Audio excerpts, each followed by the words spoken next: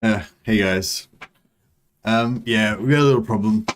I went to reload the save, and because normally there'd be an auto save at the last battle or the start of the turn or whatever, and there was no auto save except until from last auto save was from the previous end of the previous turn, and then I realized that I had the game on the wrong difficulty.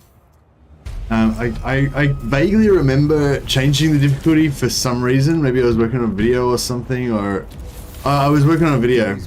Yeah, I was working on a video and I was trying to check the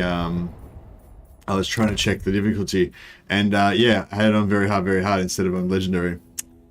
So, I realized there's probably not much difference really from your guys' perspective to watch. Watching legendary versus very hard, but just for me, like, if I keep playing on, like, I'll just know, I'll just know it's wrong. It's the wrong difficulty, and I just won't, I can't handle it. So, yeah. So the good news is, anyone who missed yesterday's stream, I'm gonna do it all again. So that's cool. The bad news is that if you didn't miss yesterday's stream, we're going to do it all again. But the good news actually is that, we probably made it. We can probably try doing it a bit differently. I'm going to migrate faster this time, so that would be good. How do you actually change the difficulty now that I can't remember how to do it? Shit. Battles, campaigns, options, controls, game settings. How do you change the difficulty? Yeah, yeah, sorry for the delay, guys. I've been like, kind of not knowing what to do. Oh, maybe even just start the campaign, you get to choose. Fuck, yeah, because I did this video and I wanted to show, like, what happened when you weren't playing on Legendary. And I remember, as I was changing, I was remembering thinking, I better change this back, better remember to change that back. And yeah, fucking forgot.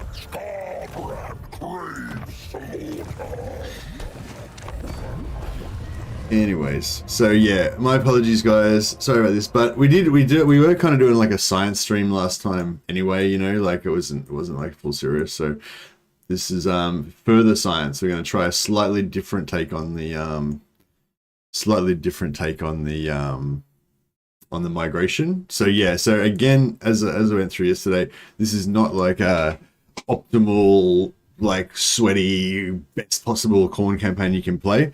This is a wacky, we don't give a shit about the meta, migrate to Norska campaign. It's serious science now. Alright, we don't have time for storyline today. Don't have time for, don't have time for advisor.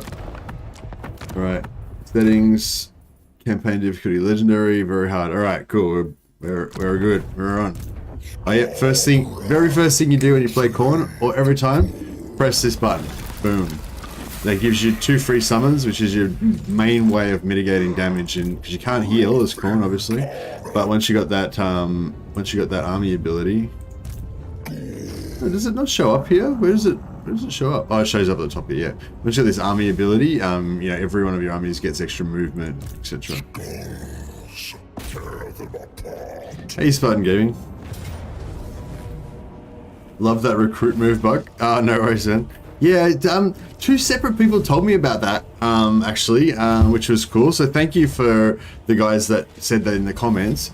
Yeah, because sometimes people like message me in the comments on videos and they'll be like, "Oh, Mercy, I found this cool thing," whatever, And yeah. So if you've got any cool things you want to tell me, please message me in the comments. Yeah, somebody told me about how there's this bug where you can get the move and recruit, and then somebody else messaged me in a different comment about the same thing, and I was like, oh yeah, that is pretty cool, and I should make a video about that. So I put up a video about it, and then I went to normally I'll put like quite often I'll put a little thank you in the video description, and I just couldn't find the guys' names, like not, because when a new comment, like if you make a new comment on a video, I have a big list of comments to go through, I've probably got like about 50 to go through at the moment when I get time. But once But once I've commented, like if you comment and then I reply and then you comment again, like it doesn't come up as a new comment for me to reply to, you know. So then I have to go through like every single comment basically and check for replies to replies. And so I started doing that, but then, you know, like I've got probably like 50 that haven't. I got probably like 50 comments that I need to reply to, but then I probably got like, well, you know what I mean. There's like thousands and thousands of replies to shit for over the last 2 years, you know. Anyway, long story short, I couldn't find it, so I don't know who they are. But whoever those two guys were that suggested, it, it was a very good idea. I think. Thank you very much, and please let me know if you're out there. I will heap praise upon you.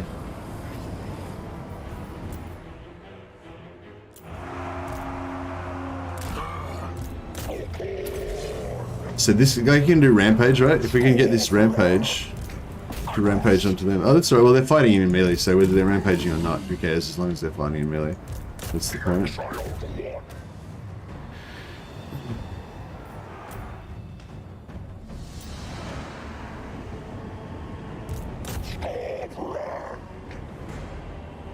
I don't want to just fight them. I wish. Look at this blob. Like the blob is not good for melee, but.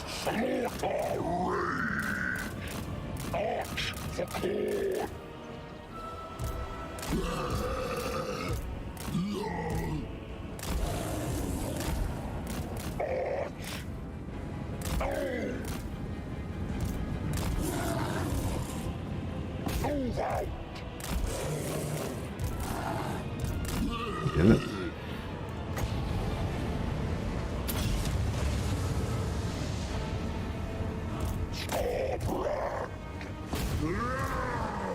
Oh shit. Oh well, basically it's just everyone attack that. This is the gist of it. Not like complicated. Just get in there. Except for you dogs, you can come out.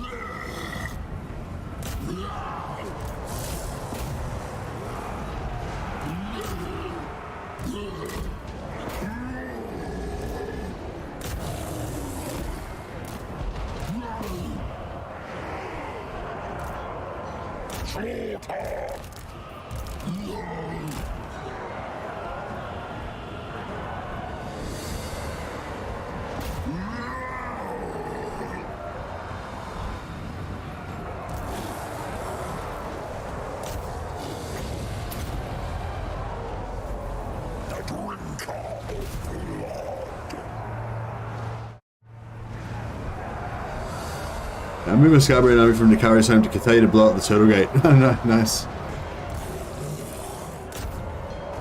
You know, just gotta like travel around, you know, like murder people. It's like, you know, that's the thing, like Skarbrand doesn't get enough, he doesn't get enough exposure to the world. He's living a sheltered life, you know. You gotta get him out there, get him in the world, experiencing new things, meeting new people, picking their skulls, you know.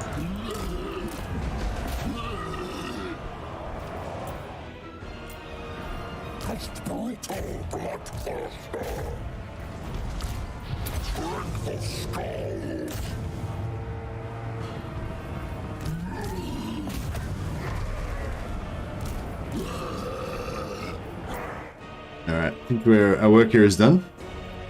Gonna get a few more kills on this, a few more hits on this lord.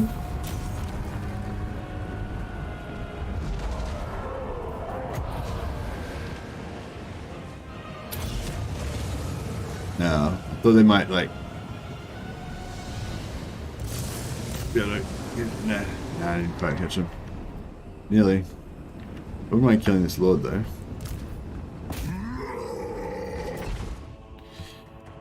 First time I've had a chance to see you stream live. Really appreciate your time and energy, Mercy. You're truly one of the main players in the Warhammer community. Thanks a lot, Niall. I appreciate that, man. Why do you think the Warhammer 3, the battle is getting problems in the PC? Warhammer 2 don't have the drop in the PC. Hey, Chosen of Khorne. Good name, by the way. Very, very favorite with this stream. The game's not optimized fully yet, Chosen. So, like, It happens quite a bit. It's happened a few times with different Total War games that I've been involved in. Well, I mean that I've played. I mean, basically, you know, they're working on the game. The deadline's coming up. They're trying to get the game working. There's probably got a few bugs that make crashes happen and everything. You know, they fix the last couple of things and then they get the game out. But like, they can always go back and like fix up the code more, like fine tune it more, make it work better with the graphics settings and stuff. So I don't know. I don't really know how to explain it any more technically than that. But yeah, it's quite common when a game first comes out.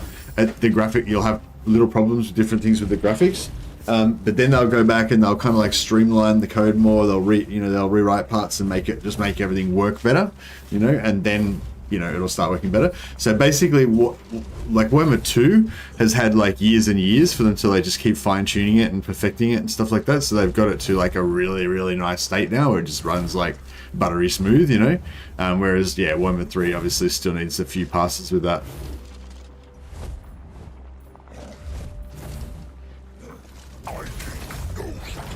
Hey Adam, how you going, man? Welcome. Hey Soulstone. Yeah, best fix currently seems to just tone down the graphics settings for the time being. Yeah, that's a good call, Nicholas. Yeah, yeah. So just anyone who, I don't know if my ally has joined your ranks. I don't know if my settings are like the absolute best or anything, but these are some of the suggestions that have been given to me. So basically, I'm playing on ultra unit size. So you can also play on large unit size. So it might be a little bit easier on your system. But ultra is the largest setting, and that's the setting I normally like to play on. But I don't have everything on ultra. So I've got everything. So basically, I start off with high. Basically, everything on high is my sort of baseline. But then I put unit size up to ultra, so I like to have ultra. Porthole quality 2D. That's going to make your performance on the campaign map a little bit better. So all the faces won't move around in your portals. Shadow detail, turn that down to medium. This is just what I've done. Anti-aliasing off. You could put anti-aliasing on FXAA. That's like the second lowest version. TAA high is like the best version. So if you put it on the low version, that'll save a little bit of, you know. VFX detail. So this is Vfx Detail is like all the little like energy swirls and like magical hazes and stuff like that around units, especially if you play Tzeentch. Like every unit in the Tzeentch army's got like a little magical haze around it. So if you just turn that like Vfx Detail down to low, and like spell effect, when you have a spell and like stuff comes out, whatever, it doesn't actually get rid of the VFX. It just makes it simpler, and I find it's like it still looks exactly the same. Like you still see the spell, and the spell still does what it does and everything. It's just, I guess it's like slightly less high res or something. I don't know. I didn't even notice any difference. But yeah, turn VFX down to low. What else is good? Unit detail. I always have that as high as possible because that's like, you know, so you can zoom in on you guys and see all the details in their armor and stuff like that. I've actually got it on high. I wish I could run that on ultra, but I probably could run it on ultra. But yeah, I've got that down a little bit. Lighting quality, I've got turned down as well to low. So yeah, I mean, I probably don't have to have everything turned down this low, but I just like, yeah, that's what I've done just to try to get the best performance I possibly can. So yeah, as I said, I'm not an expert or anything, but hopefully that'll give you guys some ideas. Think of how many more skulls you shall. Yeah, I'm thinking about the skulls. That's all I ever think about. All I ever think about is skulls, bro. You don't have to tell me to think about skulls. This advisor's whack. He's like of no use to me at all. Telling me to think about skulls. Who do you think he's talking to? Fucker. They're condescending me, man. You need to condescend me, man. Tell me to think about skulls. Motherfucker's gonna come into my house and tell me to think about skulls. Performance really depends on your PC build too. Yeah, see that might be getting into like too technical aspect for me, you know. Texture quality would put a strain on your graphics too, surely. Yeah, texture quality is like a big deal, but texture quality is probably one of those areas where you don't want it. That's what I was trying to say. Like, texture quality is probably one of those areas you don't really want to compromise on if you don't have to, you know. Like, yeah, so like, I mean, obviously you can just turn all your graphics down to low, but you know, if you want to try and keep your graphics as high as possible, but turn down some things. Like that's basically what I, you know, like obviously not playing on ultra unit size and having the texture quality on low, that would make it a lot easier for your computer, you know. But if you want to still play on ultra and still have your texture quality on ultra, or if you're not mine on high, which I assume is what most people want, you know, want to be able to see the detail on your guys and stuff. So this is actually not ultra, this is actually high, and high still looks pretty good, I think. But I mean, I would like to run it on ultra. When I get my new system, I'll probably go on ultra. But yeah, basically, in my opinion, yeah, I want to play on ultra unit size, and I want to play on at least high unit detail. But I'm prepared to sort of sacrifice everything else apart from that. You know. Yeah, I didn't really like the last time we played. Huh? I don't know. I still think I do like this starting point here. Yeah, I don't know. We'll give it another try, I guess.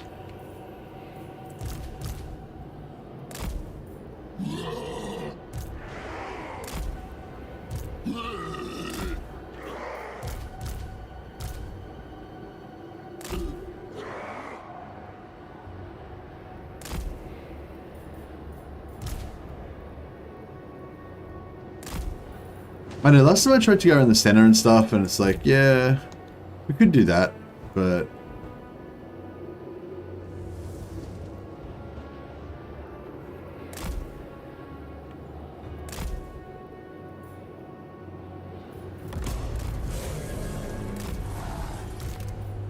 today we rain brutal torment. This is what we live for. see, if I had the dogs, they could have rushed that. That would have actually been. Oh no, they couldn't actually. So.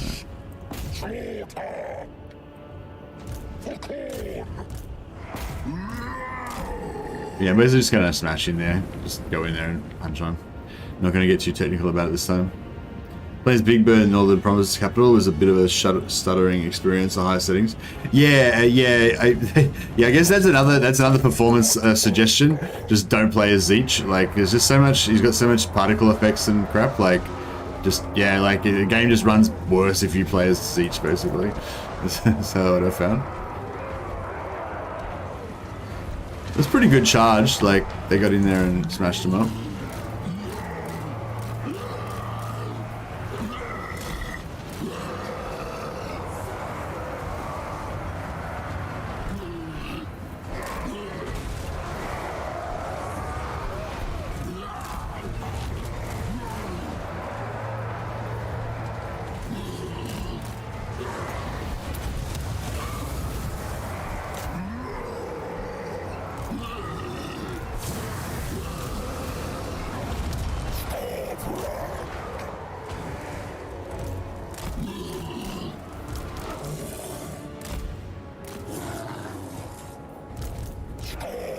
Burning Head is terrible. I've heard it, but I haven't used it much yet.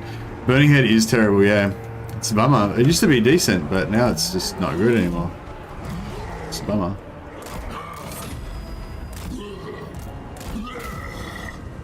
I want to get these. Let me get these cav out because they're heavily armored, but yes, I don't really want to match them up against these armor piercing, you know, two-handed guys, if we can help it.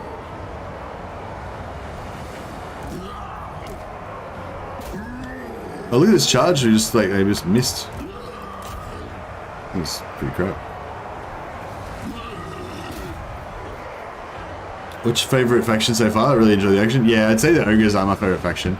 But like I often say, you know, it's a bit like food. It's like it's whatever I haven't played, like whatever I played most recently, like I lose interest a little bit in.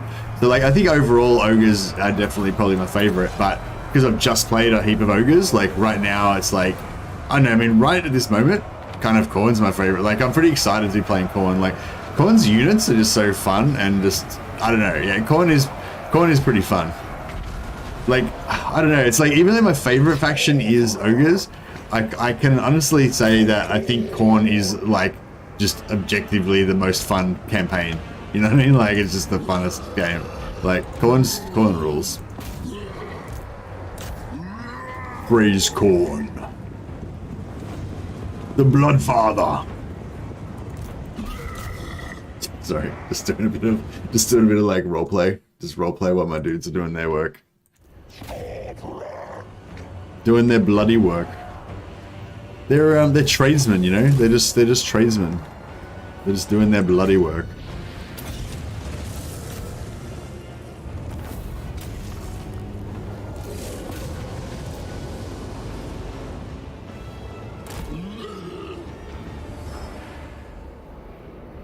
Burning Head got nerfed hard, yeah. Did Firestorm get nerfed as well? Because I feel like Firestorm like still works, you know? I don't know if it's as good as it was before, but I feel like Firestorm actually does still do the business, you know? But Burning Head is just like, it's not good. It's no Penumbral Pendulum, that's for sure. Penumbral Pendulum yeah, it does really well. I wonder if they'll put like I wonder if they'll put Law of Fire back like it's stronger again later on, because like, you know, maybe it's sort of like how they do with their DLCs, you know, like they'll bring out a new DLC and they'll make that DLC like the strongest thing in the game for a while so that everyone tries it out and gets excited about it and everything, and then they'll like nerf it down a little bit later on. So maybe that's what they're going to do with sort of in reverse with you know, fire. It's like, oh, everyone just uses fire, right? So we'll nerf the shit out of fire so that everyone's like, oh, fire's crap now, I'm just not even going to bother using it. And then once people start using the other laws and like, oh, Shadow's actually pretty good, or Law of the Slanesh is actually pretty good on ogres, you know, or whatever. And then, you know, once everyone's gotten used to using some, you know, trying out some actual different spells and stuff, maybe then they'll actually bring fire back up, you know, maybe. That'd be pretty cool. Yeah, so the thing I'm going to try different is I'm going to migrate faster, right? So before we did the like classic start up until take follow the Malefics, and then we also take this. Basically, we just did the classic start, like the classic sort of legend start, up until we took this, and then Skarbrand went south. So this time I'm going to just cut it short here. We're just going to do we're going to do up to turn 2, and then we're going to diverge into a migration campaign. Man, I really want this healing fucking banner. It's like so good. See, it's not just it gives you the banner, but it also gives you the -5% upkeep for blood hosts, and most of your forces are going to be blood hosts, right? So it's pretty massive. But then again, the +10% movement after raising settlements, it's normally really good, but maybe for this campaign, it's actually not going to be that good because we aren't going to be raising, like we're going to be moving more between. Yeah, let's do it. We'll do it. Yeah, I think like thematically or whatever, like it makes sense. Like fire kind of should be the most destructive law in the game. I feel like.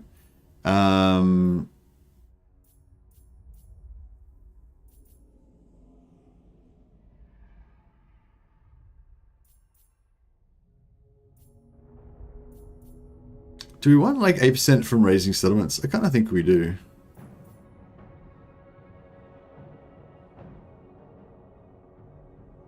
Casualty replenishment rate is also good. Can't wait to see Valkyrie the Bloody. Yeah, me too.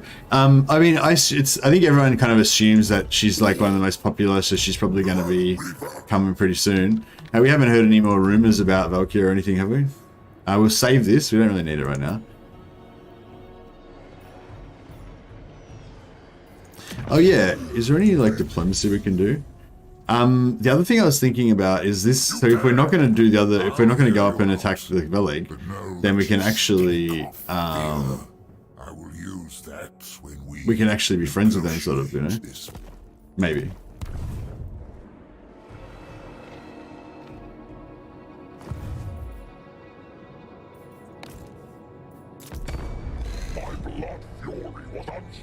Yeah, I love cultists of Khorne, and yeah, if they do a Khorne DLC, they'll almost certainly add in a new Khorne hero. Could be champion of Khorne. That would be pretty sweet.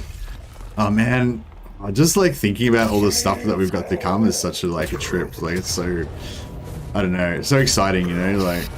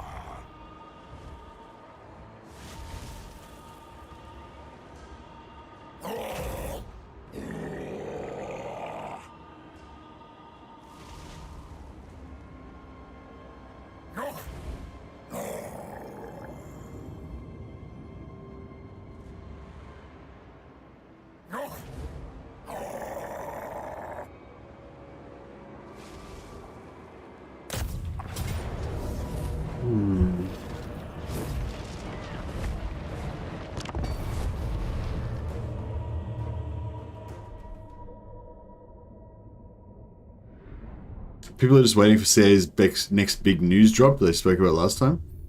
Oh, really? Did they say they're going to do a news drop soon? I always found Fire overrated after finding out how good Pit of Shades was. Yeah, me too. I mean, Fire is still more, does have more destructive, just raw destructive power than Pit of Shades, especially against things with no armor. But even against things with armor, like the Firestorm is just like, it does ridiculous damage. It just does so much damage. It's fucking wrecks everything. But that unreliable vortex just wanders around everywhere, you know what I mean? In real terms, it doesn't do as much because the Pit of Shades, you just put it exactly where you want it to be. It does exactly what you want it to do 10 times out of 10, you know, and it just, yeah, it's just so good. And it works against any target. Doesn't matter if it's armored, doesn't matter if it's monstrous infantry, cavalry, you know, like Pit of Shades just, it fucks anything up, you know. They did nerf Pit of Shades, but even with the nerf, I feel like that reliability of Pit of Shades makes it still good. The only thing really that makes Pit of Shades... I'm on the wrong side. This isn't my side. God damn it.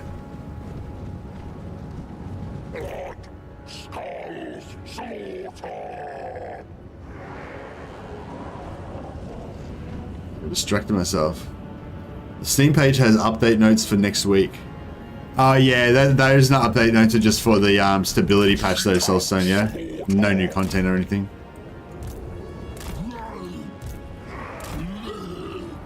Is that just the 1.0.2 patch, the one that just fixes like 2 or 3 different stability issues and graphics things and stuff like that?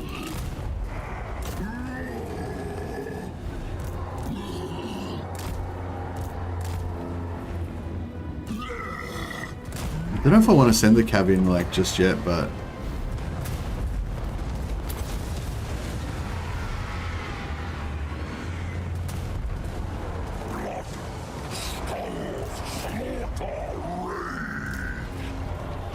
yeah, I didn't really want to send them in yet. That's right, we'll pull them out again. Just a moment. Yeah, this is bad. This is real bad. I mean, you know, I'm sure it'll be fine, but it's like, yeah, I definitely would have done a lot better if I had have gone the way that I normally, I'd have gone for the, if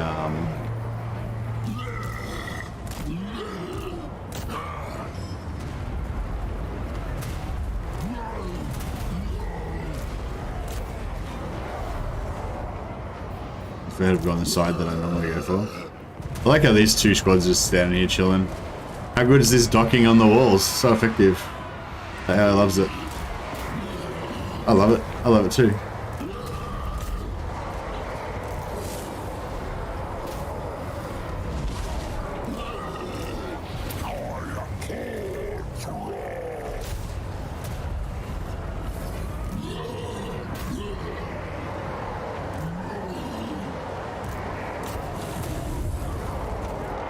And this tower's fucking annihilating me.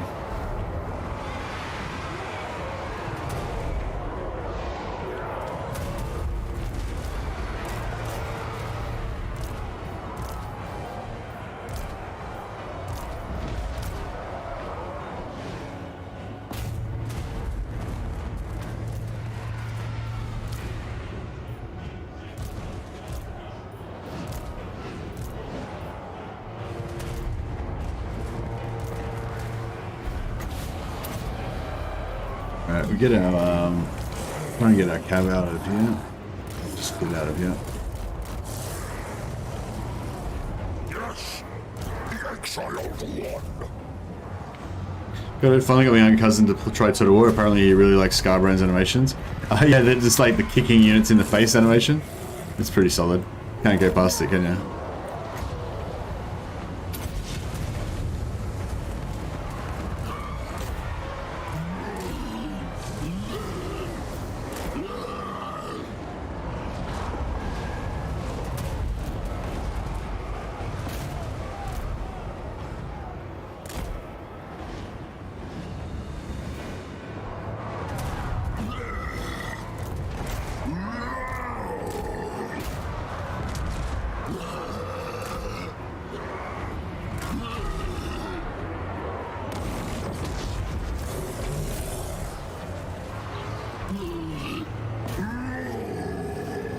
Big news after that small patch is out. Oh, okay.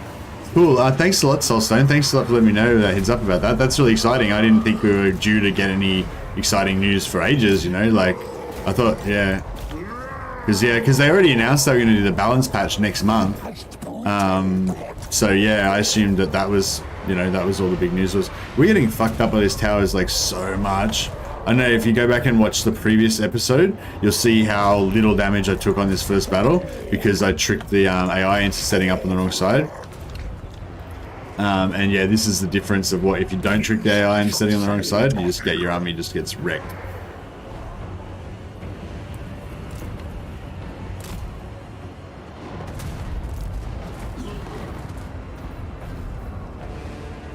Yeah, I'm just gonna suicide the blood host. Not suicide, but I'm just gonna send the blood host in here. I don't really care if it gets ruined. But yeah, my main army I need to actually keep it pretty, you know, keep it a bit sweet.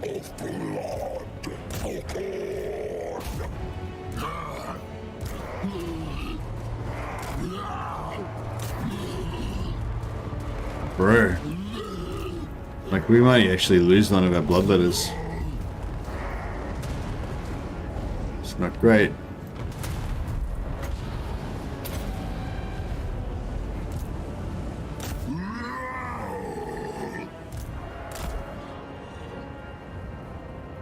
Hey Andrew Jones, how you going, man?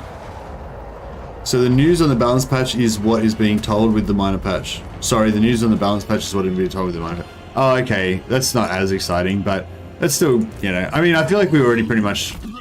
Well, actually, no. So we know that they're going to fix the campaign, but we don't know what they're going to do to fix it, you know?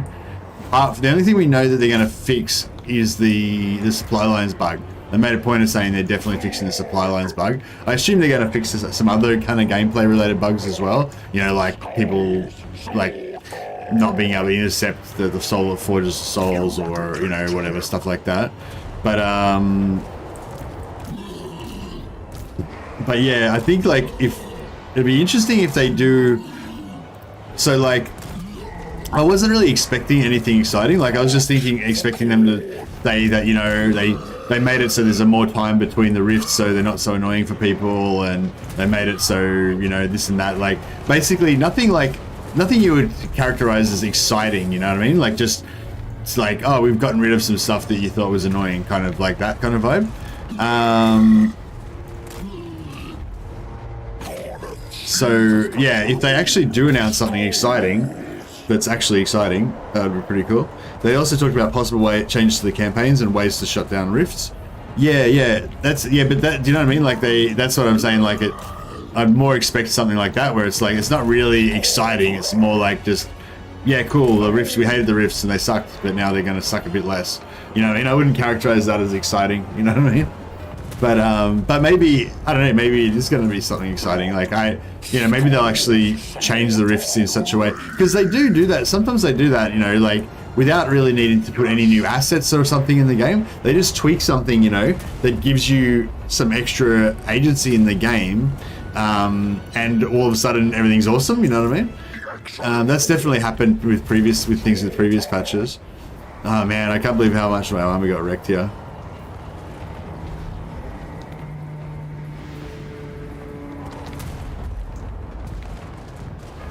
yeah, if you want to know how to do this first battle, watch my watch the other stream from yesterday. It's right at the start. You can just go like 15 minutes into the or 20 minutes into the stream from yesterday, and you'll see like how little damage we took compared to this. Basically, took hardly any damage.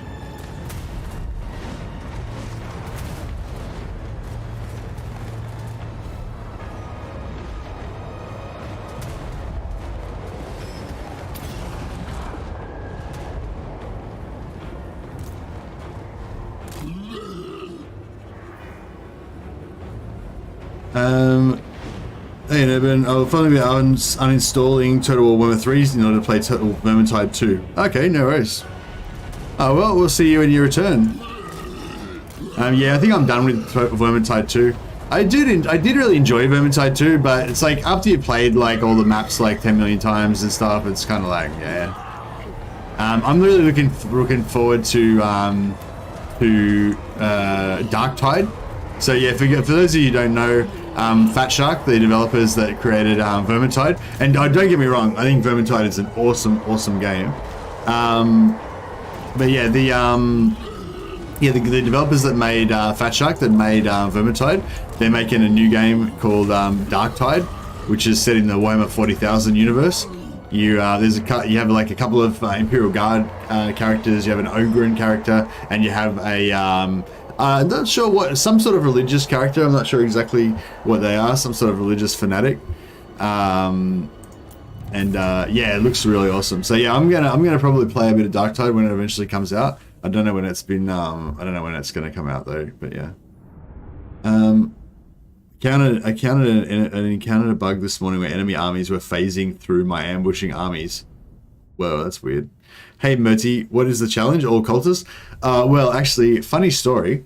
So no, where I was up to in the campaign was I was just about to start building up my settlements to the point where I could start upping my recruitment capacity for cultists, and I was planning on recruiting as many cultists as possible. However, I just realized that I was on the wrong difficulty, so I've just restarted the campaign. So yeah, so the whole cultist thing, it's actually not episode 2, it's episode 1.5, because I had to restart the campaign again. So we've just gone back in time. I decided to play the same exact campaign again, except this time I'm going to do it heaps of shitter. I wasn't happy with like doing it really perfectly the first time, so this time I'm going to like lose half my army instead. Makes it heaps better. Anyway. Yeah, no, she's not Adeptus Mechanicus. No, she's Cult of the Emperor. She's like a fanatic, like Cult of the Emperor kind of fanatic. Who are those guys that have the big chainsaws and they carry all the flaming things around? They kind of like hang out with the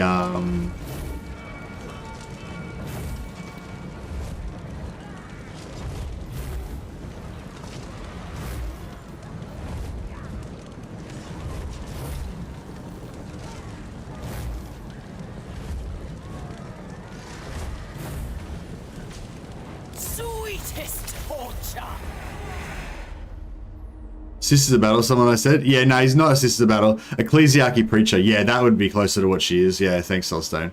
Yeah, she's like a preacher. Yeah. They have these like sometimes I think with the Imperial Guard armies you can take like yeah, preachers, zealots, that kind of thing. Like they're just like basically like normal humans, but they're just crazy. Not just generally crazy, like specifically crazy. They're crazy for the Emperor. But yeah, she's probably my favorite character straight away. Looking at the game. Skarbrand, slave Khorne. Most savage serve Khorne. The drinker of blood, the wrathful reaper. I want to be a space Viking. You mean a like space wolf? This replenishment would actually be pretty good.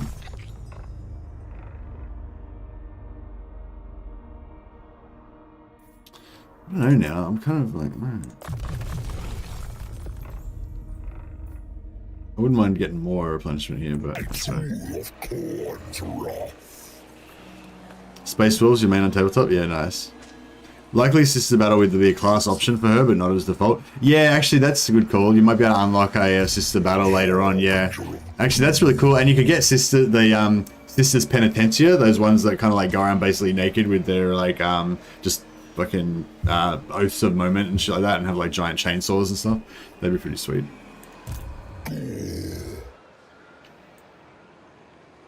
Yeah, so this is what I was thinking. Like, if I had have raised it, then I would have the extra movement from raising it, but it wouldn't really help me get into the water any faster. So what I'm going to do is I'm going to sack it, and then I'm going to move Skarbrand so he's like 0 movement away from it. And then next turn we're going to take it with this guy.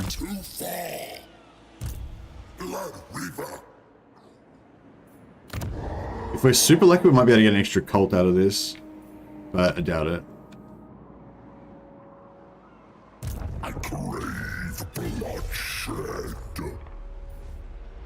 God slay the mind command. Don't know if this is going to hurt us in the long run with money, but I mean, it definitely is going to hurt us in the long run with money, obviously, but maybe it's just be like 2. Serve Khorne or suffer.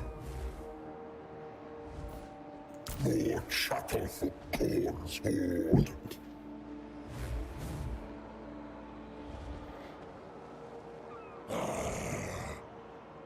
Yeah, that's fine. We'll do that, yeah. Eviscerate.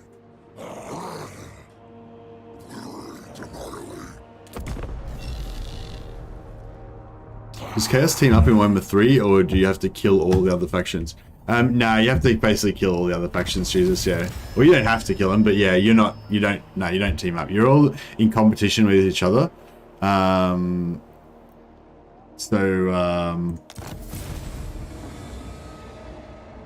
Brass Glacier. Done that already. What else we got? Maintaining control. Yeah, we're not going to do that. Luckily, the item is not very good anyway, so it's fine. Okay, so yeah, so we've got like, you know, our full movement and everything.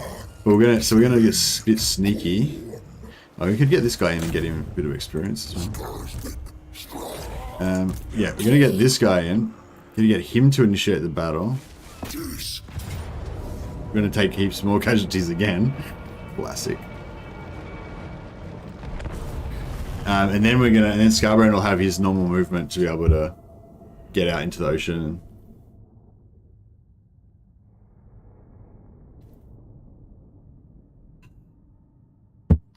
Hey Murdy, quit this game 100 hours, finished 1 campaign, and only I have no goal to finish another one. Yeah, I don't care about the campaign. I like the rifts though. Farming rifts is pretty sweet for just infinite money and infinite experience. Yeah, that's the only thing I would say, Murdy. If you do want to give this game another play at all, just to try out some different factions and stuff. Like as I said, I don't play to finish the campaign. I don't really care about the campaign, but yeah, there is definitely some fun to be had with playing around with the rift mechanic.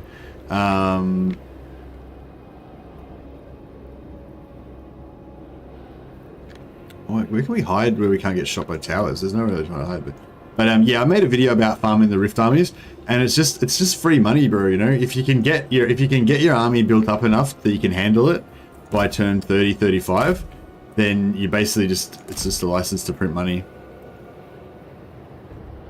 This map is a nightmare. It's a nightmare if you're coming from this direction. It's pretty sweet from the other direction though. It's pretty sweet if you can trick them into coming from the other direction though. So if we can put this over here, hopefully they'll set up their whole army over this side.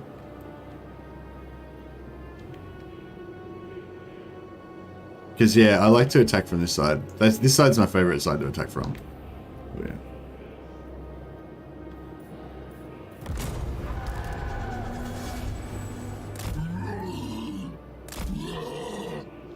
So yeah, unfortunately, because we're coming on as reinforcements, it's going to give them time to get quite a few towers set up and stuff. But, you know, it is what it is. We can actually get in here and smash some stuff up.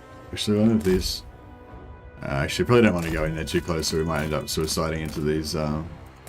Actually, we could go in here and, like, do some damage. Let's see what happens.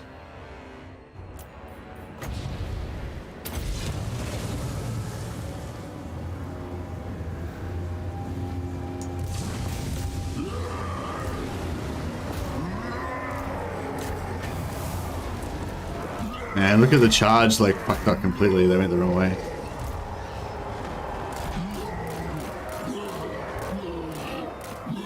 Yeah, I thought, because it's going to be 112 seconds, so we may as well wait.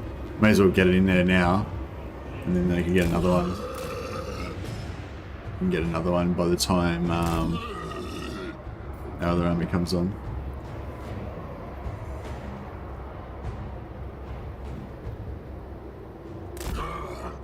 That going anywhere? No. Alright, let's get done.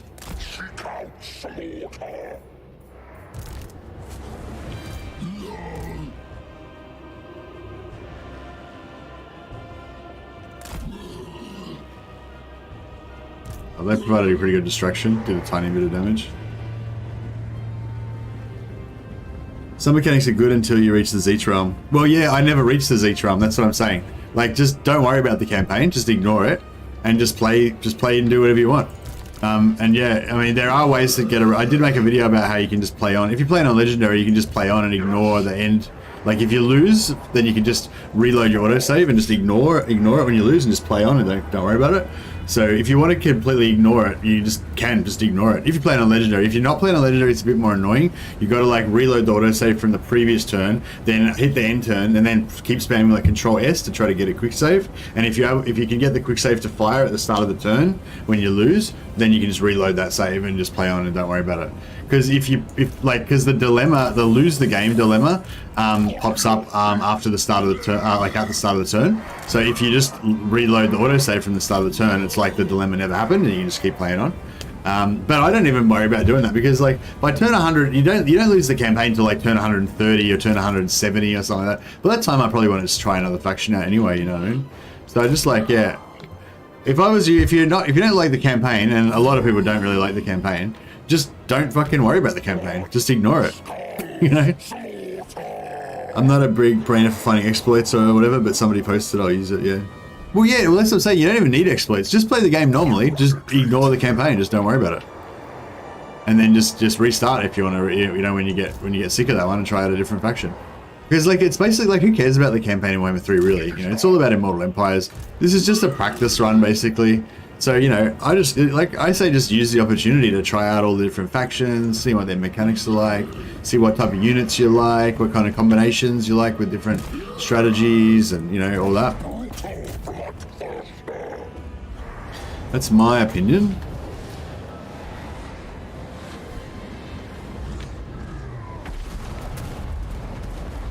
Skarbrand's wrecking this dude. Love it. But yeah, anyway, I mean, up to you, man. But I reckon there's definitely fun to be had, even in the current state, even with it before the balance patch and all that. Like, you know, it's still heaps of fun. Just if you don't like the campaign, just don't play it. Just ignore it. I've ignored it from the start. I still literally have not completed any campaigns. I haven't even been to Zeech's realm. I've been to Slanesh's realm quite a few times. I love Daddy Slanesh. But yeah, I just don't give a shit about the race. Just ignore it. Don't worry about it. It's like, yeah, a lot of people like are getting really upset about the campaign and everything. It's like, if you don't like it, just ignore it. Who cares? If you're the sort of person who really loves endgame and having expansive wide empires and playing up to turn 250 and stuff, then yeah, I get that. It's going to be frustrating for you because this campaign is not about that, you know. The Realm of Chaos campaign is not about having big expansive empires and playing up to turn 250. It's just, I mean, you can try and do it, but it's not, yeah, it is a bit frustrating because it's not conducive to that. But if you just play it to like go on like rift adventures and go to other places and wreck other factions with your Doomstack, and you know, there's definitely fun to be had. You just gotta like embrace it. You gotta embrace the rift. But anyway, yeah, I made a video called rift farming or something like that. It's got a picture of me with a farmer hat on. If you're a lot of people have watched that video and said like literally thanks to this video, Mercy has actually made the game fun for me now, you know. So I mean, maybe it won't work for everybody, but if you haven't seen that video, like check it out. Farm some rifts, bro. Get that infinite money and experience and magic items. You get like shitload of magic. Because if you just farm the rifts, if you ignore the Chaos Realms and you just farm the rift armies, you can actually get in like, if you've got an army that's strong enough to do it, you can get in like 50 battles over the course of like 2 turns. And so you can basically level up your hero you can level up your lord to like max level in one rift. It's super easy to keep 2 to 4 provinces and wreak havoc with the army that you use kind of like a blood host. Yeah, if you have a smaller having a smaller faction is better, is easier to manage. Is that what you mean? Or Slanesh machine gun towers? Yeah. No, that was horrible. If you want to see how to do that siege really, really well and easily, just go back and watch the episode from yesterday. I'm pretty sure I did. I can't really remember exactly, but I'm pretty sure I did it textbook perfect yesterday. It's so easy. You just set up all your stuff. You just go over the other side and you set up So where you first start off, you go to the opposite side. You set up on the left side, just near the middle, and then as soon as the game starts, you just run over to the right hand side, so all their towers are wasted and they can't shoot you. And then yeah, it's just a lot better. Okay, so that would have. So we do blood for the blood god. Now, what happened there is, so this blood host. Yeah, so this blood host here, they've got a little timer here, and when this timer runs out, they start taking attrition. So this timer was running down on this blood host, right? But then because they just raised this settlement just now, their timer's gone back up. Now they actually got extra movement from that as well. This one is a new blood host that just got created because of us taking this. That one doesn't have any movement because it's a new blood host, right? So yeah, so basically what we do is we take this, we colonize it. Going to waste their movement, unfortunately. But the good thing about that is that now that we control this port, that means we can go into the water with no movement penalty. So if I had last turn, if I'd have gone into the water, I would have been in the water here, but I wouldn't have been able to go any further. Like I basically just would have gotten just to there and not, no further. Basically, I'd be in exactly the same position I am now because it's going to take me basically zero movement to move to this spot here, right? So I could have moved to that spot last turn, but then I wouldn't have gotten any recruitment or any replenishment or anything, Plus, if there was storm attrition, I would be taking storm attrition. So yeah, anyway, so that's explaining that. Altar of Spawns. Oh wow, we can go and kill these gobbos. We're already at war with them. It's pretty cool. Interesting. If we want to go straight for Doomkeek, straight away. We're feeling a bit of a stirring in the loins.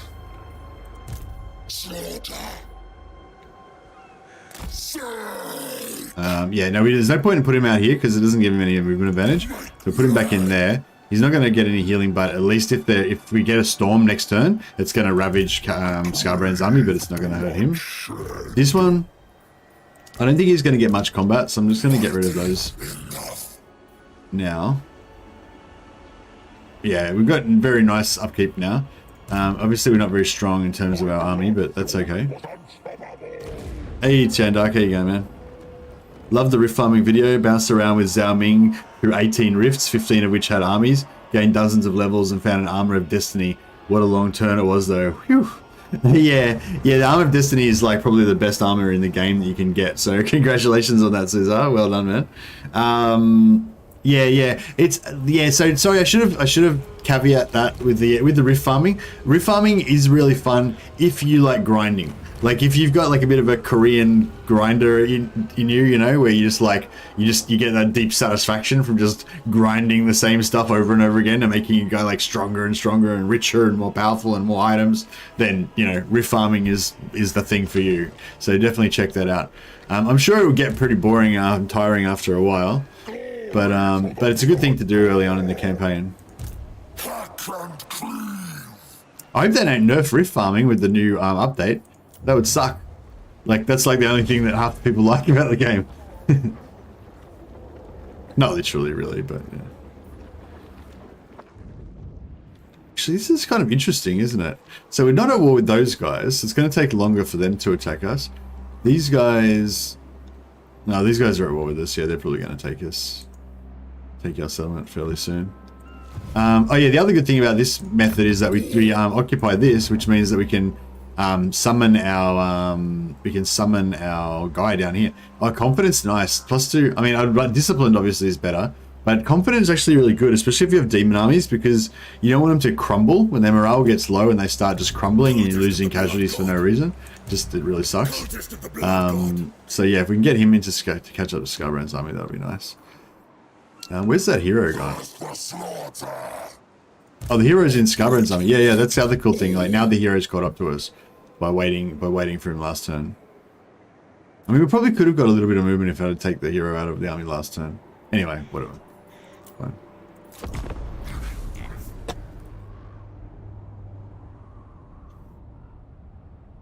Will Autotide still be a thing in Mortal Empires? I assume it will be, yeah. We don't know, obviously, but yeah. Yo, you committing to a summoner army? Hey, you guys of us. No, I'm not committing to a summoner army. I'm just going to get as many summoners as possible. Like, summoner's probably one of my favorite characters in the Khorne, my favorite units in the Khorne army, you know? Oh man, I don't know if we are ready to take this on, hey? I ain't doing that. I feel like they're just gobbos, you know? So it's like, fuck, how tough can they be? How tough can they be? But, I mean, they could be pretty tough, couldn't they? No, what? Like, realistically. Get off, kid. They got a lot of dudes.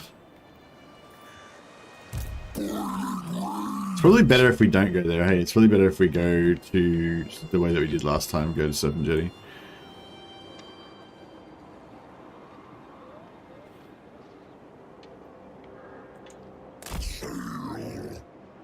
Wait up, we'll just, Dominant yeah, we'll just run away. Me to kill, but I do it freely. Yeah, we're not going to get any... Yeah, that's right. We'll just manage our strength a little bit here. I wonder if we should do faster to go this way.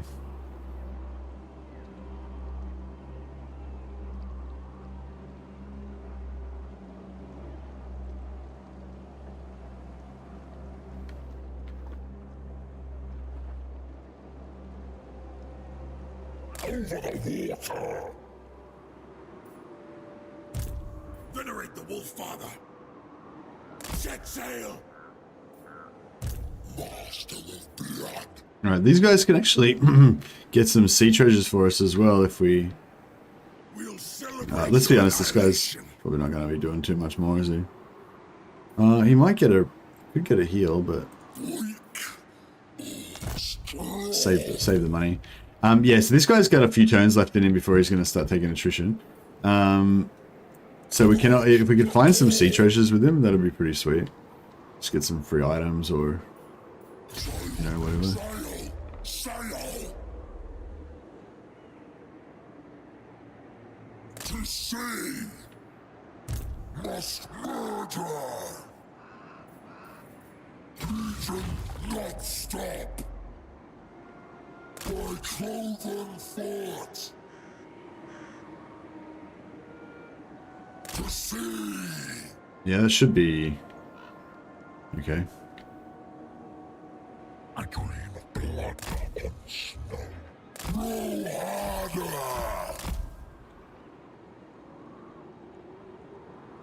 Wait. The drink of blood. Where are you going? Same as last time. So we're gonna try and take over this guy's territory. We're gonna try and take that and then that. Oh, it's probably gonna go... yeah, probably gonna go like... that, then that, then that. Yeah. Yeah, so we're gonna go that one, then that one, then that one. Then we're gonna come back down here and go like that one, then that one, then that one. Yeah. It's not gonna be as nice as like Legends starting run where he's like attacking something every settlement, every turn. We're gonna be like having turns where we're just chilling and stuff as well. But yeah, it should be alright. Yeah, I was thinking if we could actually get another like if we could actually get to tier 3, sorry. That'd be cool, kind of cool. I doubt it's going to happen though before we get attacked, but might just lower that down as well so we don't get those rebels. Oh, I don't know. Do we want the rebels? Maybe the rebels are good.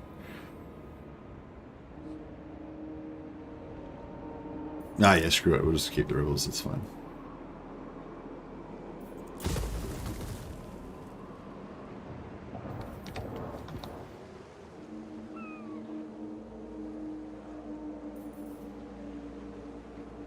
If we did this, we could get some cast warriors, which I wouldn't mind. It'd be pretty sweet. Hey, can you make some campaign like cow to techless with phoenixes? How to techless with phoenixes? Hey, hey man, nah, probably not anytime soon. Yeah,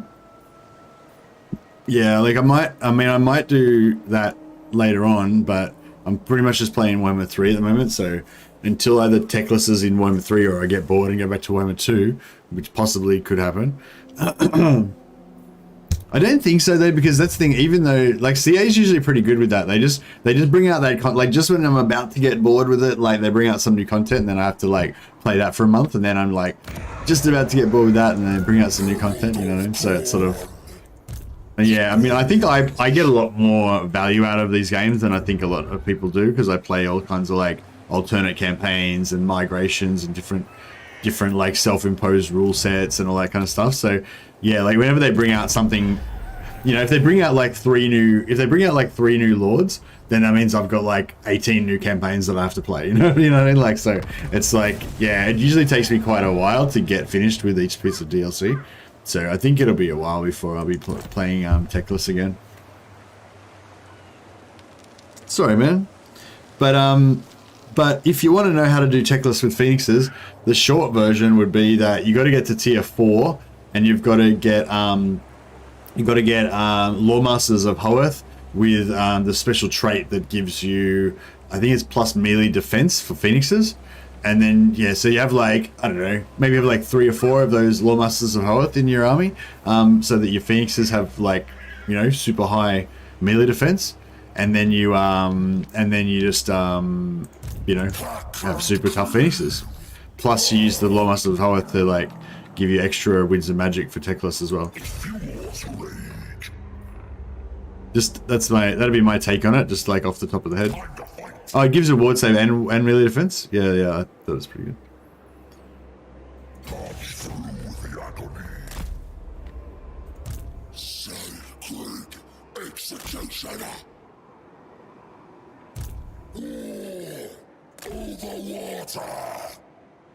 Yes, these blood hosts are useless in battle, but if we can, but we can,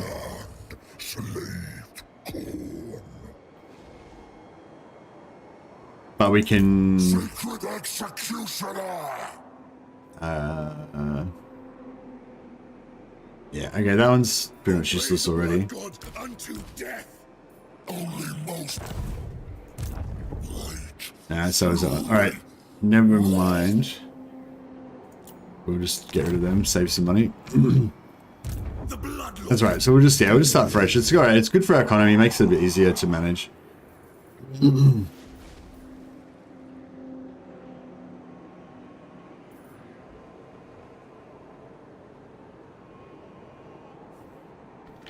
Yeah, it's going to be rough for a while, but that's okay.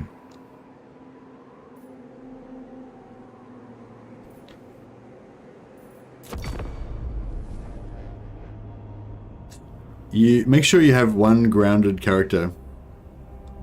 Oh yeah, we have the. You'll have all these all the Lawmasters. They're on foot. Yeah, so you go for serial killing first, so you get extra movement after raising the settlement. In this particular example, it probably would have been almost better if I'd have gone for the other way around, but yeah. And then the next most important one is blood feasting, because it gives you a really awesome regeneration, healing in melee regeneration banner. But it also, which is actually important. That banner is actually really important. But then also it gives you the -5 upkeep for all of your blood hosts. So once you get a lot of blood hosts, that's added up to a lot. I'm not sure if that's actually additive because blood hosts already get a huge reduction, so that actually could be even more significant than it sounds like. You know, like if I think they already get like 60% cost reduction or something. So that's 5% out of potentially 5% out of 40%. You know, rather than out of 100. Anyway, yeah, so this is good, but the heal per second banner is actually super good as well, because as you know, Khorne doesn't have any healing spells, right? So all you can do is Khorne is basically manage your health of your army using replenishment after battle, replenishment over the end turn, and healing items. Now this is a banner, which means that you can assign it to non-hero units. So you can heal up your units basically in between, you know, in different fights. So like if I put that banner onto these Chaos Warhounds, for example, I'm not going to, I don't have it yet, but you know, then that would make them regenerate so they wouldn't take as much damage next turn or whatever, you know. So you can, if you've got like a vulnerable, you know, unit or whatever, you can use that banner to kind of help them. Or later on, once you get single entity units like Bloodthirsters and Blood Shrine of Khorne, stuff like that, you can give them like super replenishment, you know. Super regeneration, sorry. Khorne bids us move. Khorne sends us on.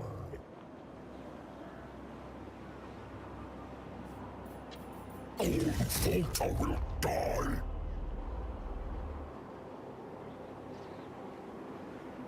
Blood should boil, not freeze. I follow the blood wolf.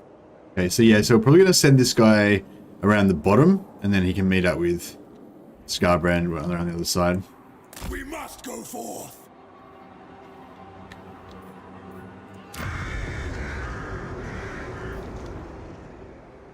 Yeah. Minotaurs of Khorne get Gore Feast, I think. Yeah. So Minotaurs of Khorne they just regenerate anyway, right? Gore Feast is this ability that this guy has. Gives you 0.1% health regeneration in melee, so yeah, it's pretty good. But yeah, I did hear that the Minotaurs get Gore Feast. I'm not sure if they get it naturally or if it's a tech.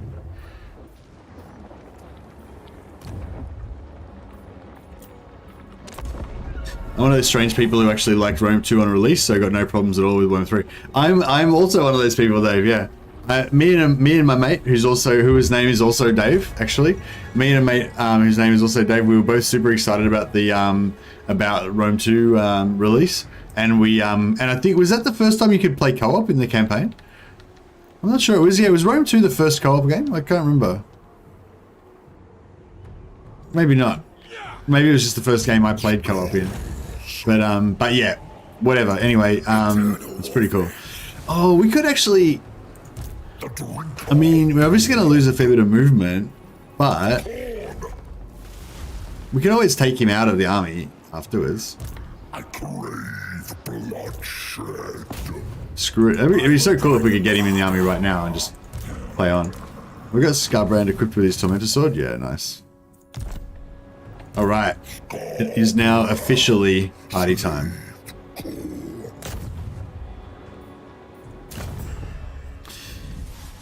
War. War never changes.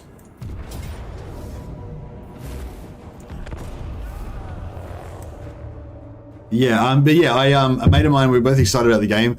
Total War Warhammer 2 came out. Total War Rome 2 came out, and we played a co-op, this epic co-op game. We basically played for like 4 or 5 hours a night. The turn times were like super terrible. You know, you said it'd take like 6 minutes for each turn to go through for all the AI turns, you know? And yeah, so basically we'd play, like I'd play my turn, then I'd be like, sweet, I'm gonna go make a cup of tea while you do your turn, and then you hit end turn because he was like second, you know? And then I'd come back and like he'd still be doing his turn, or he'd actually finish his turn and the AI had done their turn and be my turn again. And then I'd do my turn and he'd be like, cool, I'm gonna go and do something. And it was like we were playing by mail, basically, you know? Or we just like chat and stuff. So it was like so crap, basically, because of the end turn times. But the bugs and everything didn't actually bother me, really. It was just the end turn was super slow. But we didn't know any better at the time, so you know, we didn't know that we were supposed to expect more, so we were happy.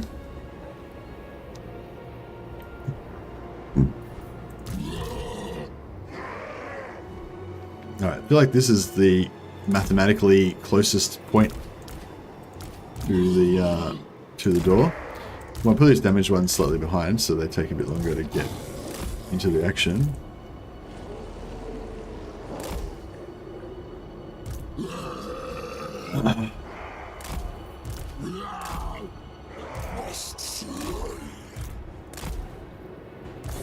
Should we send these guys around the side to like create mayhem? Why not?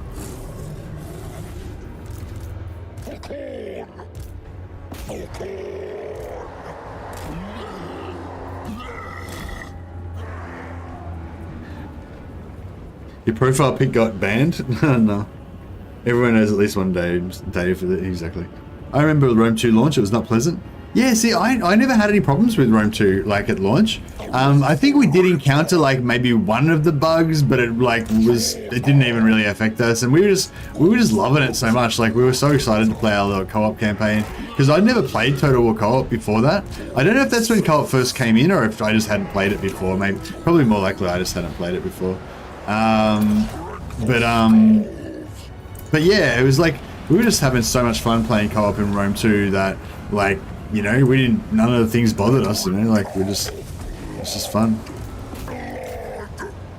Oh, that was nice. Got a little charge out of that. Yeah, they got their charge off. Beautiful. We might even pop down a bit of a Tormentor sword just to give them a debuff on their melee attack, so our guys will be a bit stronger. We'll get our cav in here as well. Get our dogs doing something useful.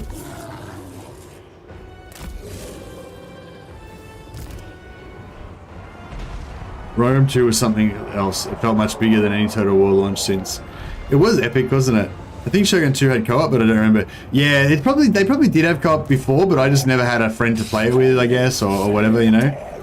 But yeah, I still, if you're out there, Dave, I still fondly remember our first game of co-op Rome. I've never really gotten another co-op game going as well as that as well, because we were just so pumped about it that we were willing to spend those like 4 or 5 hour sessions like every day just playing fucking Total War, you know. But I think after that first time, you know, as like, I guess reality sunk in or something, we could never really find the time to do it again. We started a couple of other ones, but you know what I mean? We never really, like, we probably put in a good, like, you know, good like 40, 50 hours each into that first Rome 2 campaign, you know? But yeah, we never really found the time to devote that much time to one again, I don't think, fortunately. Maybe we should send, are they spears? Yeah, they are spears. Yeah. Fuck them, fuck spears. What are they gonna do? I'm gonna send blood crushers over there. We'll send Skarbrand over there as well. Spears. I'm not afraid of spears. They haven't even got any armor piercing. What are they gonna do? Oh, shit. Get out of there. These dogs aren't afraid of spears, they don't even budge. No, get over there. I'm gonna charge the cav straight into the spears because we follow Khorne, you know, we're warriors. And it's all about you know, it's all about honor and stuff. We gotta show our complete disregard for these feeble enemies.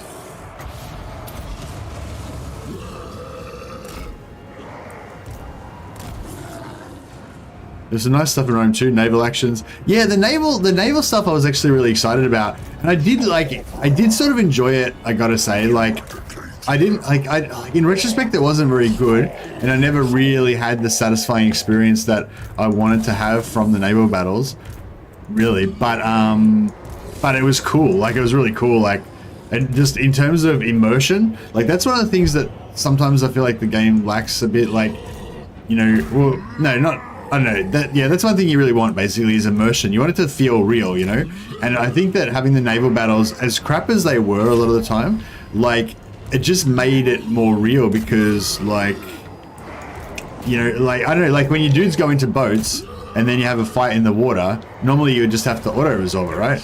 But in Rome 2 and, like, Empire and stuff, you'd actually have, like, naval battles, you know? And so it made it more, yeah, it just made it more real, like, I don't know, yeah, it was cool.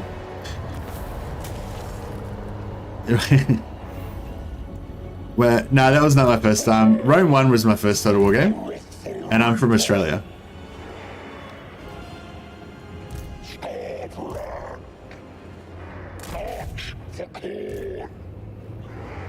No, my name is Mercy. I was christened Mercy.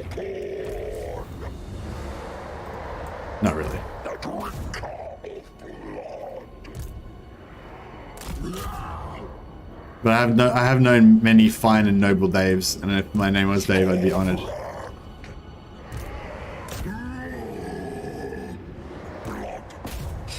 Empire and Napoleon had the best navy battles. Yeah, although like actually yeah, in Empire I did have some satisfying naval battles, but it definitely wasn't as good as other games where like, you know, definitely wasn't as good as other games where you know it was actually intended for naval battle primarily. But it was actually pretty decent, I thought. Yeah, the shooting kind of was better than the like trying to boarding actions and everything in Rome was like, it was a bit, I don't know. The thing about fuck, they're making me want to play Empire again now, kind of, you know. I want to play some naval battles, yeah.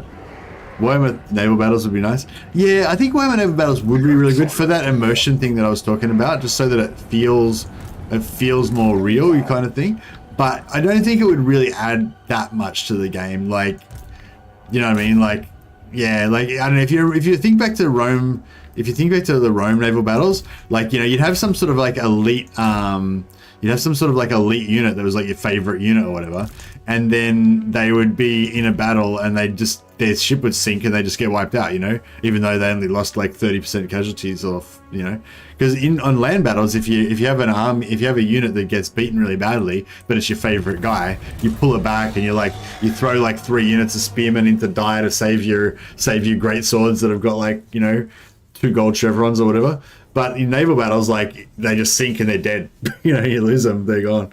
And so yeah, I feel like that, just because of that like thing of like wanting to get attached to your like favorite units and get them to like grow stronger and everything, you know, it's like yeah.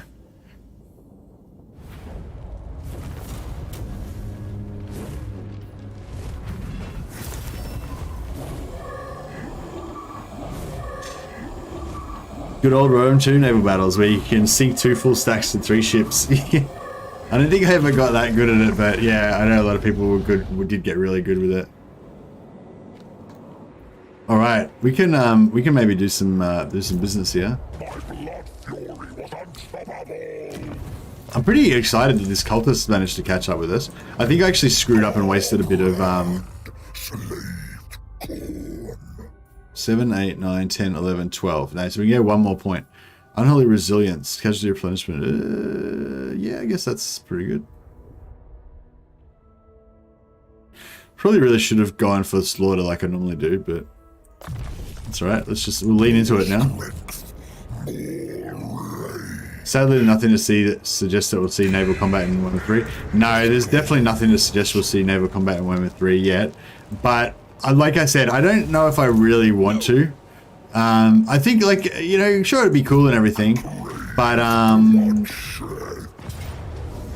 okay, like, basically, okay, there's 2 different things. Okay. So if we had naval combat,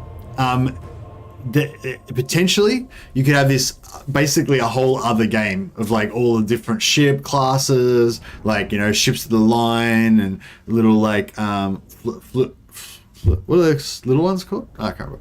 Sloops, little sloops and stuff like that, you know, frigates, fucking all that shit, and all that. But Warhammer, but that's kind of a different game, you know what I mean? Like Warhammer Fantasy Battles is all about like infantry, cavalry, monsters, wizards on the field, you know. So yeah, so I feel like yeah, proper naval battles would be cool, but it'd be sort of like adding a whole entire other game onto the game. It's not really like naval battles. I don't think is really like a natural kind of part of Warhammer 3. I think that would just be like really going way beyond the scope of the game, just to my mind. I'm not saying I don't want it. I think it'd be really cool, but it's not something that it's not something I'm calling out for. It's not something I'm going to be disappointed if we don't get. It's not something I would ever expect to get. Do you know what I mean? Like, it's just, yeah, if we got naval battles, I'd be like super surprised. I'd think it's like almost ridiculous, but I'd be like, sweet, that's pretty cool. You know, I think it was really cool, but I think it's really unnecessary, you know what I mean? It'd be like watching Americans fighting the Spanish. Yeah.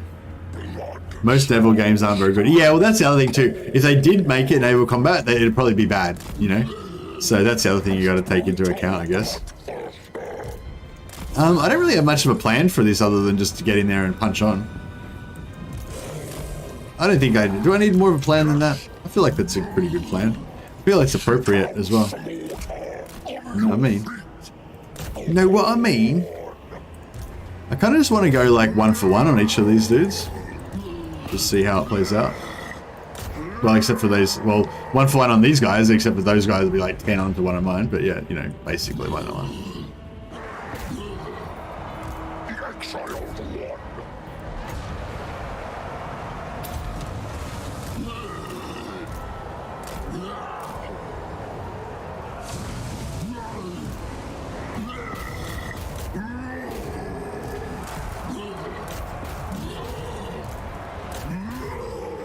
Didn't charge, you fucking dick. Oh shit, we're getting a huge amount of missile fire onto Skarbrand to get him out of there.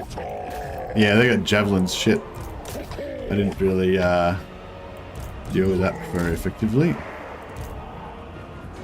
Broken. No, that's fine. Oh, Skarbrand's getting fucked up. Jeez, dude, get out of there, bro. Insufficient slaughter here.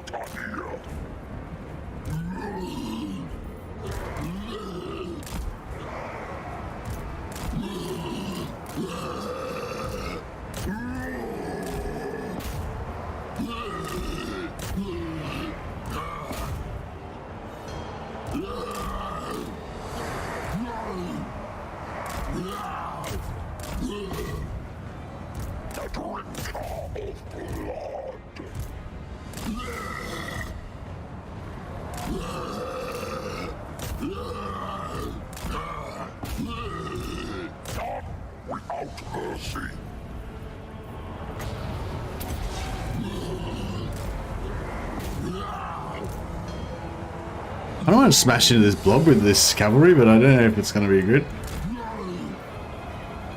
Okay, let's do it. Let's do it.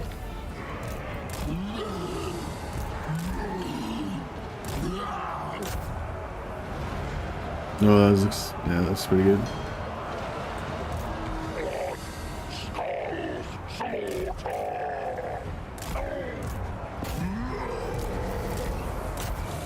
Man, Skarbrand's getting fucked up. Right, this cav can come out. They didn't take too much damage. It's pretty good. Oh shit, my hero's getting fucked up. Oh no, he's melting. Skarbrand, don't die.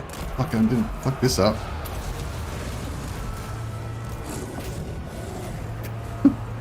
This is a mess.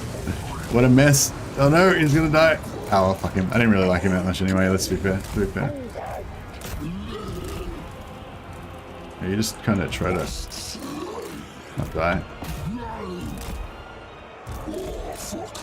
So yeah, this is the problem with demons. You can't like, once they start to crumble, like they're kind of like hard to get them to come back. AI Lord Snipe here is real. Yeah, I know. I just say yeah. There's a bit too many things going on at once, so I wasn't really paying enough attention to the right things.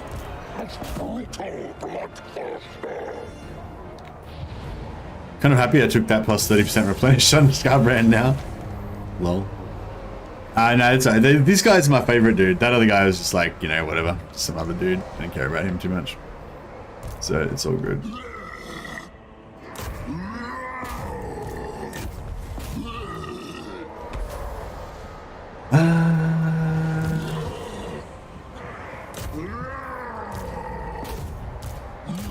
We're trying to get a few more kills. I'm actually got to pop some replenishment on this.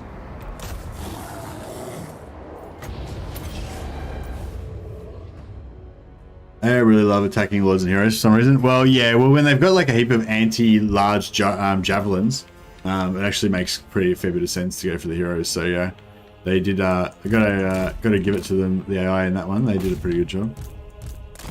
Did you have a hero there? Yeah, I lost my bloodletter hero. That's alright. Fuck him. I don't really like demon heroes for that exact reason, because they melt when they get low. They get low leadership.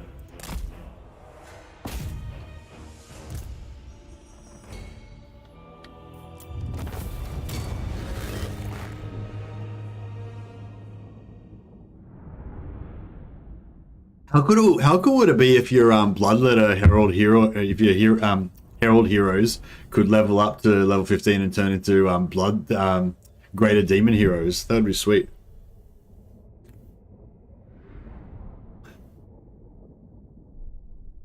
I actually enjoyed my Demon Prince campaign. That's cool. I enjoyed my Demon Prince campaign as well. And the actual Demon Prince himself, I find it's a little bit unsatisfying or a little bit annoying. Actually, we didn't do too bad out of that. It's just Skarbrand and that guy that got wrecked, really. The rest of the army is in pretty good shape. So that's pretty good.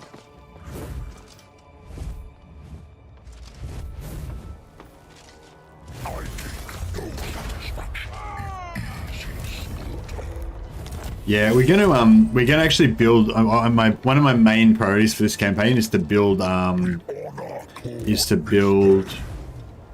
wonder if I pull this guy out.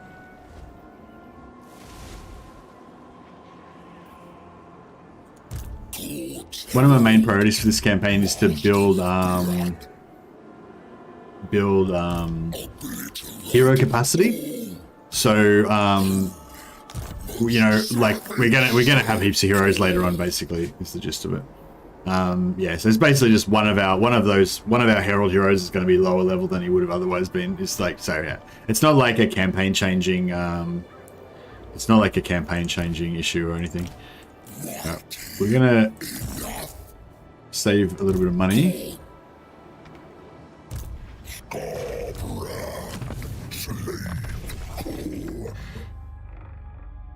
I wonder if spread corruption is actually worth getting. Leave him for a while. Melt ice with fury.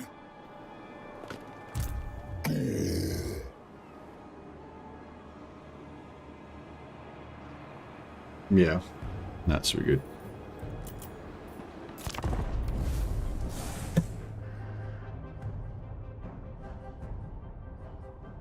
Oh, wait a second. Sorry, just wanted to check something before we go into the next turn. I'll just go back. So yeah, so on Legendary, the game always auto saves right at the end of the turn. So if you forgot to do something or you want to go back and check something or whatever, you can just always always reload and you're right at the end of the turn.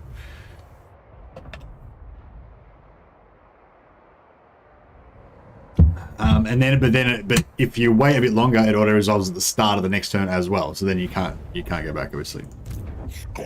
Oh yeah, I thought so. I actually fucked up and totally forgot to move Skarbrand.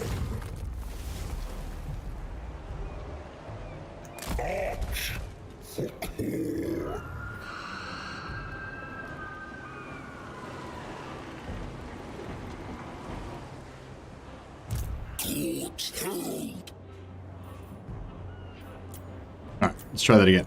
Boom. Altar of Spawns, okay, yeah, so he took that. Yeah, I wouldn't mind taking out the Demon Prince early, that'd be pretty good. Take his skull for Khorne. Saves at the start of each, but yeah, so it auto saves at the end of the turn, the start of the turn, and it starts at the start of each battle, and it saves at the end of the battle after you choose the after battle loot options. So yeah, so if you've just fought a battle, but you haven't like resolved the battle, done the after battle stuff yet, you can just reload the autosave and you'll be back at the start of the battle again. So yeah, so there's like 4 times it autosaves. Start of the turn, end of the turn, just before a battle, and just after the battle, and after the battle is fully resolved. Like when you go back onto the campaign map, there'll be a little bit of a lag when it saves. An Etherblade. A Norse marauder in your legion loudly demands demonic power in reward for his service. Upon his 8th such protestation, there follows the sound of cracking bone and liquefying flesh. Where once he stood, gleams a gift from Khorne, imbued with dark power. It emits a distant but constant scream. The Etherblade. See, that's why you shouldn't be a whiny bitch if you're in Khorne's army, otherwise he'll just obliterate you and turn you into a sword. So I feel like it's pretty reasonable. That's fair enough, you know.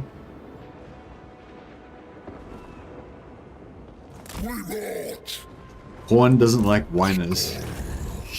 It fuels rage.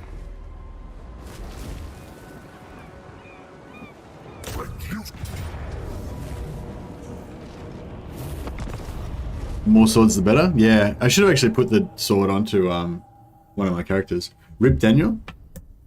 Daniel, oh, Daniel's still alive for now, but I'm going to come after him and take his skull later on. Yeah, I think we'll make Daniel our first target. We'll try and take Daniel out before the first rift. And then we could try and take out Nurgle as well, because they're quite close by. Not using the movement bug exploit? No. Jeffy's upset you. Oh, Legend doesn't use the movement bug exploit either, I don't think. It's too cheesy, yeah.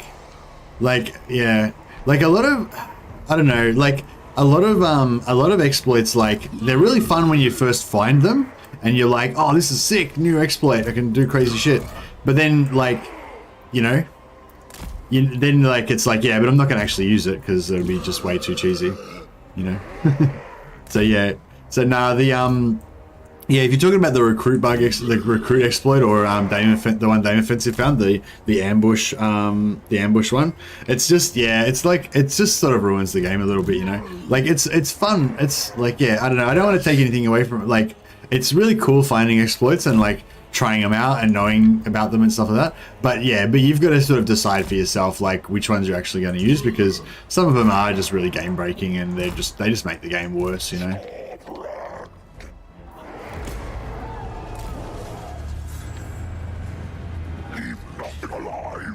There is a standard, yeah. Yeah, so if anyone's not sure what we're talking about, I just put out a video yesterday called Ogre Camp Movement Hacks. Basically explaining how you can get infinite movement when you're playing as ogres. It actually works with all races, it's just that ogres can do it like even better. But yeah, so if you're interested in that, check it out. It is like, it's a good to have in your toolbox, you know, because if you have like an emergency situation where you've got to get to a rift so you can intercept, you know, an enemy that's about to win the Forge of Souls and you've only got one turn to get there and whatever, you know, you can use the movement bug to get there, you know. But it's like, yeah, like I said, it's not something you're going to use like in your normal play. Not for most people as well. I mean, some people like to just really, you know, game the shit out of everything. But yeah, no, but I don't think that Jeff would be disappointed. I think Jeff would back me up on that one.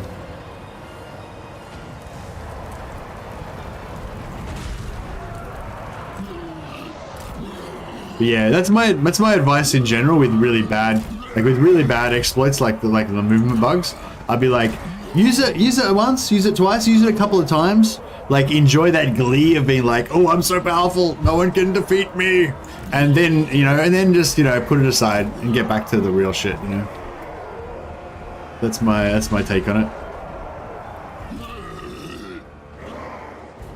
So I've got to work on my swearing again. Notice my swearing's gotten out of control again. I feel like there's an appropriate amount of swearing, like a little bit of swearing, just to show that you're cool, you know, you're a little bit edgy. You're not afraid to, you know, you're not afraid to say your feelings and stuff like that. But it gets to the point where you just sound like a 14-year-old with ADD. I feel like I'm a bit like that. I'm leaning a bit too far towards the 14-year-old with ADD. Mercy the Cursor, yeah. And have you ever like been around like a young kid like that's like, you know, like 14 or 15, and they've just started like getting a little bit rebellious and stuff, and they think that if they just swear constantly, it'll make them a real badass and shit, so they just constantly swear. Yeah. I never really grew out of that phase. I still think I'm a badass. Exiled one, move out. It gets boring when it's too strong for AI to do anything. It's yeah, it's not. It's that. Yeah, there's that too. Overlord too. There's the thing of like you don't want to get too strong. That's the thing. I find like most of in a lot of the campaigns, you know, once you get more experience with the game, you're spending more time like playing game modes that you've devised yourself to make the game more challenging than you are doing stuff to make the game harder. You know what I mean?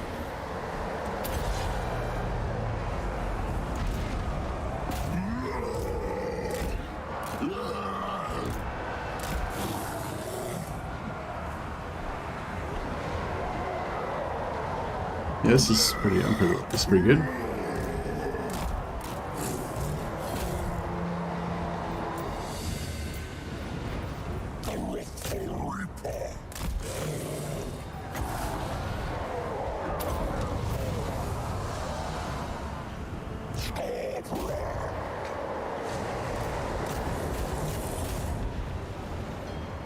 I'm 60 and I swear like a drunken sailor. Nice one, Clockworky. I feel like you would probably do it in more class than me though, you know what I mean?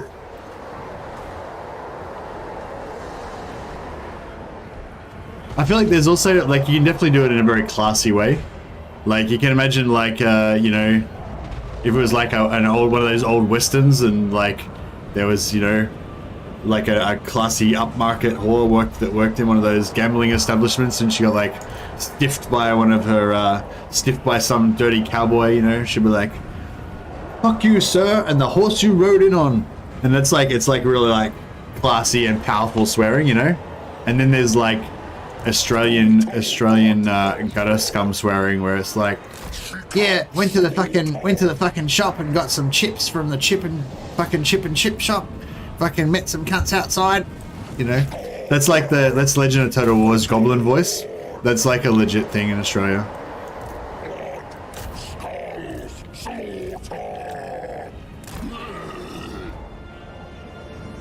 Yeah, I want to be one of those people who swears classy, you know.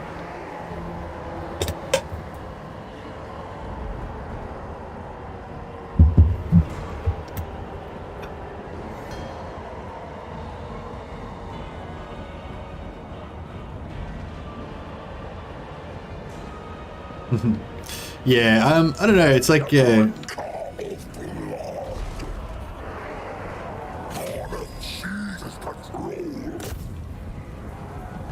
But I don't know, it's like yeah, I guess it's not really, it's just everybody's got their own standards basically, you know. I think with exploits is the thing. Like everyone's got their own things that they think are acceptable and the things that they think that aren't, you know. And yeah, I think like movement bugs in general are one of the things that I kind of never really liked. I did some videos about movement bugs in Warhammer 2 as well, and I was really excited when I first found out about the most like Linksy put me on to if you haven't checked out Linksy, he's got a Total War channel as well. He does similar stuff to me, like in a lot of well, similar stuff, like he does a lot of exploit sort of stuff as well. Yeah, anyway, he put me onto one of the movement bugs in Warhammer 2, and yeah, it was really cool. Like even when I first used it, I thought, yeah, this is dirty. You know, but then like it was so much fun that I really used it quite a lot for a while. But then after about I thought I really liked it, but after about a week or two, like I just like it was like a switch. It was like, nah, it sucks, and then I just never used it again. You know.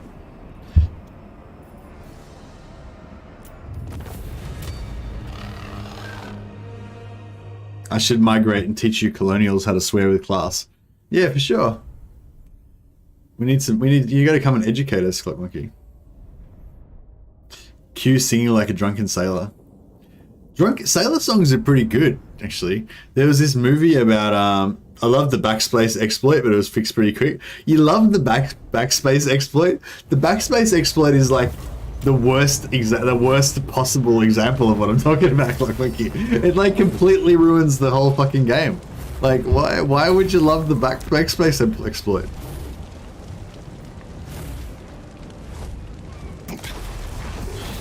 I feel like I'm preaching to an empty church here. There's like no one listening to me.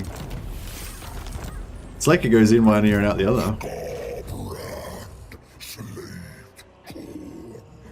It's like, you know, you think that you love the backspace exploit and you were having fun, but you were wrong. You were not having fun, like Clock Monkey. You can only have the fun the way that I say you can have fun. But yeah, that's the thing. Like everyone's got their own. Everyone's got their own standards. Everyone's got their own like things that they think are okay or not okay. You know. I feel like these guys are never going to catch up with Skarbrand. I wonder if I should send them back the other way through here, if that would be worthwhile. Or if I should just...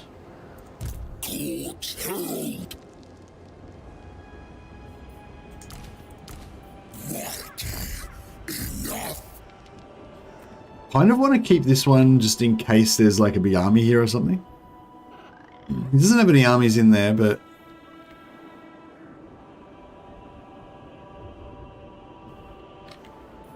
This one. I mean, maybe... 2 turns from decaying activity. I mean, maybe. Do you reckon you get force march down here in 2 turns? Yeah, I guess technically he might be able to. But I don't think this guy. I don't think this guy can. Oh, but he's got more turns to go. So many skulls for the taking.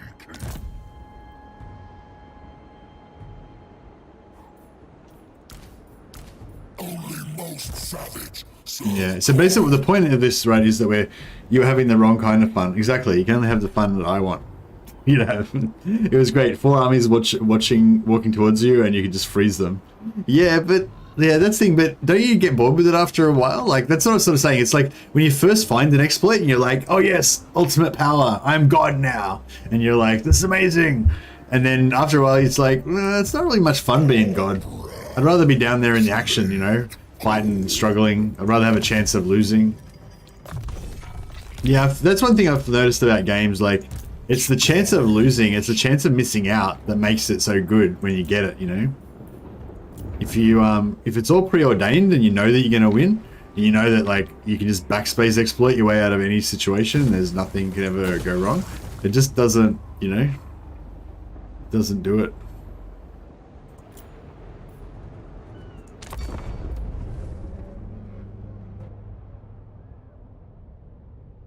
I'd still be doing it if they haven't fixed it. Well, hey Ava. Hey, I haven't seen you for ages, Ava. What's going on? I haven't been able to rename anything since you've been gone. Been like no renames. I don't know if is that how you say it? Is it Ava? Is that right? I don't know, I'm just gonna go with it. You can correct me if it's no good. I like using magic to annihilate garrisons in sieges. Sieges were easier than field battles in Warhammer 2. Yeah, for sure. That is true. Do you reckon... Should I don't know if I should pop this now, or...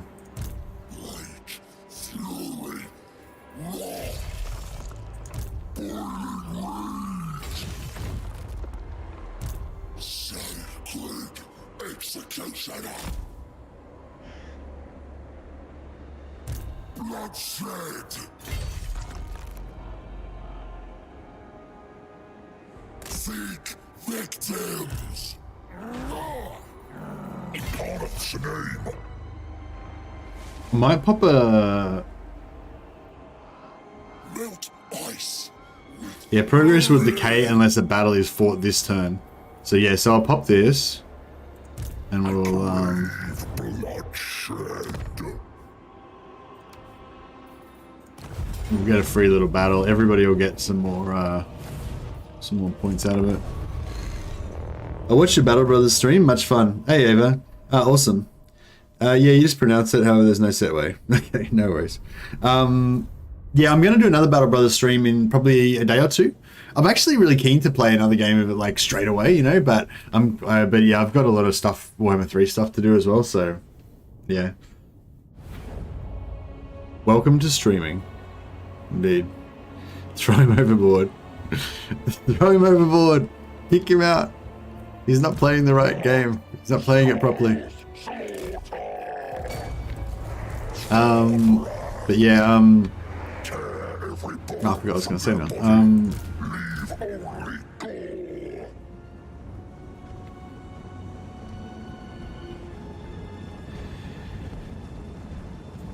Yeah, fuck, can't remember what I was going to say. Damn it. Oh, well, whatever. Probably can't have been that much. That's what my mum always used to say. She's like, well, it can't have been that important if you can't remember what you were going to say. It's like, yeah, true. She had me pegged, Mum. She knew that I wasn't going to say anything important 99% of the time.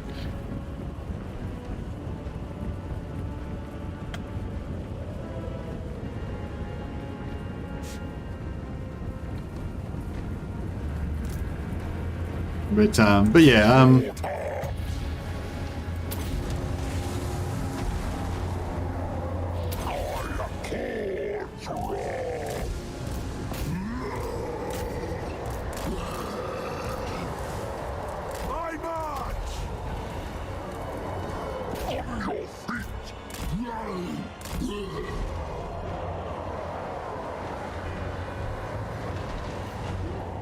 Oh, that's, yeah, actually, it was really not important. Actually, now I remember what I was going to say.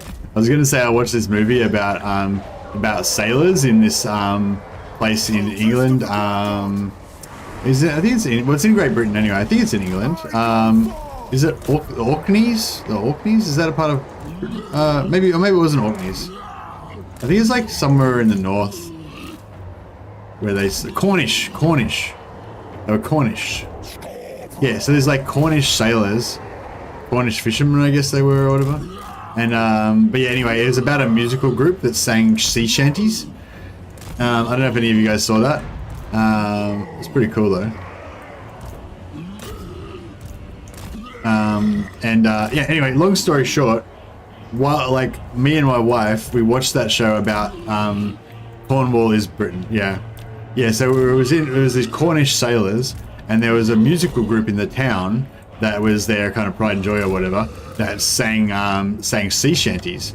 And yeah, and me and my wife basically we didn't get drunk, but we had a few drinks. We got pretty merry, and we were like sang along with the sea shanties and stuff, like with gusto, and it was pretty good. It feels good. Like singing feels good, especially like sea shanties, because they're so like kind of I don't know. It's like, what shall we do with a drunken sailor? What shall we do with a drunken sailor? What shall we do with a drunken sailor? Early in the morning, hooray, up she rises. You know, it's just like gets you pumping. It's like dwarven marching songs or something, you know. But yeah, anyway, I was digging it. I'm not really the kind of guy that sings and dances and shit like that normally. So it was pretty, yeah, I don't know. It was like a revelation for me, you know. It's pretty cool.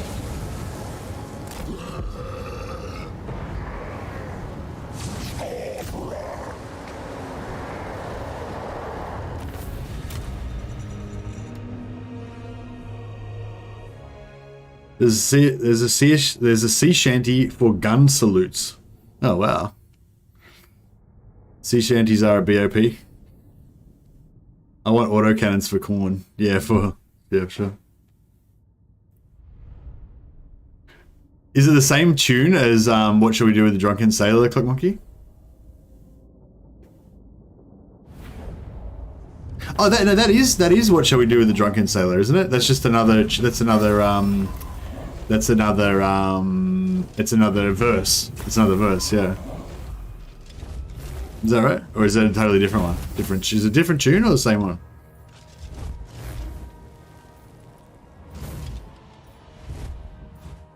Take the replenishment. Yeah, that's right. Yeah, I'm pretty sure they had that one in the movie. That was one of the verses. There was heaps of cool verses. There was like caught him in the cabin with the captain's daughter, caught him in the cabin with the captain's daughter, caught him in the captain. Like something like that. It's like heel haul. Yeah, what's it like? Heel haul him. What should we do with the drunken sailor? It's like keel haul him. It's like, yeah, it's just like so many cool little stories. Like that was the other cool thing about it. It's like usually these like little stories. Fisherman's Friends. They were a real band. Yeah, that's right, Solid Rogue. You got it. Cornwall is right at the south of England, while Orkney is in the north of Scotland. Yeah, I was getting mixed up. Orkney is the one in the northeast coast of Scotland. Yeah, all sea shanties are great though. Yeah, sea shanties, man. Like, get into it. And I feel like as a guy, like you might feel a bit like weird about singing,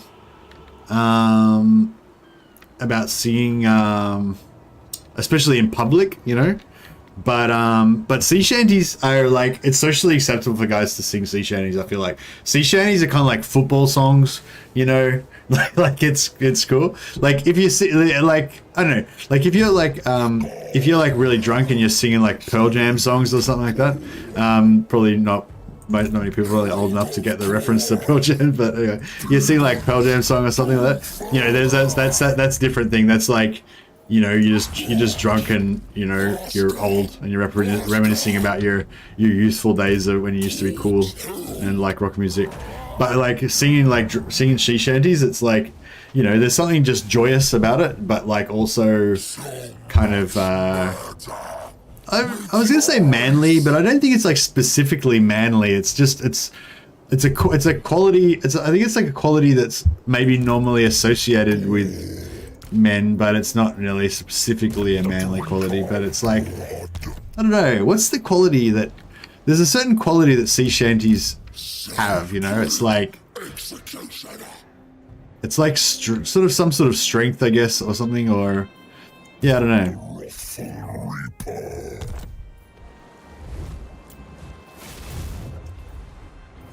Like, yeah, like, sea shanties, like a lot of those old songs, they have that like grimness to it, like they're kind of singing and they're kind of joking about topics that are kind of grim, but the fact that you sing about it with joy and everything, it's like, it's sort of like you're not, it shows like you're not scared or something. Yeah, I don't know, it's kind of like bawdy marching songs before you go into battle or something, you know, like, I don't know, it's something good about it anyway. We have brokered an alliance with your brothers. They lie in wait as the enemy approach the brazen altar. All it Purple requires- weapons.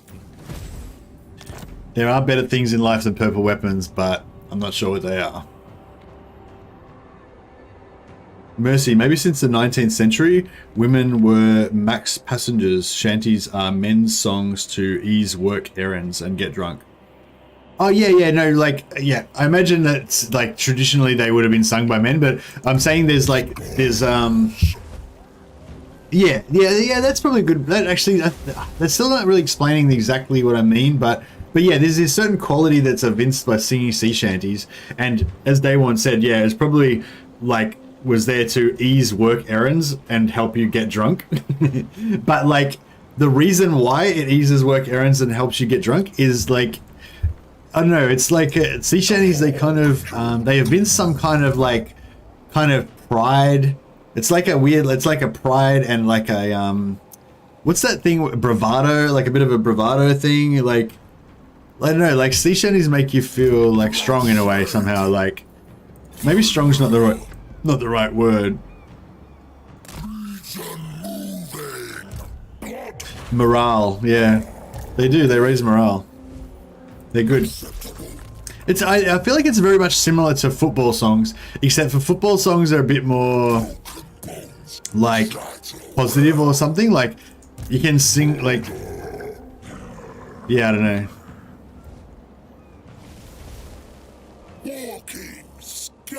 Crappy songs will not make your work easy though. That's right, it's gotta be a good song. Only good songs work.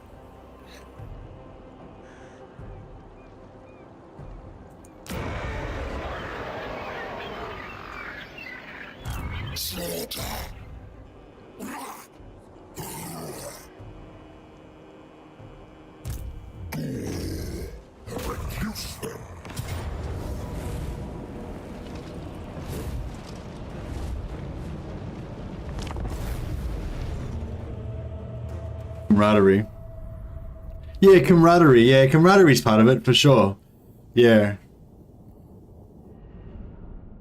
It's I don't know, it's sort of like I feel like maybe it's tied in with the sea as well, but it's sort of like a thing like saying, I don't know, maybe this is all in my head, but it's a thing of saying like the world is big and scary, like the ocean is deep and dark, you know, and but you know, it's like you're not afraid, you know, like singing sea shanties is like, fuck you ocean, fuck you deadly world, I don't care. I'm here getting drunk with my mates and we're good. Yeah, I don't know, that's kind of something like that as well, as part of it. It's an Euro-social aspect about sharing the knowledge about how work is done. Oh yeah, that's pretty cool. Everyone's part of an organism. Communicating clearly what is being done to keep the ship going is both social and necessary. Yeah, that's true. I guess there'd be like some of those like social rules would be imparted by singing sea shanties about how you'll get keel hauled if you bang the captain's daughter or something. For sure. But yeah, no, I wasn't really trying to get at like what the traditional like reason for sea shanties was. I was more getting at like what the like feeling is that you get from singing sea shanties. Like I'm recommending that all of you go out right now. Well, not right now, but like next opportunity. Like don't just bang out the sea shanty at like your mate's wedding or whatever, or maybe later on, like after the reception. But yeah, but like when there's an appropriate time, you know, if you feel like you can smash in a sea shanty, like it's good. There's something good about it. And even though we don't like need to know how to man the rigging and all that crap anymore, there's still, I think there's still a place for sea shanties in the world.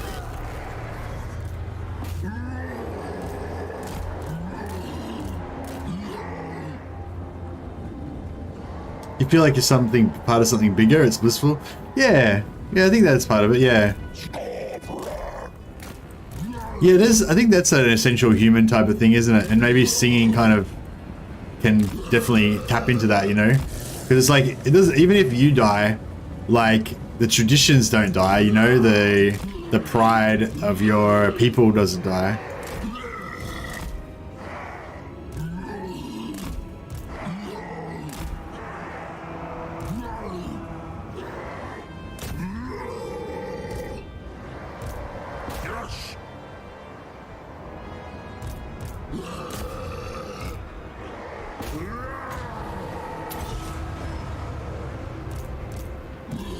Right, how can we get through? We'll just go for this side, I guess.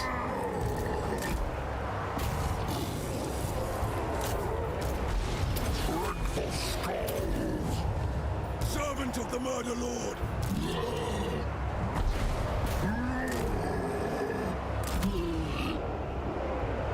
I don't know if we're gonna get pushed through here at all. Maybe we'll try and get Skarbrand to recharge in there as well. Thought we would have done better over here. Power of the wolf. Oh well. Break those dogs. Yeah, they're done. Done for. Alright, now we should be able to get our cav over this side. Get Skarbrand to sort out these veterans. Actually, we might take the cav around here.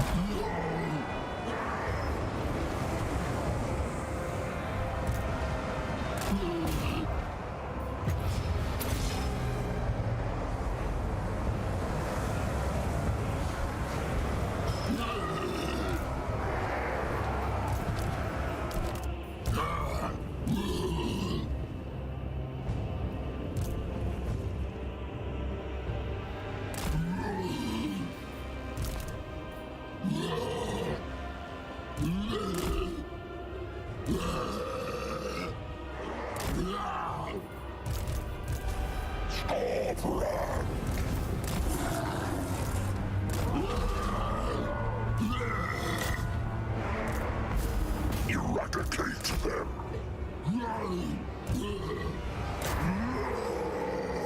Oh, we're not winning against these spearmen, are we? Why is that taking so long? Alright, you guys better come and help them out.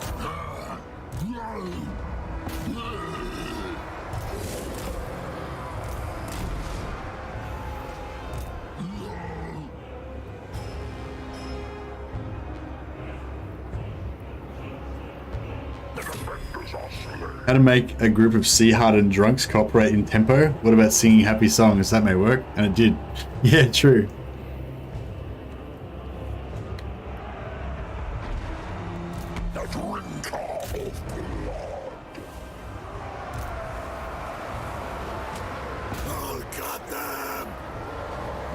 Bit sad the demons and cultists chaos don't get cultists. Yeah, the chaoses are the coolest looking things for sure. Hey, General Roman, how you going, man? It's all over. I have the high ground. Exactly. I felt like CA hired budget devs to save on production costs for Warhammer 3.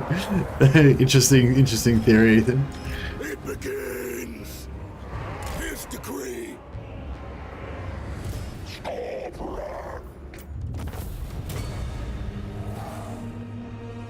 Well, they could unlock some cultists if you choose a Chaos God. That would be nice. Yeah, actually, that would be nice. I feel like, yeah, if you go full Khorne, you should be able to unlock the Khorne cultists. That'd be good.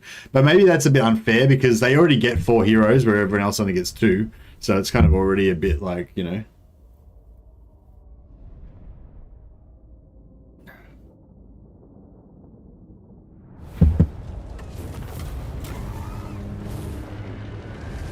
Yeah, I don't know if I don't really like the Demons of Chaos faction, I gotta say. Like the whole concept of it, it's just a bit.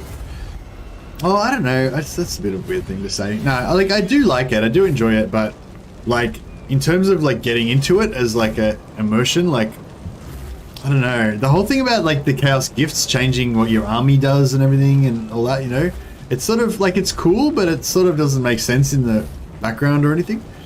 Like I read like old stories that I read like 25, 30 years ago about chaos warrior, like aspiring chaos champions, like rising through the ranks and you know, becoming ever greater and more powerful champions and stuff like that. Their warbands growing and everything, you know.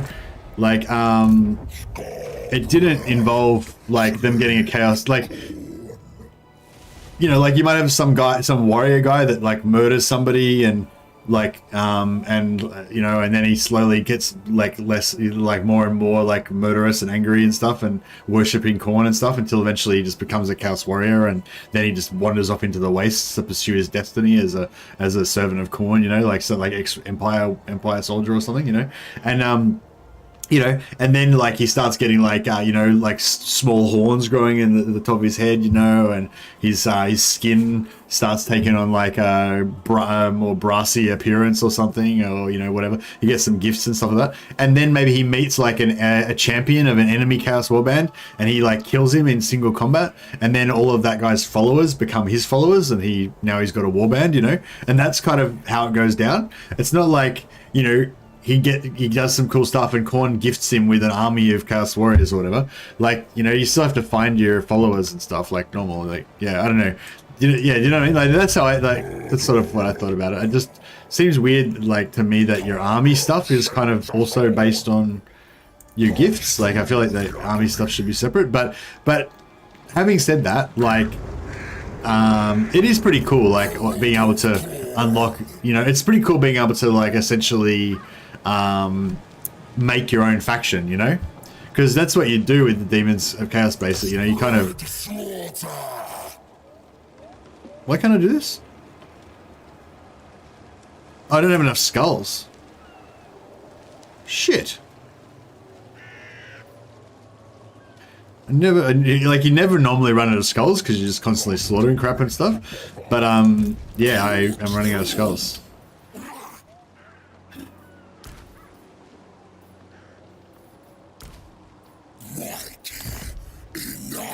Not enough skulls. Are you even a Cornet warrior? I know.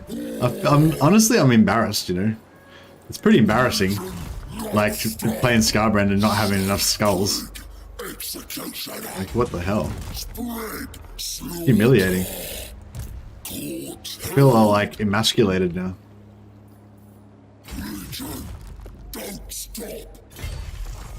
Like, I've got skulls. Like, come on. Kills and yeah, so there's no way to get more skulls. Can I trade for skulls? Can somebody give me some skulls? Can't, man. I just need 50 skulls to get a bus to get home. Help a brother out. Bigger Skarbrand.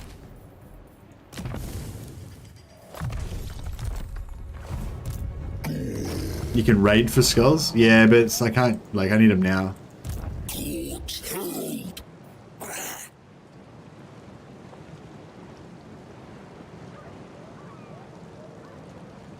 One skull per each. No, that's no good. I need like a heap of skulls. So yeah, so it would have been better to just occupy it, basically, probably. Bummer.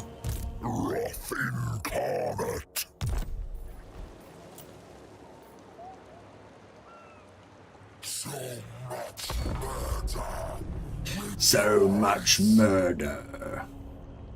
Scarbigger. Yeah, that's right.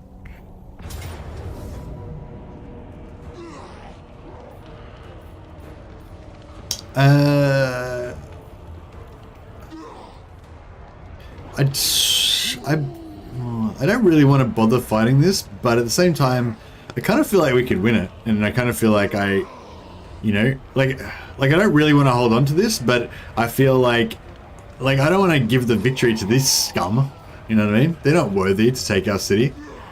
I'll give it up to somebody else when, you know, somebody else more worthy comes along. I'm not going to give us. I'm not going to give us Grand City of Infernius to a bunch of like weakling Norskins that don't even have any chaos gifts. You know, I mean, maybe these possessed here are a bit worthy. They've got some chaos gifts, these chaos warriors, but not this scum. But yeah, anyway, I'm not like, yeah, Demons of Chaos. I really like Undivided and stuff, but Demons of Chaos aren't really my jam. Yeah, Warriors of Chaos, when Warriors of Chaos get their rework, that's the business. I'm looking forward to the Chaos Warriors. Like I've been looking forward to the Chaos Warriors since the game first came out. Like they've been so really unsatisfying for me to play. Like there's weren't, you know, like Chaos Warriors only ever have 2 heroes. They're the same as like these demonic factions. They feel like half done, you know, and it's felt like that the whole time. And yeah, it's not very cool.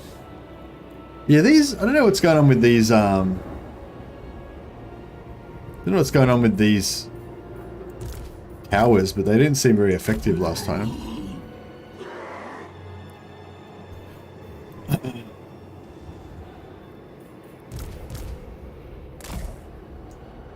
Yeah, so I think we had a plan last time where we put 1 unit of Chaos Warriors here, so we could activate both of these towers. Although I don't think they're going to really do anything. Yeah, I don't know if these towers are actually going to do anything because they've got those siege towers.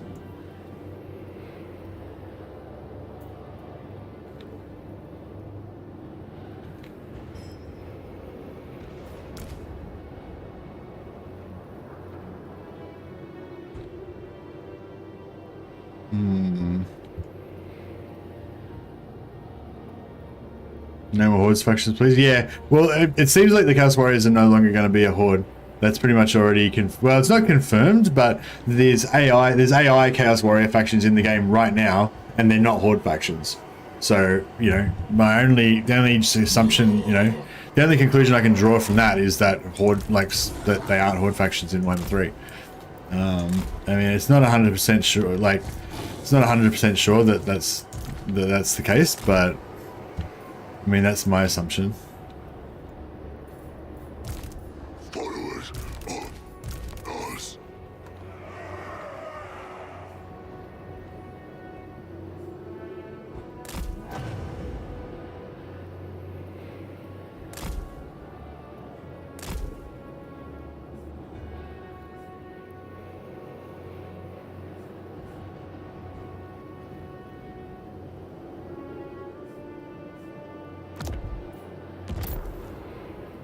Yeah, I mean, well, hopefully we'll try and get some of these towers to shoot, but yeah, I'm not really sure they're going to do much damage. I hope Archaon also gets benefits like the Demon Prince, but better ones if he goes undivided. Do you reckon that, like, do you think it would be appropriate for Archaon to choose gods and stuff like that? Because I thought Archaon's whole thing is that he doesn't, yeah, he's undivided, yeah. Yeah, I kind of agree with Carlos. I sort of think it'd be a bit weird if Archaon had that. Now, I want Archaon to have his own thing. Maybe a bit more like Ogre Camps. I'd love Chaos Warriors to have the Ogre Camps mechanic, actually. But make it like Chaos Fortresses. And make it so you can kind of like enslave stuff. But yeah, a lot of people said that doesn't really make sense with Chaos Warriors either, because they're like all hoardy and shit. But yeah, I don't know. I kind of feel like they should just make, if they like, I feel like they backed themselves in a corner now. So they should make it like Archaon is like the weird Chaos Warrior faction that's a Horde, but that all the other Chaos Warriors should just be not Horde. That's my take on it. Alright, this is gonna be, I feel this is gonna be hard work, but we wanna make it work. Must slay. Your God asks.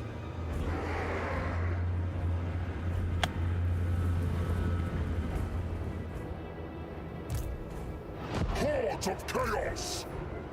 Chaos warriors of Khorne! Oh, actually, they're fucking... Oh, because it missed the tower. Yeah, I don't know. It's kind of good, I guess. Oh, these dogs are being stupid.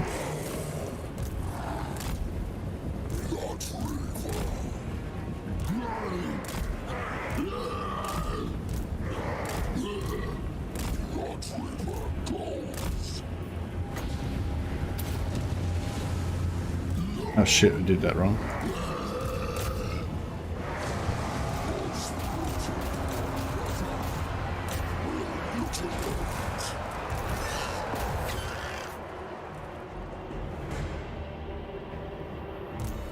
Northern barbarians, armies of the dark gods. This tower's up on the walls. Very close to. Alright, pull out.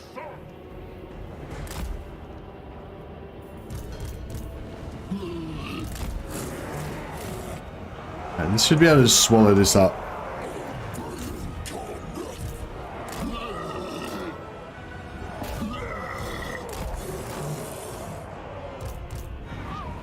Come on, boys, let's go, let's go, let's go, let's go, let's go.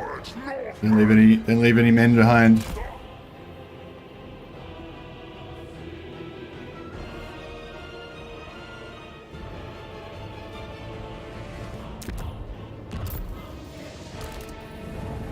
Northern barbarians.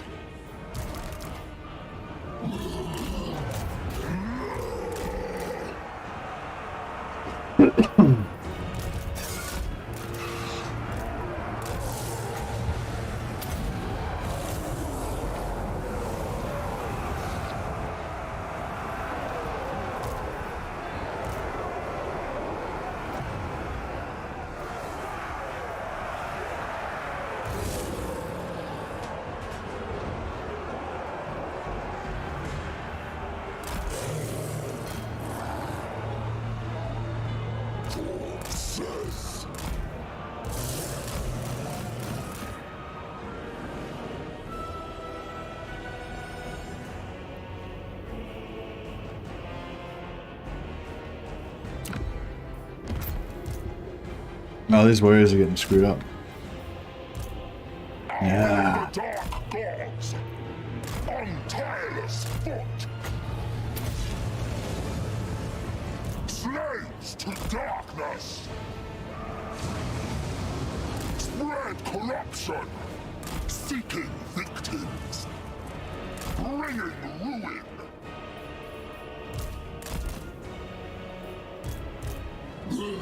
We gotta end this shit.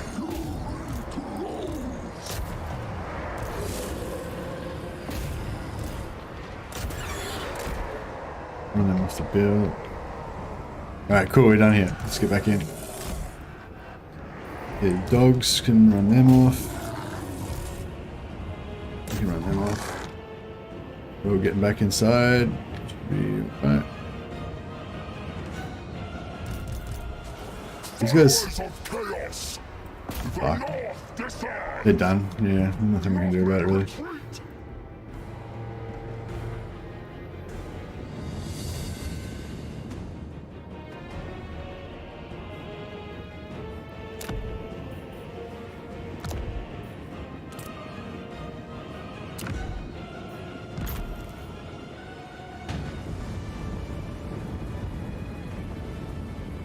Man, I don't think they really deserve that, but it's alright.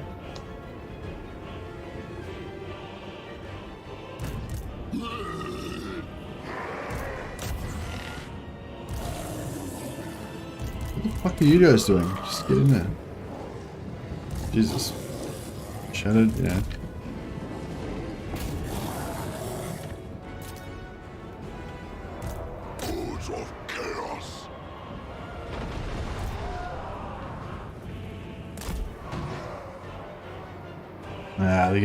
They're gonna get that point and knock down my tower over there. That sucks.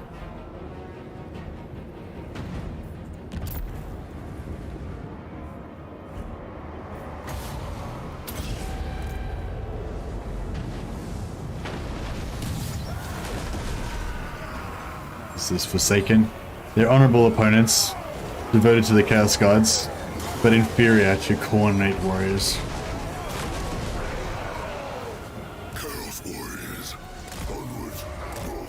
This sortie did work a treat. Oh yeah, these guys survived. Those 25 Chaos Warriors actually held out. Pretty good. Actually, we'll put them there. I should be able to hold that.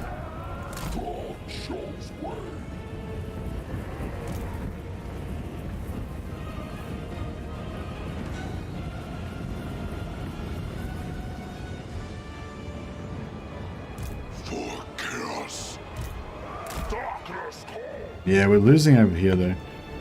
God damn it.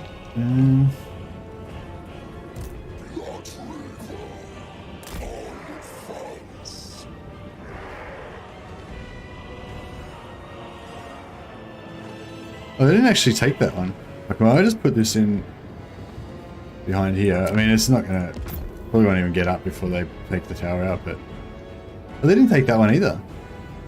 I think you're winning overall. Yeah, we're winning overall, but they can win on, they can get victory points and beat us on victory points.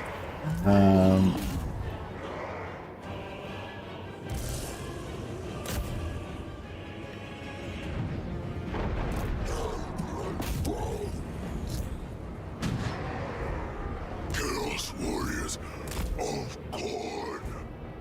We need to get, you know, we need these guys to get up over here and start protecting those points.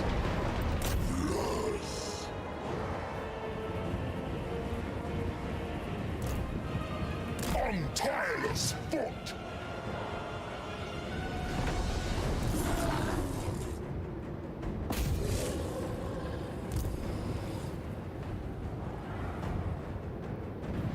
Yeah, I'm gonna put them there.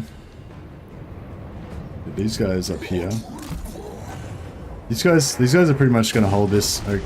I don't know actually if they're gonna take him out or not. I'll give him a buff, see if they can do some damage to him. They don't have, I don't think they have armor piercing, and they're not like super good in melee attack, so they might struggle to take him down, but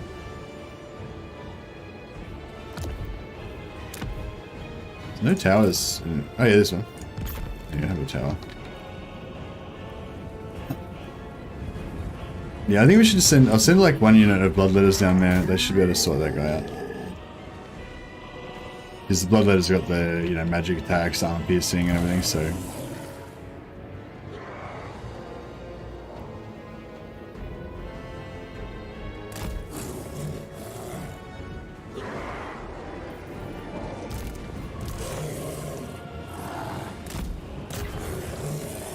Shit.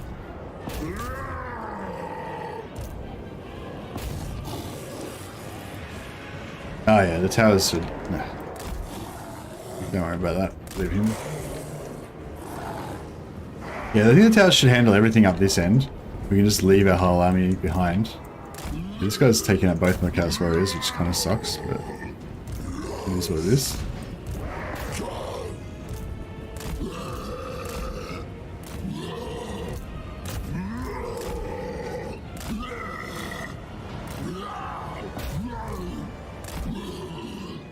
Yeah, I don't want them to get that cap point, but...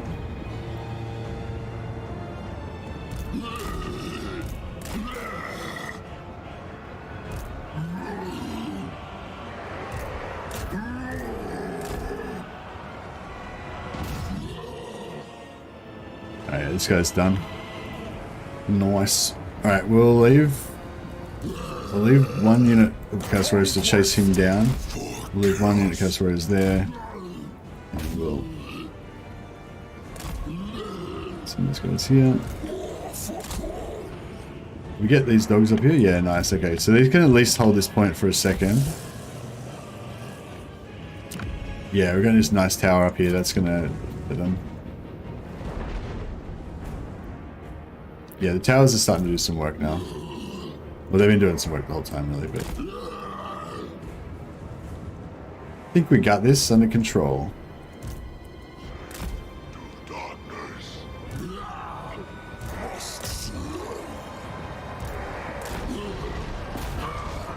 Yeah, we don't have to really chase off these routers because the towers will just, you know, punish them.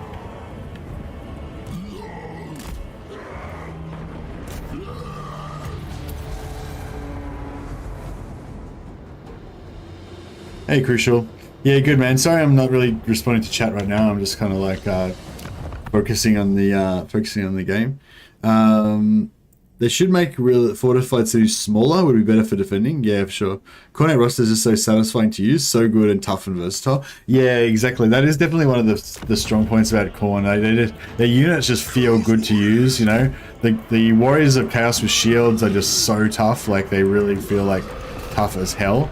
The Demonettes are really fast, like the 38 speed, sorry, not the Demonettes, the Bloodletters, they're quite fast. The 38 speed just makes them feel like maneuverable. You can get those flanking maneuvers on other infantry and stuff. Although, to be fair, the Demonettes are just like berserk, they just run so fast. But the Demonettes don't have that, yeah, toughness.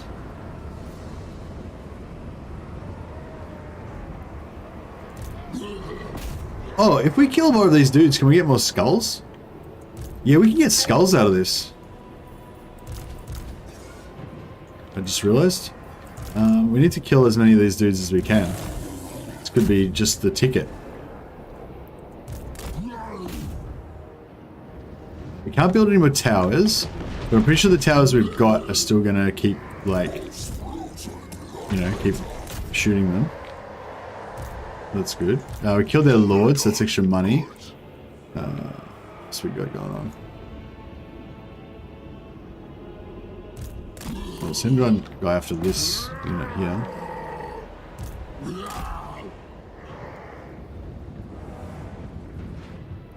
And well, I'll send a unit after that, up to there, I guess. I don't think I'll make it, but...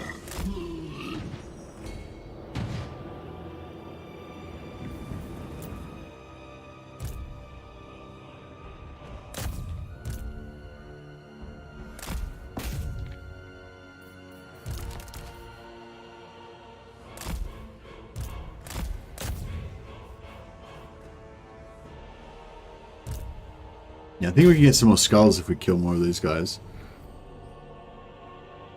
I'm trying out the starting campaign with Battle Brothers, the tutorial one. Oh, nice one, Crucial. Yeah, cool. I hope you really enjoyed that, man. Chuck a comment on one of the videos and let me know how you go with it. I've put on a bunch of people onto Battle Brothers and everyone's basically responded saying, yeah, man, I bought it and it's awesome. Oh, not everyone bought it, but like all the people that bought it have, like, you know, sent me comments saying, you know, thanks for putting me onto it. It's really good or whatever. So yeah, I hope you like it. I think basically it's one of those games. It's like this. It's like Total War Warhammer in a way. It's like if it's the sort of game you like, then it's like the best game in the world. You know what I mean? Like it's really like that. Yeah, I think Battle Brothers. Yeah, if it's the sort of game that you like, then you'll really love it. You know. The only yeah, like it's a good game. That's what I'm saying. It's a good game. The only reason you wouldn't like it is if you don't like those type of games. You know. It'd be quite cool working on Khorne's hotline, answering questions about how to acquire skulls. Just like the home handyman helpline or whatever. And you can, or like if you've got like a skull problem at home that you can't handle, you can like hire a hubby, like handyman, to come out and deal with your skull problem.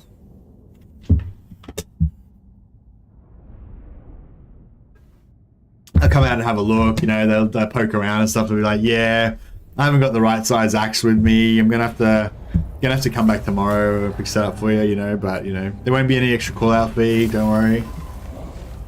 Have you tried an axe? Yeah, that's right. Have you tried switching it off and switching it back on? Have you tried killing it and then bringing it back to life and killing it again for extra skulls? Skulls. Man, I haven't chosen the skull option in any battles because I was like, of course we won't need any skulls. We have plenty of skulls.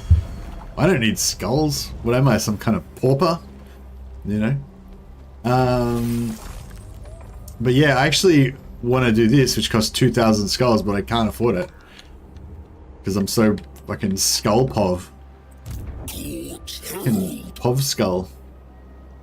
He's got 3 turns. He's got 1. He's got none.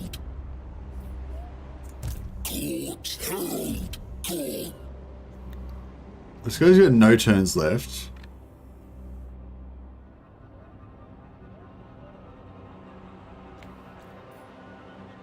Wait up. If I use a unit that's got more...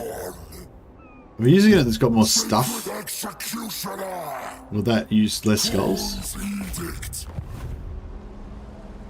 No, same amount of skulls, just different amount of money. Not to worry. Weak or strong, Khorne Check out this homeless hobo running around trying to find a place to live after we smashed his town. That'll learn ya.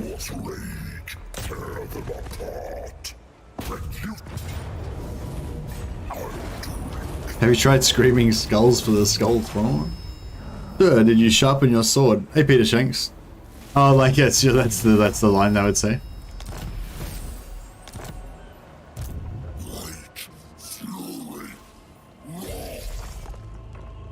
It's like, yeah, like the person that was like, no skulls! No skulls! It's like, sorry sir, can I just go through this step by step? So you're saying that you were unable to separate the skull from the head and you therefore could not get any skulls? Or you're saying that you killed your enemy and they didn't have a skull? Like, was there a skull inside the head?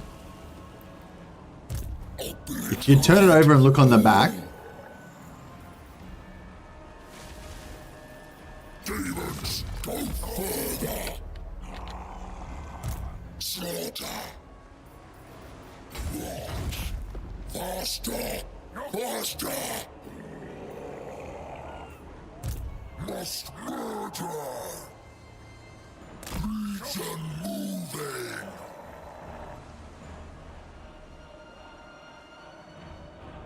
Pitiful. Prey. Doomed. Replenish. Acceptable.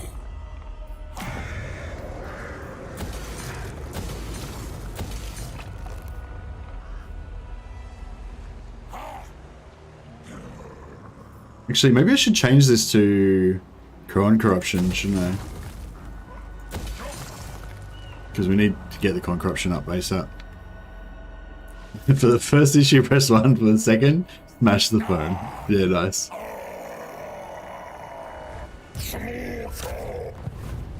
Blood for the blood god. I gotta say, it is nice to play some Khorne. Just good, clean fun, you know.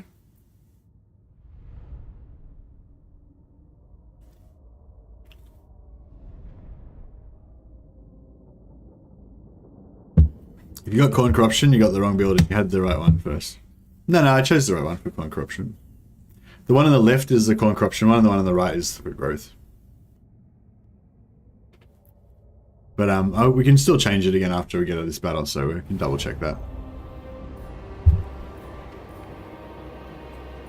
The exiled one.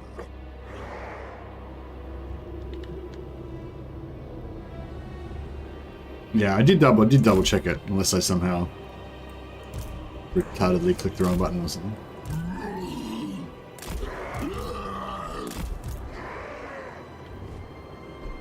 It's funny how, like, I imagine everyone's got their own, like, their own favorite strats for, like, yeah. Do you guys do you guys do this when you, like, when you fight this particular battle? Do you set up, like, and go through there and through there at the same time, and then send your cav through one side to help the other and back and forth? Like, or do you do something completely different? Like, do you put your cav, like, over here to distract them or something like that? I've tried out a few different strats, but I feel like this one works the best. So yeah, this is like my main strat. Hey VSO, the VSO gun channel. Thanks for the super chat, man. I have been, yeah, much very appreciated. When you use the Rift Jump exploit, Skarbrand can reset his movement. Yes, he can. Slanesh spawns get human units that don't disintegrate. You can get full movement in many cases, can attack settlements. BFTBG. I don't know what BFTBG stands for, sorry, man. But yes, Skarbrand can, so yes, if anyone's watched the Rift Farming episode, basically that was another thing I wanted to show with this campaign. If we can get up to the rifts, basically Skarbrand can do the rift farming thing, but as well as that, he can actually get extra movement. So he can like, because normally you can go around and you kill all of the armies on the that are on the rift at the like you have to. So basically on turn 5 turns after the rift spawn and 10 turns after the rift spawn, an army will spawn and they'll be exactly on the rift. So the exploit is that you can traverse to the rift, and then you can attack the army that's exactly on the rift without using any movement, and then you can traverse to the next rift, attack the army on there without using any movement, etc, etc, etc. But they have to be exactly on the rift, so you can only do it exactly on turn 5 and turn 10, right, after the rift spawn. But with Skarbrand, it's not like that, because Skarbrand, he can, like, go there, there'll be an army on the rift, he'll kill that, he'll lose all his movement when he traverses the rift, but he'll kill that army, get movement back from killing the army. Then he'll be able to move out, attack something else. Like if there's a settlement nearby or something, he can attack the settlement, raise that, get more movement from the settlement, like rampage around that whole area of that rift, then go back to the rift, traverse to another one. So basically, you know, if anyone's, all the guys that have gone to rift farming and like are really excited about how you can get like 50,000 gold from killing every rift army on the map, we're going to try it with Skarbrand. Somebody actually told me about this in the comments like a few days ago, so we wanted to try it out. But yeah, so with Skarbrand, it's going to be like the same, but like ridiculously off the charts. You know, so yeah, I was keeping that. I was going to mention. I was sort of going to talk about it more later on when we get closer to actually doing it. But yeah, thanks for bringing that up again, VSO Gun Channel. I am aware of that, and I fully intend to demonstrate it to its utmost capacity. Blood for the Blood God, of course. Sorry, obviously you're a more hardcore Khorne fan than me. I don't even recognize the acronyms. Thanks a lot for the super chat, man. Thank you, and yeah, thanks a lot for the tip. Like that's like, yeah, I happen to already know that one, but I love when people like put in tips like that that are good for me to read out. Like even if I do already know it, it's still like a really cool thing to read out so that everybody else can hear it in the chat. And yeah, that sort of stuff really contributes to the streams to make the streams better and stuff. So yeah, thank you for the super chat and thank you for the good comment as well.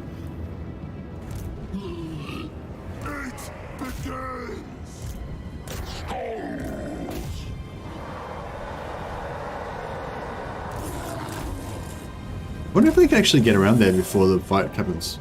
I'm about up to 500,000 because they're Empire armies that disrupt the rift spawns. Nice.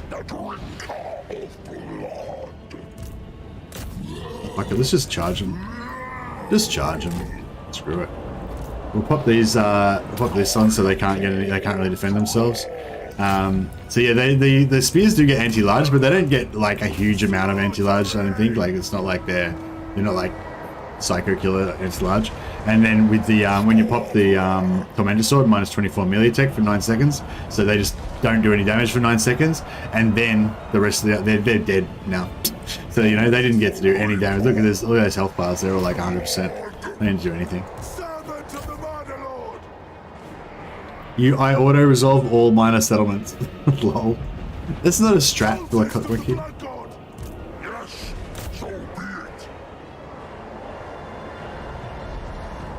No, I meant more like tactics, you know, like different directions and stuff like that. I get, well, maybe like, no, you don't have to like explain it. It's probably it's not really the right medium to try to explain your actual tactics in battle, but I was more like just wanting to know if other people are like me, where they have like every settlement type, like as soon as you see that settlement, you're like, oh yeah, I've got a specific way I like to attack this one from, you know, I like to go from this particular entryway, I like to set up this way, you know. Like, of course I had that already, you know, I had that in Warhammer 2, like every type of settlement, there's like a specific exact way that I would attack it, you know, depending on what weapons you've got and what, you know, what units you've got and stuff. But yeah, but now that I'm playing this, I'm starting to collect, you know, methods for attacking this as well. I'll catch them! Blood, skulls, slaughter! This should be about to go, surely.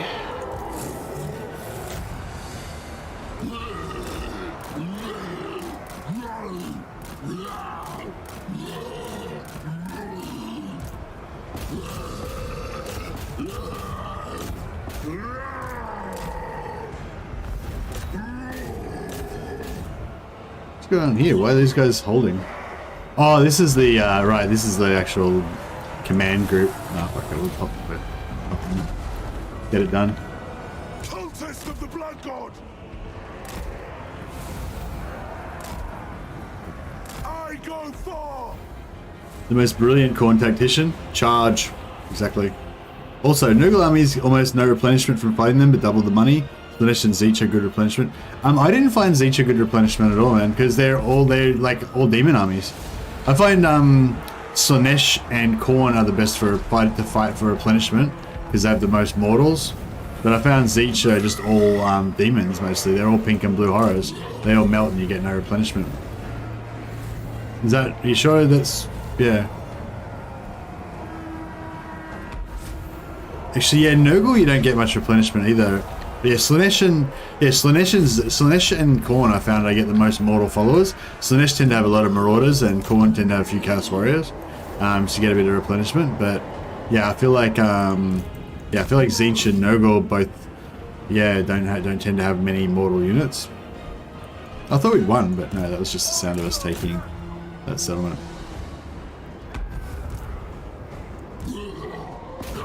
Alright, there we're done.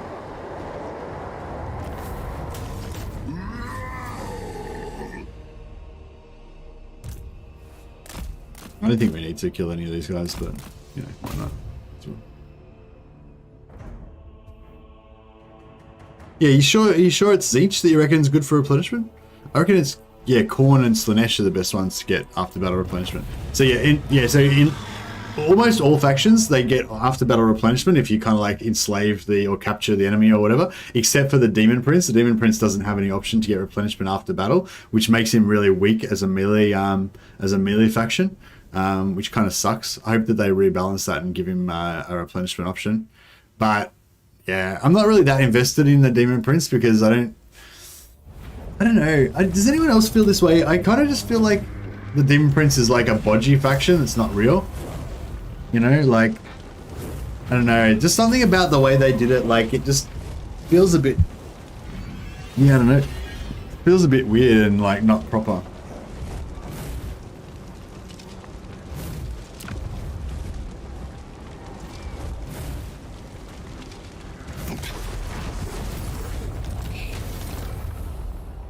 See, I didn't even bother putting in any feedback about the Demon Prince faction. I just don't really care about it that much, you know. Like I played it and it's alright and everything. It's not too bad. It's pretty interesting. I'll probably play it again, but it's not like, I don't know. I just don't love it, I guess. You know, I don't. Yeah. Like Khorne, I've definitely got some love for. I feel like Skarbrand's a little bit too cheesy for me. I'm hoping that like when they bring in Valkyrie or whoever, they'll have a bit more of a normal kind of campaign without so much like movement cheese and stuff. But oh, I don't know. Maybe it's cool to leave them the way they are. I don't know. Maybe Khorne's just not the faction for me. I'd probably maybe I want to play Warriors of Chaos and just kind of dedicate myself to Khorne, you know.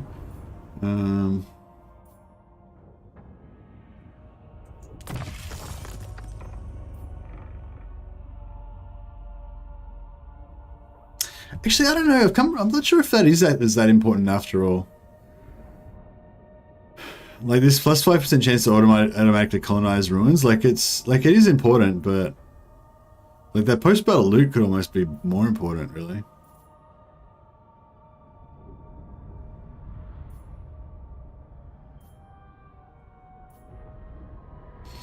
No, we'll go for that. No, we'll go for that.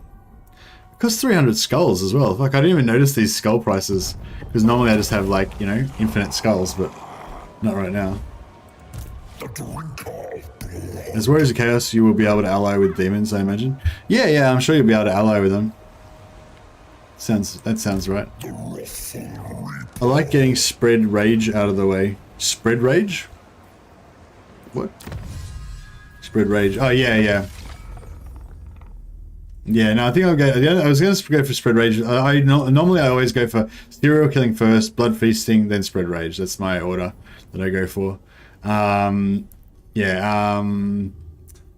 yeah, skull harvesting is also important. But that's actually the next thing I want to look for advice is once we get these 3, do we want to straight away start getting 3 in here to unlock the next one, or do we want to go back and get skull harvesting first? Because that extra 10% post-battle loot could actually make a pretty big difference, I think. Maybe. So, yeah, but less than 1,000 in most cases versus a few percentage points of replenishment. Question, how does that mechanic actually work in terms of post-battle options? Do you need to max kill? Yeah, the more of them that you kill, the more replenishment you'll get. So you want to like run down all the fleeing enemies and everything.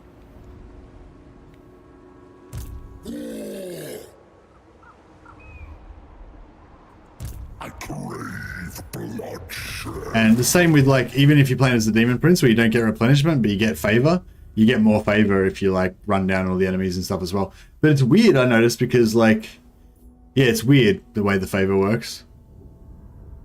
Sometimes you get like heaps more, and yeah, I don't know. It's just weird.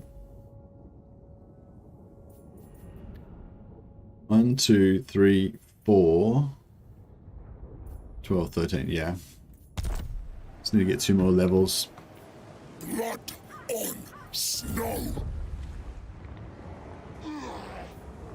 So we could go up to tier 3, but I feel like it's unlikely we're going to actually get to build the building. May as well just get that, demolish that to get the money back. Get 800 gold if we demolish it. It's pretty good. I might try and demolish it next turn. See if we can get the money back. Slaughter.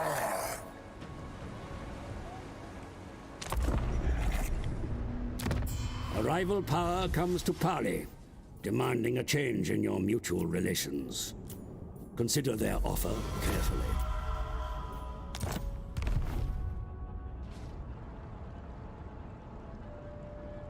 I wish that those advice, like when those advice things come up, I wish you could just like click them away to like, oh, what the absolute fuck?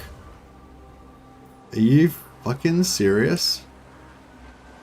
What the fuck is Nakari doing here? Man, like the whole reason I was migrating is because I thought I'd be safe from Nakari. Like I thought she'd be up here, like he'd be up here doing stuff, but no. It's like, how the fuck did he get down here so fast? What a motherfucker. And we got a hero that we recruited at Infernius. Like, thanks. Super helpful, thank you. That's excellent.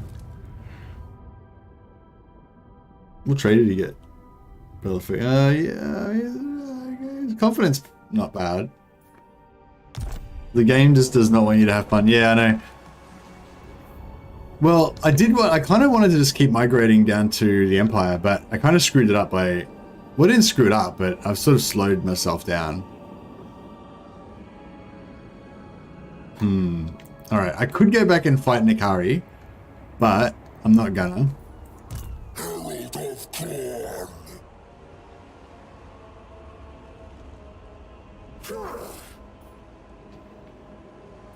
Legion not stop.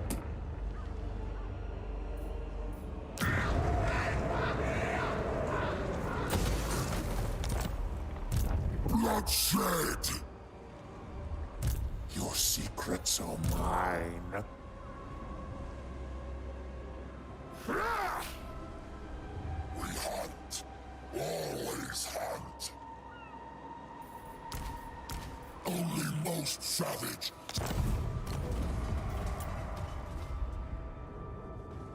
Destruction. Only purpose. Oh, can you do anything like cool as this? Not really. I feel like if he assaults units, he should get skulls. Like if he kills like 25 guys, I should get 25 skulls. That makes sense, right? Alright, screw it. I'm gonna go down and kill Scrag and take over his lands. But yeah, I'm kind of... Oh, yes, yeah, we're gonna abandon Infernius. That way they can't keep giving us stupid... actually, no, I'll leave Infernius there because if we lose our other settlements, we might need it so that we've got, just so that we're not taking attrition.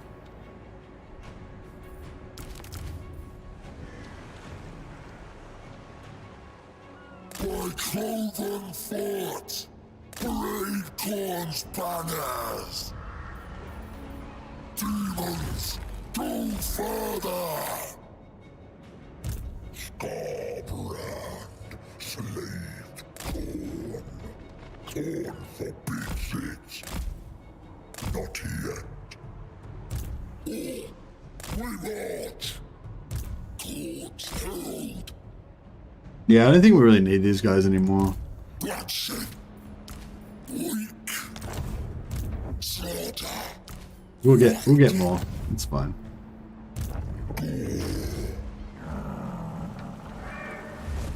Sacred executioner. We might need this army.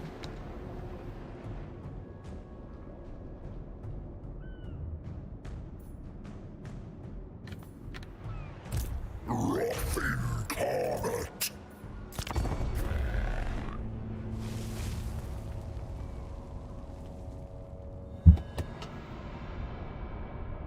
skull belongs on the skull throne. All heroes in Legion having training feels really odd. Yeah, the Demon Prince faction just doesn't feel like it was done properly. Like, to me, like, it feels a bit like...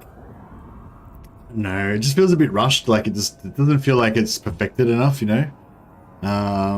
But it's okay. It's just going to take a long time. You know, it'll probably be a bit shit for a long time, but, you know, they'll probably eventually fix it, so it's all fine. All fine. Peace treaty. Alright. Everyone wants peace now that we've left them. You know there's already a mod to turn off the Realms of Chaos to just have fun? Yeah, I know. Yeah, I don't really use mods.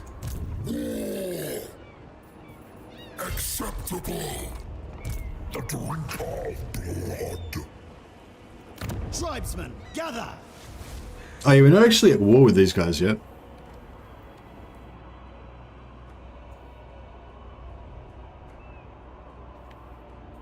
The harbinger of Yeah, I really need to, like... You can have fun by just carrying on after defeat. Yeah, you can just keep playing, yeah.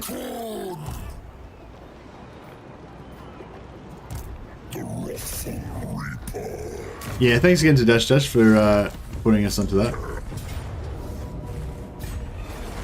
So yeah, if you do lose the campaign, if you're playing on Legendary, you can just reload your autosave and just keep playing. It's just like, yeah, literally, like, you'd be like, you've lost the campaign, it's over, and then you just like reload, and then that never happens, and you can just keep playing. So yes.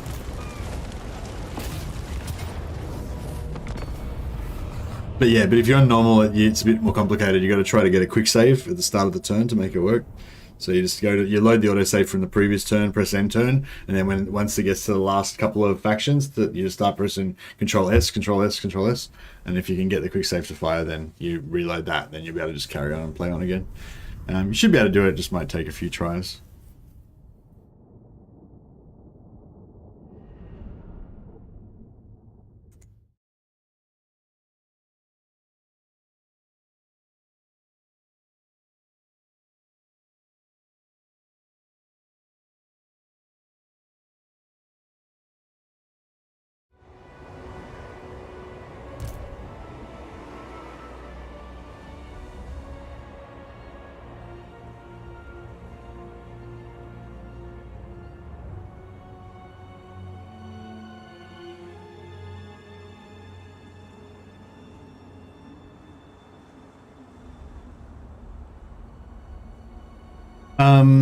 Yeah, as we were talking about before about like the spots that you want to like your favorite spot. So yeah, where's my favorite spots around here somewhere? Where is it? I've lost my favorite spot again.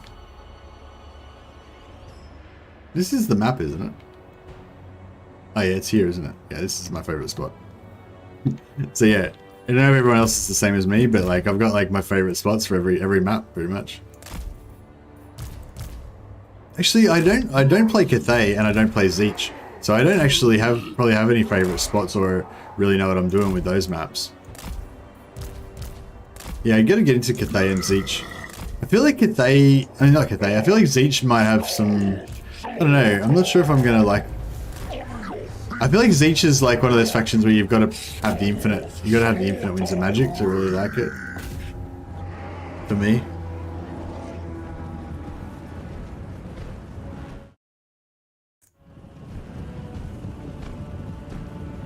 Using that mod also means forfeiting Khorne weapons and Slanesh bribes. Oh, that sounds crap. Why don't you play them? Just no time yet? Yeah, just no time yet, and just not they're just like thematically they're not really the factions that I like the best, you know.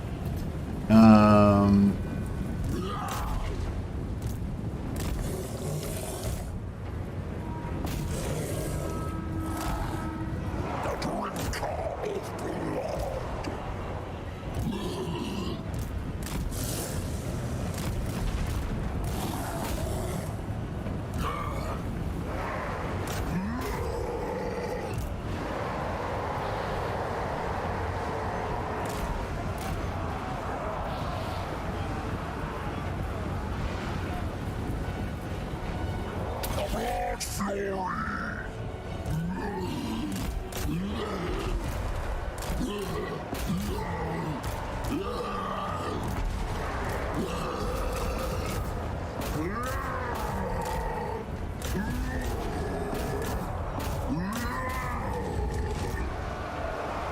Yes!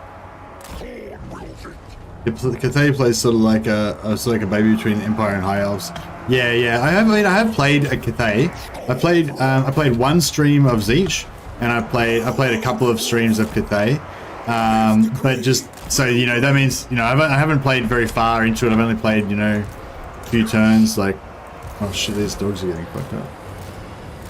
The good thing about the normal dogs is that they can get almost wiped out and be okay, whereas the flesh hounds are like heaps better. But because they're demonic, that means if they take too much damage, they're just gonna instantly die. And there's nothing you can do about it. It's pretty shit. Oh, wait up. That's not what I want to do.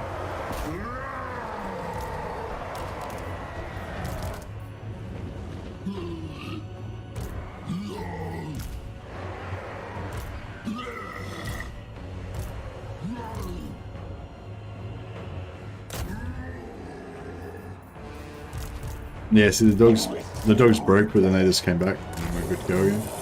Whereas if it was flesh hounds, when they broke, they'd be just dead at the end of it.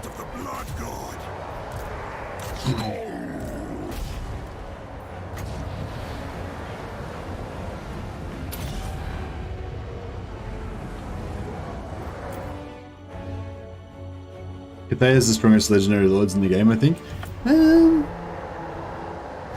Yeah, it depends what you mean by strongest, I guess. I think both of the Cathayan lords are capable of getting 90% ward save. Yeah, I haven't done it myself, but yeah, as I understand it, they both can possibly get 90% ward save. I'm not sure if you need to get some rare items to do that though. But like Skarbrand definitely does the most damage in a duel. And like, I don't know if Skarbrand... Well, Skarbrand can't fly, right? So, yeah, I guess the Cathayan Lords would definitely beat him in a duel because they could cycle charge on him. But like, you know what I mean? Like, even with a 90% ward save, if Skarbrand's doing like 4,000 damage per hit or whatever, then, that's still 400 damage a hit. Yeah, no, with 90% ward save, probably Miao Ying and probably Malice Darkblade with 90% ward save as well. They could probably beat Skarbrand, I guess. Especially because Miao Ying can, or both Miao Ying and the brother can transform into a dragon. I mean, they can transform back into human form, get all of their healing back again.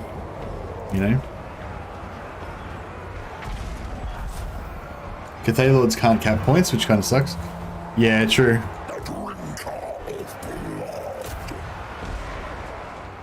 But yeah, I don't think that... Yeah, I think they're still pretty strong there.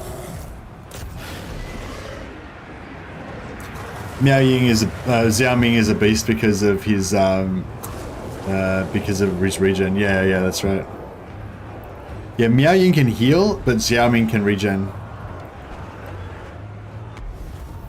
I think you could get regen item for Xiao Ming, for Miao Ying. The names of it. Yeah, you can get a regen item for Miao Ying, but it uses up a slot, which so you're not going to really do it because you want to get the ward save. Whereas Xiao Ming's got the regen already.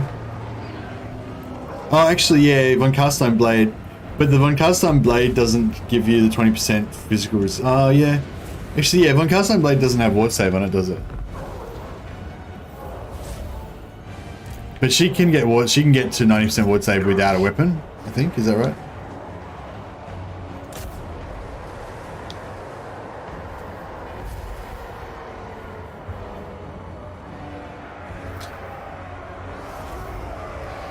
Yeah, what's the Von Carstein Blade got? It's got the hunger on it, but what else has it got? Just extra damage or something?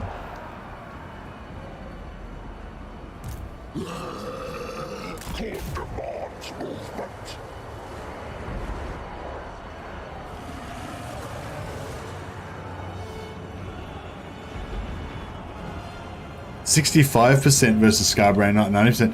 Ooh, 65% is pretty rough. That means he's hitting. If he had like the chainsword or something, he'd be hitting for pretty hard. But you probably wouldn't have that. You probably wouldn't have the chat. You have had him in. You put Slanesh's sword on him, so you get the extra. Oh, actually, no, Slanesh's sword's. Yeah, no, is Slanesh's sword ward save or physical resist? It's ward save, isn't it? Yeah. Yeah, you'd want the ward save, I reckon. Yeah, I'd probably take the Slanesh sword instead of one cast iron blade. Like Dash's saying, you don't really need ward save unless you duel big monsters. Yeah, well, you don't really need to have the toughest lord in the whole game either. You know, it's not really about what you need. It's just about, you know, it's sort of like, you know, who would win out of a gorilla and a fucking grizzly bear and shit. You know, it's like, you know, there's no reason you need to do that. It's just, you know, it's just a thing. Just a thing to try out. It's a thought experiment. We'll call it that to make it sound cool. But really it's just who would win out of a gorilla and a grizzly bear. Regeneration, frenzy, +1 melee attack. Yeah, nah, Slanesh blade's better. The good thing about the one cast iron blade is not that it's the best, it's just that you can get it so easy. Grizzly bear, yeah, I know. Grizzly bears are fucking awesome. They're so crazy. I know it's the bear unless the gorilla gets the drop on the bear. Yeah, I don't know. I can't really... No, I can't see any situation where the gorilla could beat the bear. Because what's the gorilla gonna do? Just like punch the bear? Like, you know what I mean? Like the bear will like rip the gorilla apart.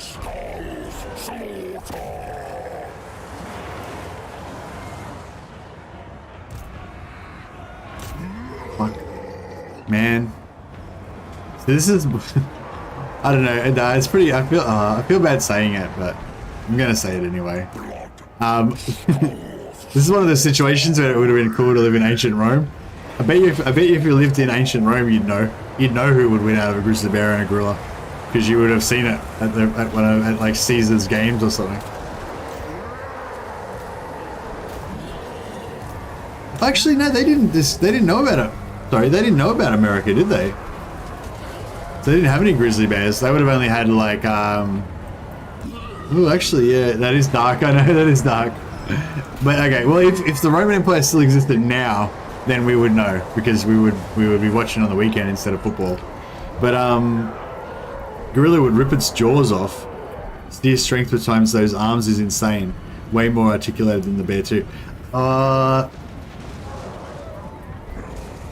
don't. Oh man, now it's getting crazy. People wrestle bears, but I've never seen anyone attempt to wrestle a gorilla. No one's ever wrestled a fucking grizzly bear, dude. You know, people do not wrestle fucking grizzly bears. That's not the same thing at all. Wrestling a little baby black bear that's like tiny, you know, is not the same as wrestling a fucking grizzly bear. Grizzly bears are fucking big. Gorillas are a force of nature, sure, but grizzly bears are big, like big, and you can get big ones as well. Tarzan wrestles gorillas. Science. Clock Monkey's dropping the science on us. I present the evidence that Tarzan wrestles gorillas. Polar bear is bigger. Polar bears are bigger than grizzlies technically, yeah. But I always feel like polar bears don't look as big because they're kind of more longer. They've got more that, I guess because they swim so much or something. But grizzlies are like, yeah, grizzlies are so big. There's a really cool video. It's not the best video, but it's like, yeah, there's this video of two grizzly bears fighting during mating season. The grizzly bears fight to like the grizzly bears fight to sort of assert dominance, who's going to get to mate with the local females or whatever. And there's these two grizzly bears fighting, and it is fucking crazy. Like they kind of wrestle, you know, and they look like, I don't know, they're crazy. I really want to play that video now.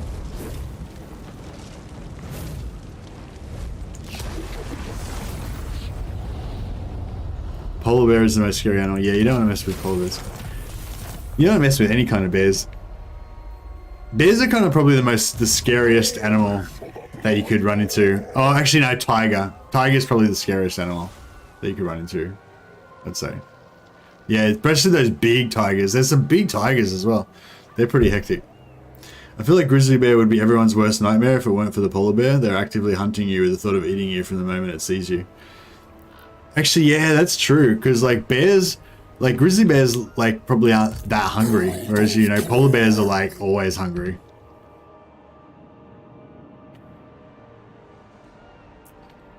All right, so how are we gonna do this?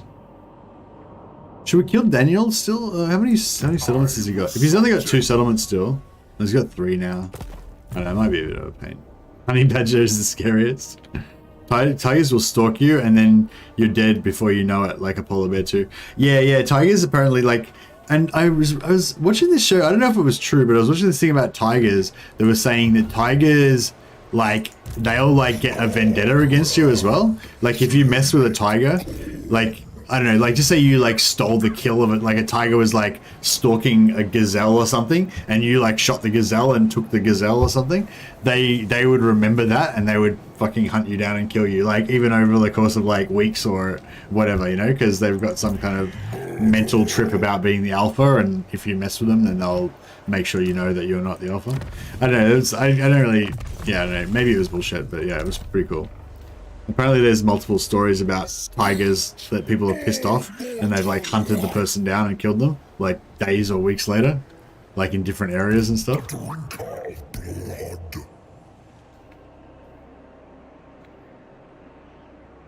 Tigers take it personally, apparently.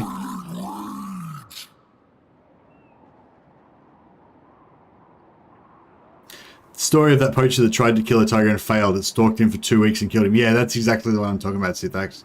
But I think they also referenced in that story. They also referenced there was other similar stories like that as well, that they hold grudges. Yeah. So yeah, so basically we're trying to migrate to. It's hard to see. Like, yeah, we're trying to migrate down to here. So yeah, we're pretty far away. So it'd be if we went down to like there. Then we could just hop, skip, and a jump across there. That would be the best way to do it, right? So yeah, we'll just keep killing our way down here. Getting some more skulls. Hack and cleave. March for Khorne. Legion not stop. March to war. All who falter will die. Courts held. Mighty. Herald of Khorne. I don't know if we really need this one. Only most savage serve Khorne.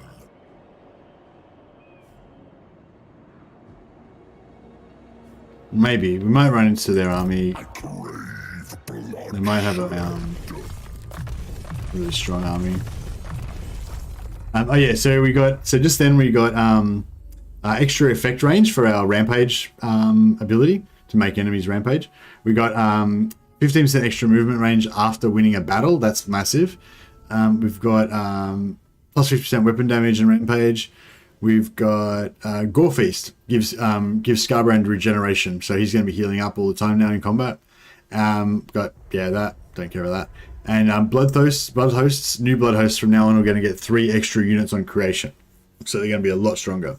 So basically, we just bam. Now all of a sudden we are just dominating, right? That was what we were waiting for. So when you get to level 8, don't spend your point. You can do whatever you want up until level 8. As soon as you get to level 8, you don't spend any more points till you get to 13. And then as soon as you get to 13, it's like, zoop, you take everything in this line. More strength. Can ogres drop camp in the Chaos Realm? Nah. Also, chimps are mean and stronger than some might think. Yeah, apparently. Hippos murder horses. Hippos are murder. Freaking hell. Hippos are murder horses of watering holes. They have some Black Air Force energy. Zebras are also vicious. Yeah. Yeah, this is such a classic like dude conversation, which is like, this animal's like the most dangerous animal ever, and fucking, you know. Glory, skulls, slaughter.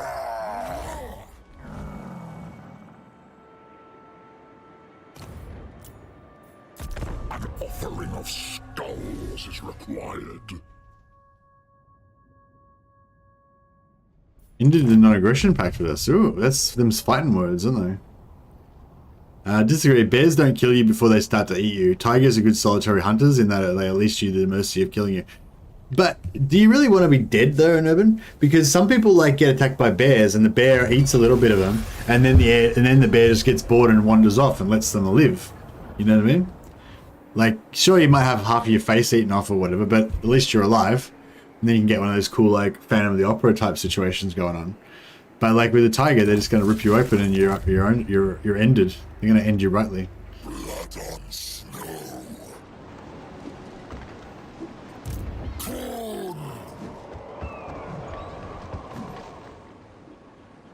Khorne's chosen. Khorne's edict. I go. The harbinger of doom.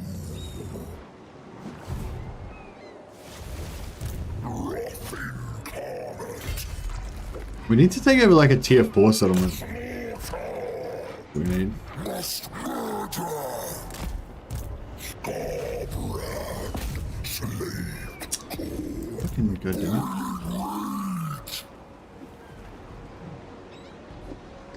Disempower. shit. The drink of blood. Bloodshed. Herald of Khorne. The wrathful reaper.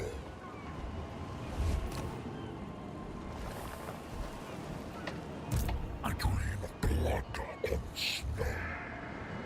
Khorne's chosen.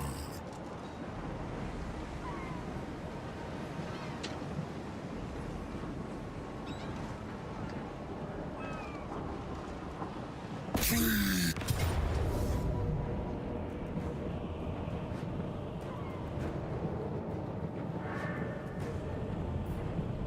Shit, why did I do that? It's okay, we'll make it work.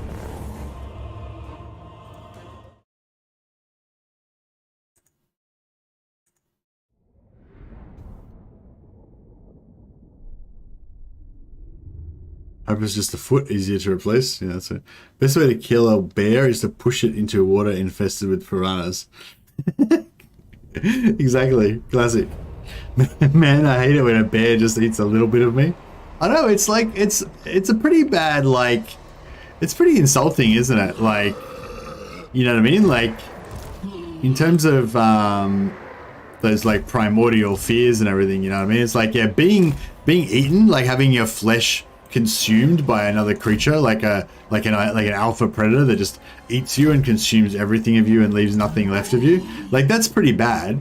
But, like, even worse than that is when the alpha predator eats a bit of you and, like, spits it out and then just wanders off in disgust because you're unworthy to even be its food. Like, how bad is that? Like, that's not good for you. It's not good for your self-confidence, is it? You know?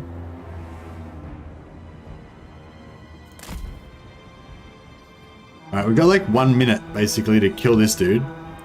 Otherwise, we're in deep shit.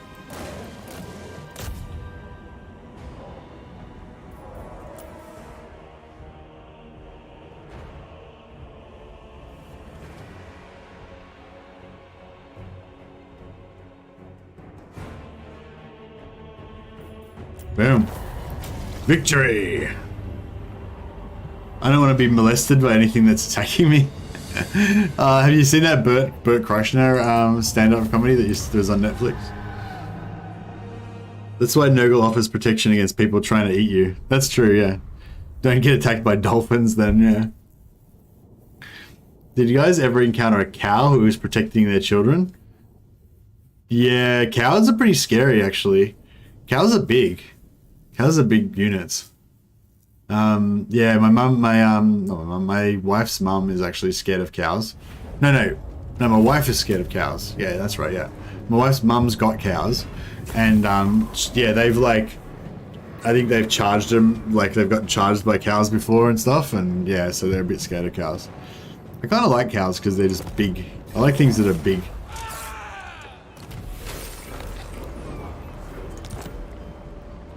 Herald of Khorne.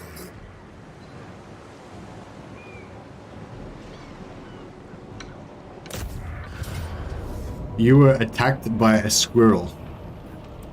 Who won? Still on the subject of animals, donkeys are said to be very good herd and livestock guards. Oh, herd and livestock guards. That's interesting. Uh-oh, Mercy's about to say Jack Murphy line. Who's Jack Murphy? I don't even know who Jack Murphy is. Or do I? Should I know who Jack Murphy is? I don't know. Kind of sounds familiar. How you going, Nubber, by the way?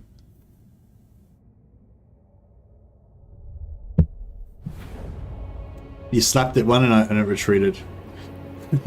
Nice. Guess you won that round. The dominance of men is once more asserted.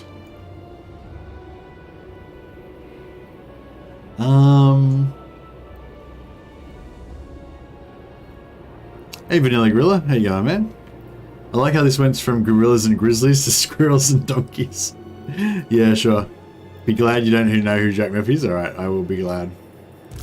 Alright, we don't really give a shit if this guy lives or dies, but we'll, I don't know, we'll pretend that we do. We'll keep him over there. So, yeah, we'll do our normal thing. We'll send these guys in here, but I'm going to suicide them this time. These we're going to keep alive.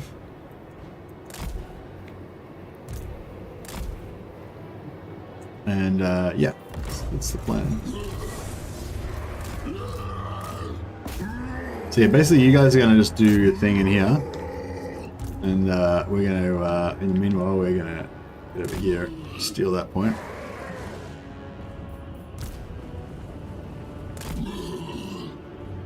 Have you ever seen a video of a goat knocking out a cow? Yes, that was cool.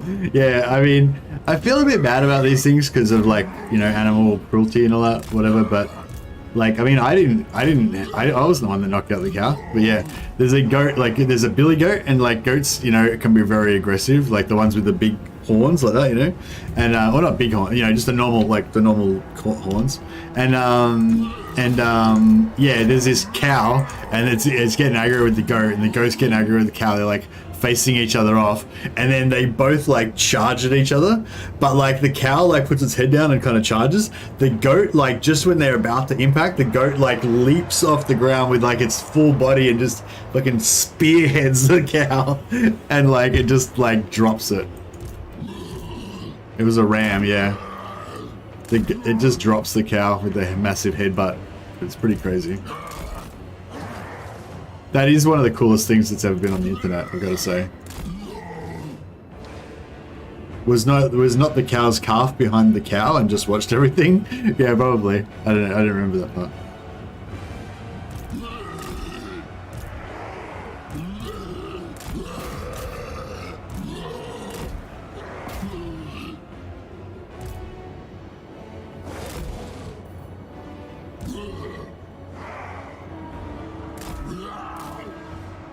Oh shit, we on? We're on. Alright, let's do this. Don't get complicated spaghetti lines, just make it happen. Alright, you guys doing your job of committing suicide honorably? Good. Yeah, take out that. That's nice. I like the cut of your jib. Good work. Alright, let's go on there.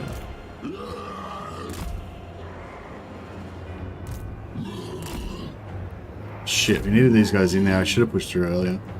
Ah. That's right. What the absolute fuck is going on with that? Well, how about you guys just make it a bit more relaxed? Skarbrand. So be it. Oh man, we're just about to take it too. Sucks to be us.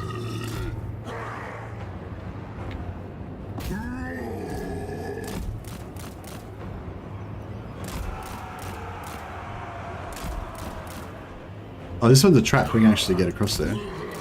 That's right.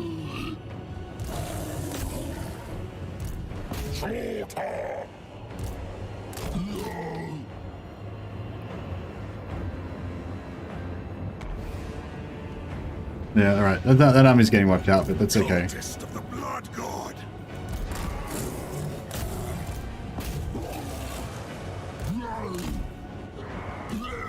Oh, this is wall down. Oh, what the? Oh, actually, they can probably go around there. That's fine. As long as we can take this point fast.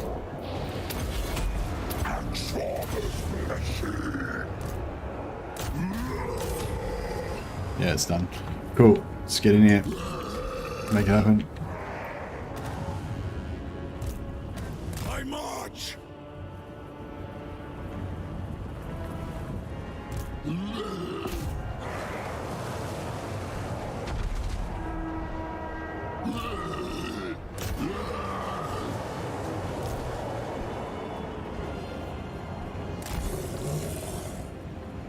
It begins. Over here. It begins. Maneuvering.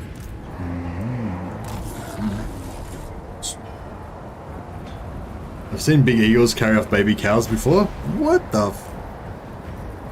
Big eagles carry off baby cows.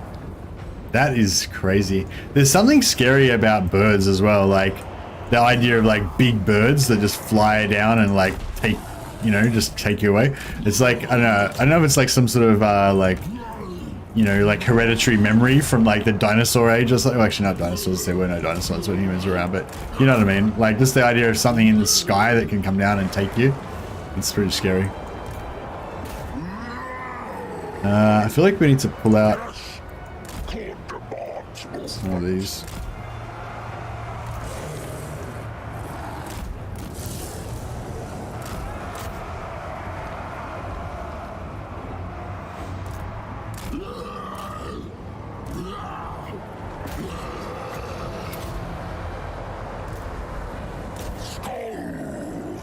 100% birds of prey are called raptors for a reason. Yeah, for sure.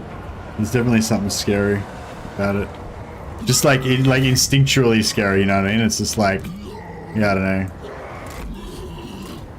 Like just, yeah, like I think it's because we can't fly, you know what I mean? So it's like they just have, it's kind of like, it's similar to like the feeling of like if you're in the ocean and like a shark or a killer whale or something was hunting you or something, you know, like you're just helpless kind of in a way, or you just, yeah, I don't know. But it's worse with flying because at least you can swim, but you can't fly at all. It's like this alien creature from another dimension, you know, from another realm that you aren't part of, that just comes down and takes you out. It's pretty, yeah. I feel like there's some kind of primal fear that goes on with that.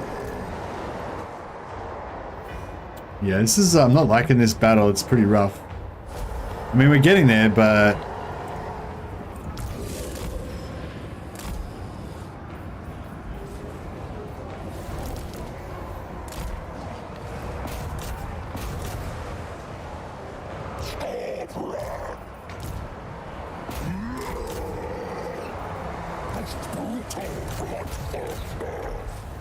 what the hell's Skarbrand doing? Jesus. Yeah, Skarbrand's been sitting back and doing bugger all for quite a bit in this battle.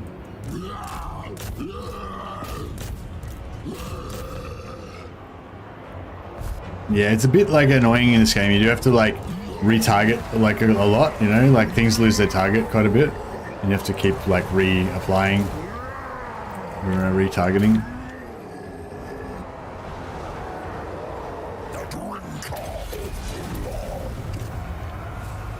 So if we take out this lord, we can assassinate him.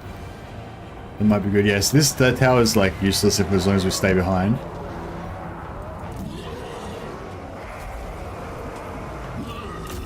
Shattered? Yeah, get in here.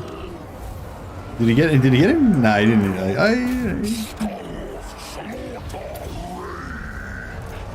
Oh, these guys coming in behind us now. Oh.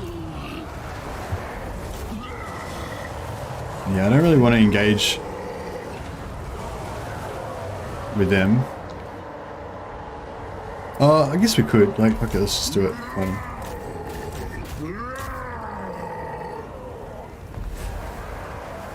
These guys are pretty cool as well. There's like demons from hell that come out and like chop you up. Why are they attacking them? They're just running near them, but they're not actually attacking them. Until they turned around and start fighting back, and then they attack them. Like, what the fuck, dude? What's up with that? Done without mercy.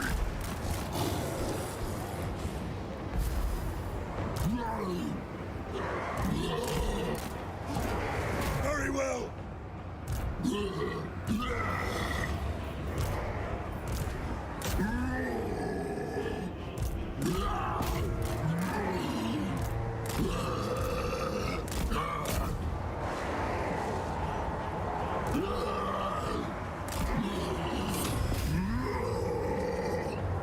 Oh, Skarbrand, kill it, dude. Jesus. Make it happen.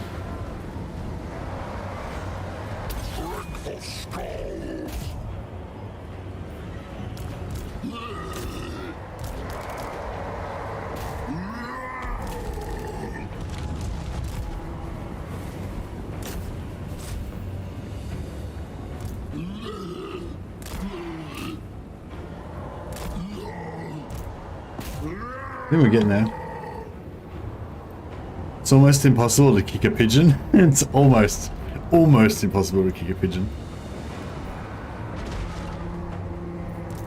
My duty. But not impossible. I want this guy dead. Let's do it. Let's make it happen. Come on, people.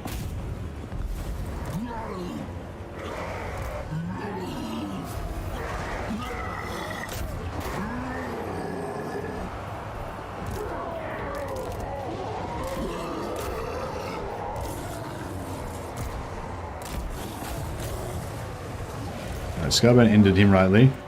Yeah, we're done? Yeah. Pretty much done. Oh, no, not done yet. They're still in the fight. I don't feel like they got much left in them,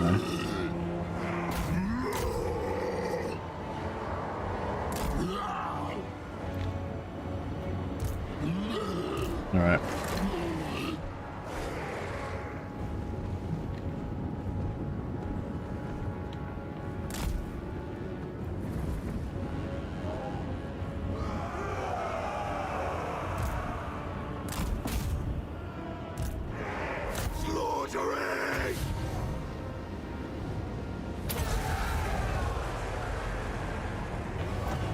They tend to drop, to stop mid-orders. Yeah, it happens a bit. Pretty annoying.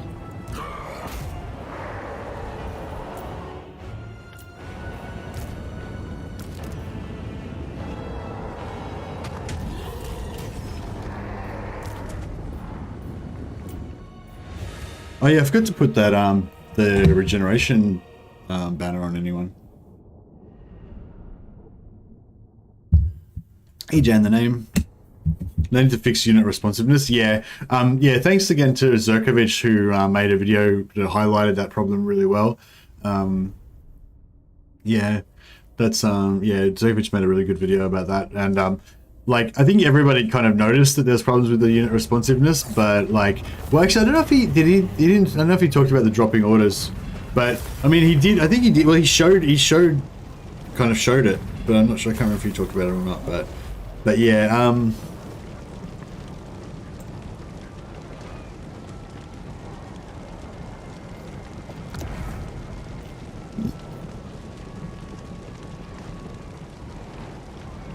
Actually, if we sack this, then that means Skarbrand can raise it next turn.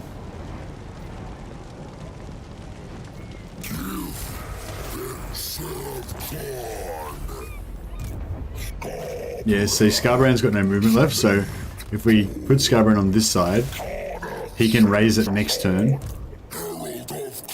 And then get enough movement so we can get towards the next one, you know.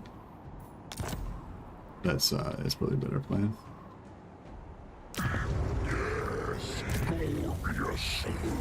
Cultist of Khorne. Okay, so basically this guy's going to get to 13, and when we get to level 13 we want to have 4 points. So basically from level 9 onwards, we have 9, 10, 11, 12. No, 10, 11, 12, 13. Yeah. So from level 10 onwards, we don't want to spend any more points.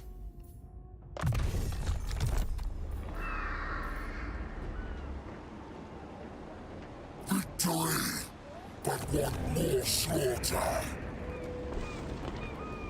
I think if I had wings that didn't work, I'd have them off.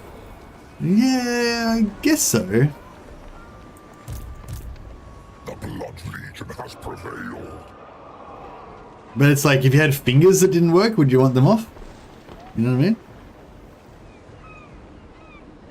The thing is, like, you don't have wings normally, so it's like, you know, if I had wings, I'd kind of want them off anyway, because I'd be a freak because I don't have wings, you know what I mean? I mean, it'd be kind of cool to be able to fly and everything, but I kind of would rather not have wings and just be like everybody else, you know, I think. But yeah, but if you were a human that had wings that wasn't supposed to have wings, and then the wings didn't work, then yeah, that makes sense. But if you're supposed to have wings, then you would kind of, you know, you wouldn't necessarily want to lop them off and look all weird and gimpy.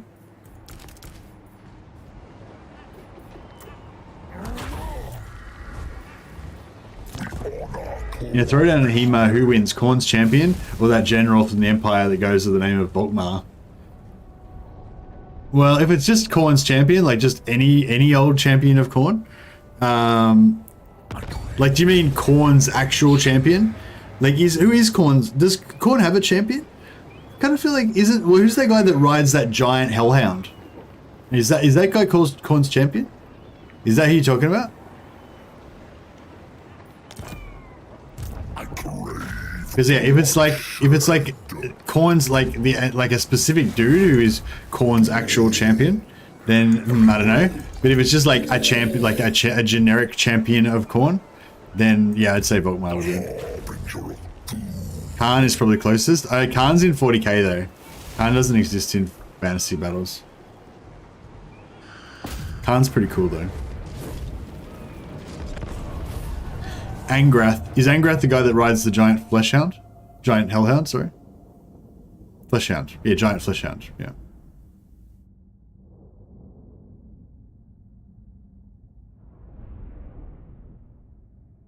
Herald of Khorne called Skulltaker.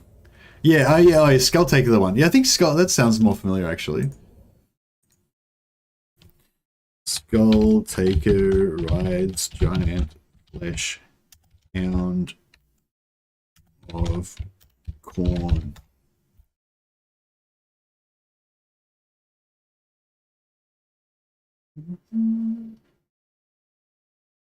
Nah, it's not a bloodthirster that I'm thinking of.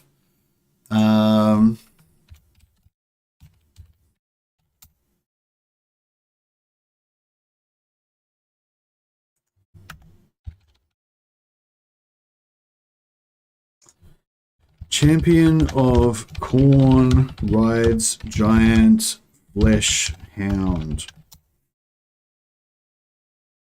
Arbal the undefeated. That's who I'm thinking of, sorry. But yeah, wasn't Arbal like Khorne's champion or something? Arbal is a famous champion of Khorne. Oh, he's just a champion of Khorne. I kind of thought maybe Arbal was like special or something in some way, but yeah. But yeah, it's Arbal who I'm thinking of. Arbal the undefeated.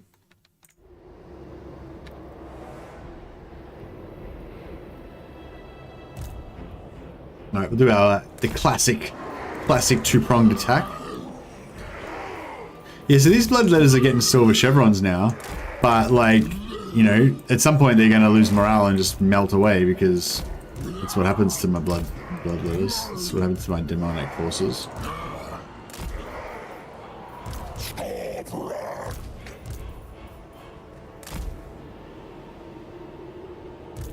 Yes!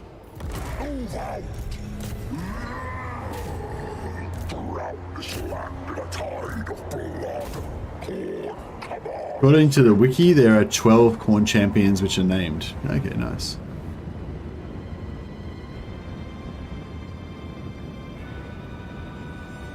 I'm in a fort battle with 100 pool and still have 20 reserves.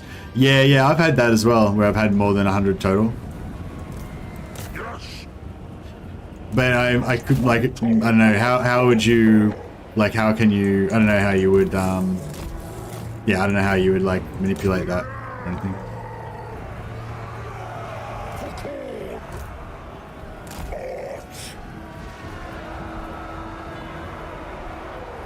Although you're playing as one of Khorne's greatest bloodthirsters, until that blue schemer god got annoyed. What? Not sure what you mean, Palface.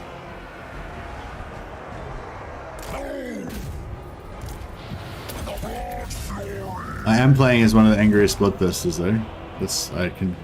I confirm that for sure. Right, Carl, get in there and duel him. Duel him. Oh, see that smash from Skarbrand? That chunked him big time. Yeah, Skarbrand's a pretty good duelist. You can't. Right, give him it. Oh, he missed that time. Swing and a miss. Like you know when he hits him. What's he doing?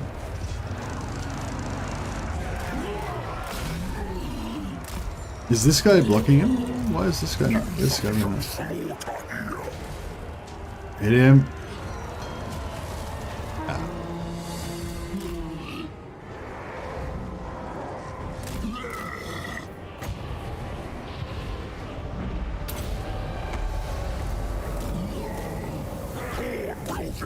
I want to see Skarbrand smash this dude. Ah, yeah, he's pretty dead. Pretty much there. They call him the Axe Father. That's a pretty good name.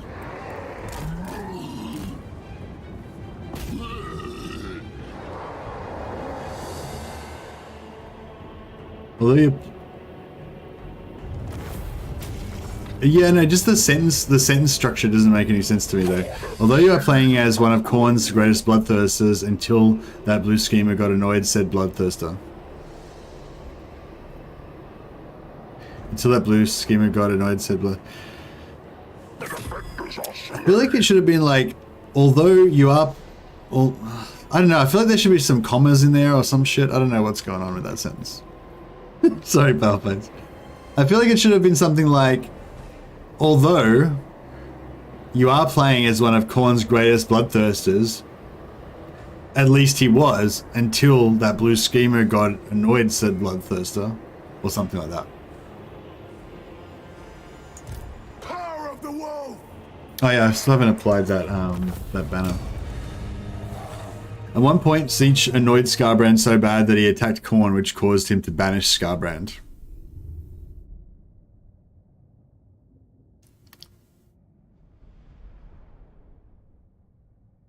No, the schemer. So Zeech pissed off Skarbrand and made Skarbrand attack Khorne, I guess. Yeah. So Zeech didn't get pissed off at Skarbrand. Zeech made Skarbrand get pissed off, which, to be fair, probably wasn't that hard, I imagine.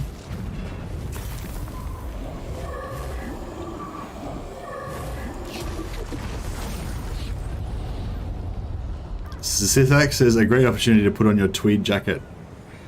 What's that? My grammar Nazi jacket. My blood fury was unstoppable. I could have worded it better than my bad. Yeah, no, it's alright. It's like I could have, like, you know, comprehended it better as well. But it just, yeah, it was just like I was like brr, brr. I couldn't like get my brain to like function it, you know, to process it. I really want to bash that dude, but no, we can't. All right.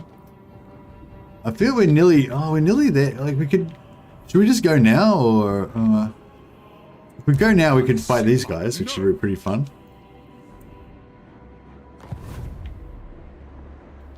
How much movement's this guy got? So much matter. Rejoice, Herald of Khorne. Where's the next settlement down here? Is it worth going to the next settlement? The Wrathful Reaper. Not likely. I feel like we could kill all these dudes. And I would like to try. We hunt. Always hunt. I go. Oh. No, I didn't want to do that. Weak. Towards Herald.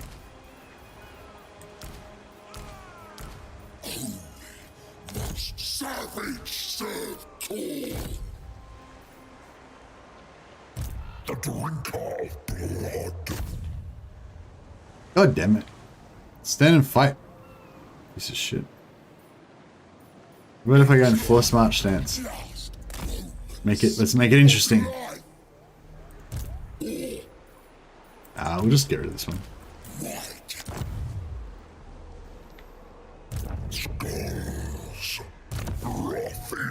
Alright, what are we doing here?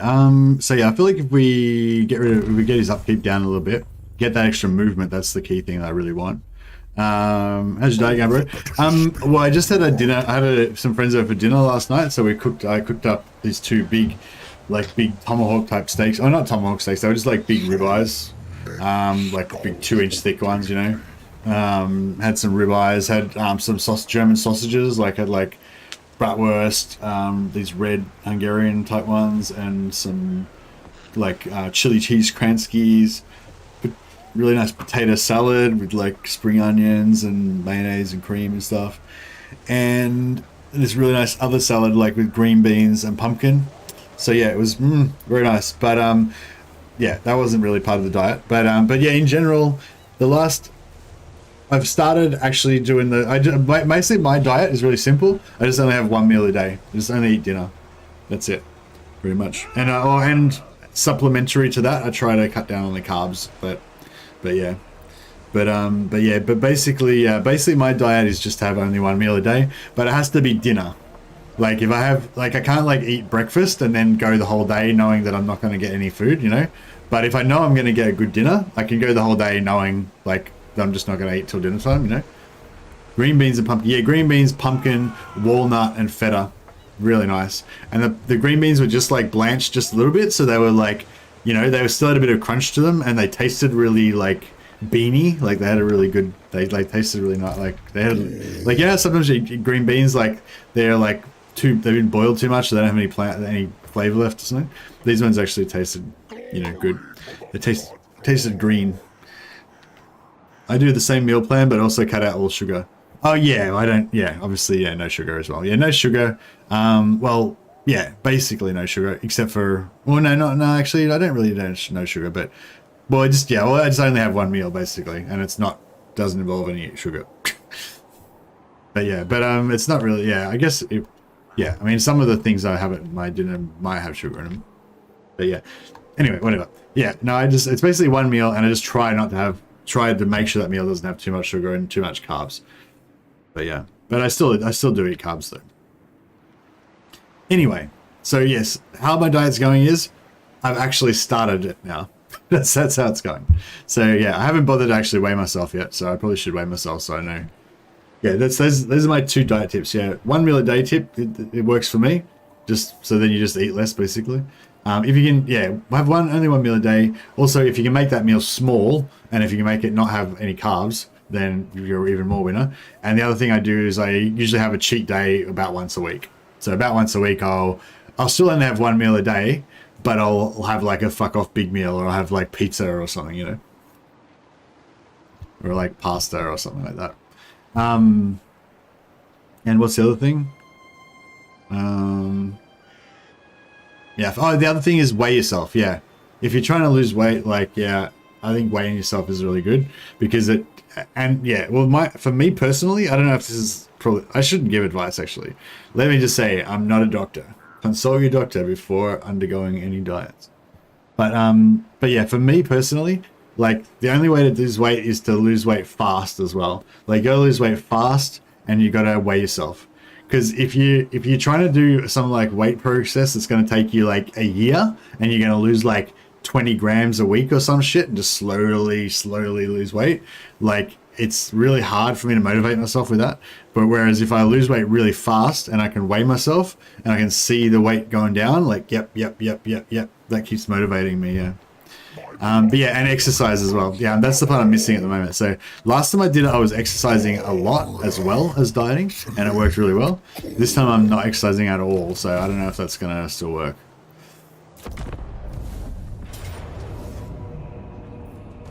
What? Oh, he's on our side. Cool.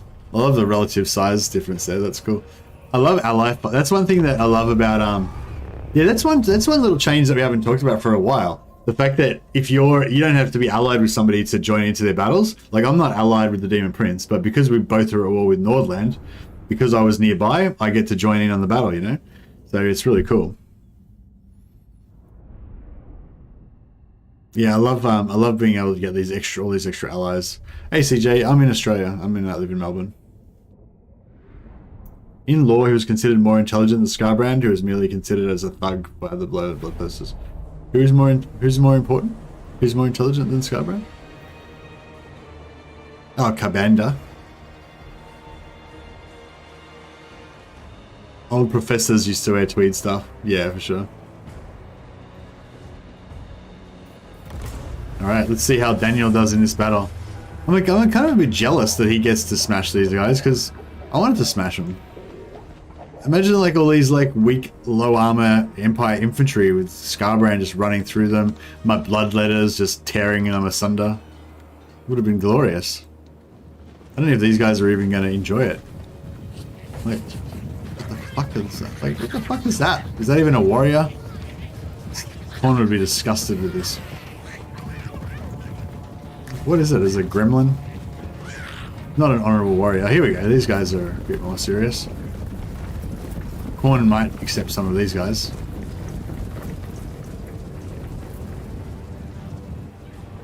The Marauders do look pretty cool. The Slaanesh Marauders. I wasn't really familiar with the new Slaanesh stuff, because I didn't know that this is kind of like how Slaanesh units look now.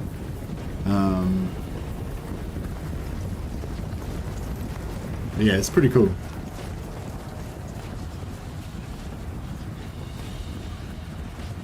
What's the Demon Prince's defeat rate? I'm not sure. The Blue Horrors. Yeah, the Blue Horrors. Oh, no, I was like role-playing as like a Khorne.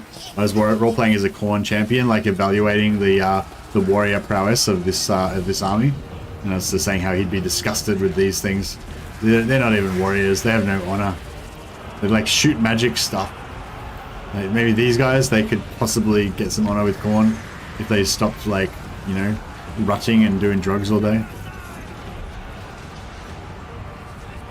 Skarbrand's kick animation is hilarious. Yeah, it's pretty good.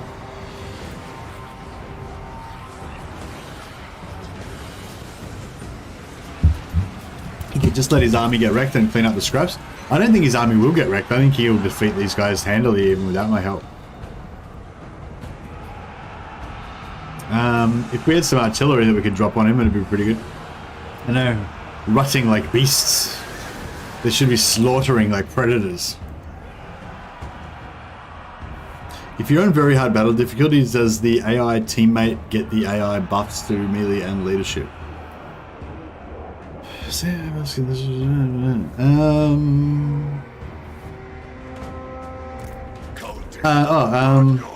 Well, I don't know, I can show you their leadership. No, he's not getting any legendary buffs. Whereas if we look at this guy, difficulty modifier 8, yeah. So yeah, no, they don't.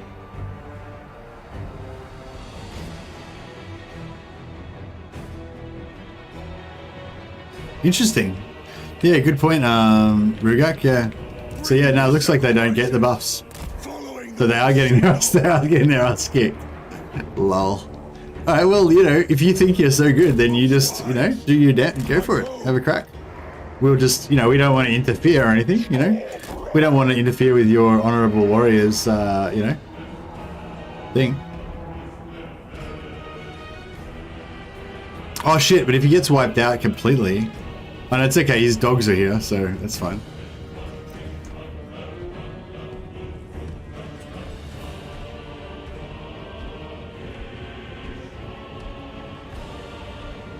You get better relations with Kislev and less attrition from Chaos Corruption, so useless for any of the God factions. Ah, okay, no worries. Yeah, no, I might just let him get wrecked, but I won't actually attack him afterwards because I don't want to declare war on him because then he does that wacky teleport thing where he attacks you out of nowhere.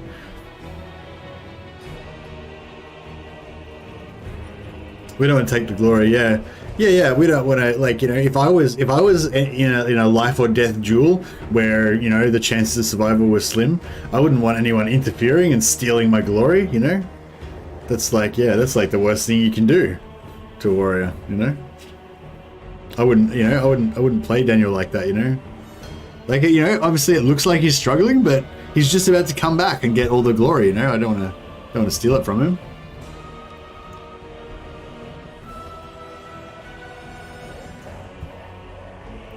All right, I think he's had enough glory. Lol. Bad luck, Daniel. Guess you should have checked with me first whether I was actually going to help you. He just assumed. That's the worst, isn't it? When people just assume. You're like, just because I'm standing here, you think I'm at your beck and call to join into any like ill-founded war, you know, battles that you decide to have or whatever. Like, God, might have got my own stuff to do, you know. It's like, sorry, bro. Sorry, bro. I was checking my phone. Didn't see you there. Didn't see you were in a battle for your life.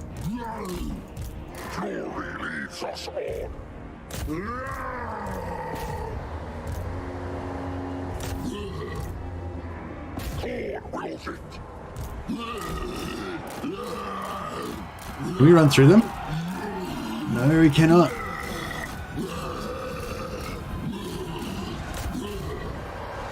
The exiled one. The blood fury.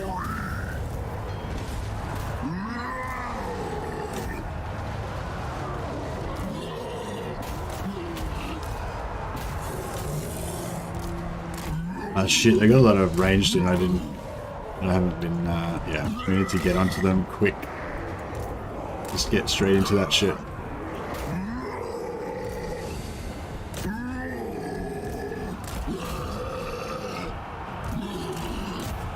Charge! That's the way, just bum rush it. Everyone in, all in, the lads. Alright, you need to get back out again. Check out these guys, they're like right in the middle of their army. Bro, get in that connection shit.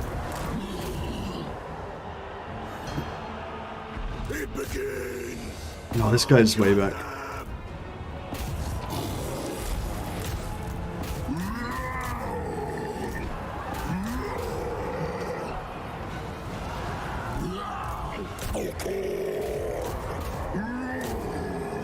This is how it's done, Daniel. That's how you do it.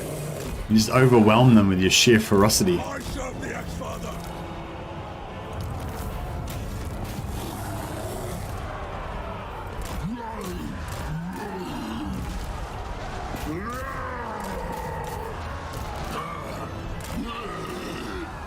Oh, now he's coming back. Coming back to get some glory. Too late, bro. Glory's all... There's no glory left. It's all finished.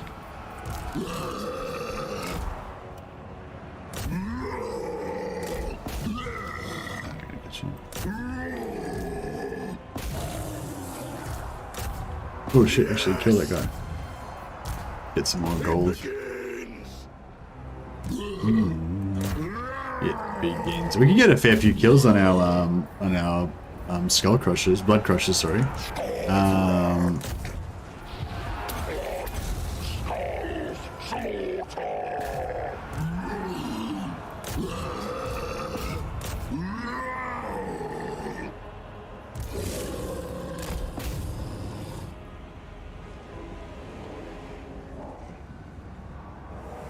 Yeah, thanks, Paleface. Good call.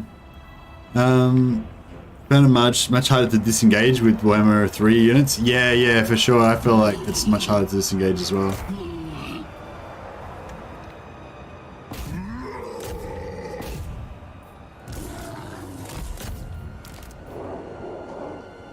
I got that Lord. Nice. An axe.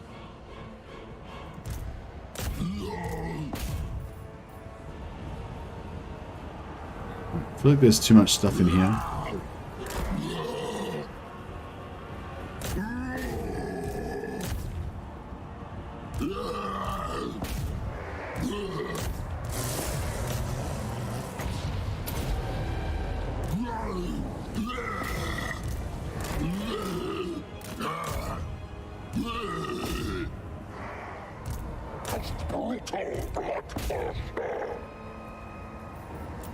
Alright, cool. I think we got about as many kills as we can get. Daniel's skull will look nice on the skull throne. Yeah, I know.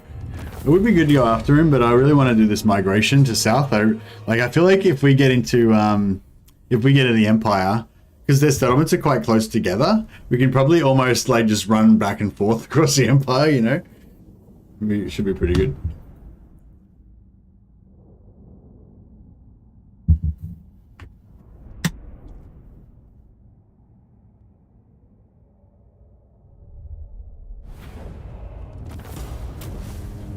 Pretty comprehensive. Nearly let him get completely wiped out. That's pretty good. 70 skulls. So we've got 508 skulls. So I don't really know how it works exactly, but I think either 508 is derived from...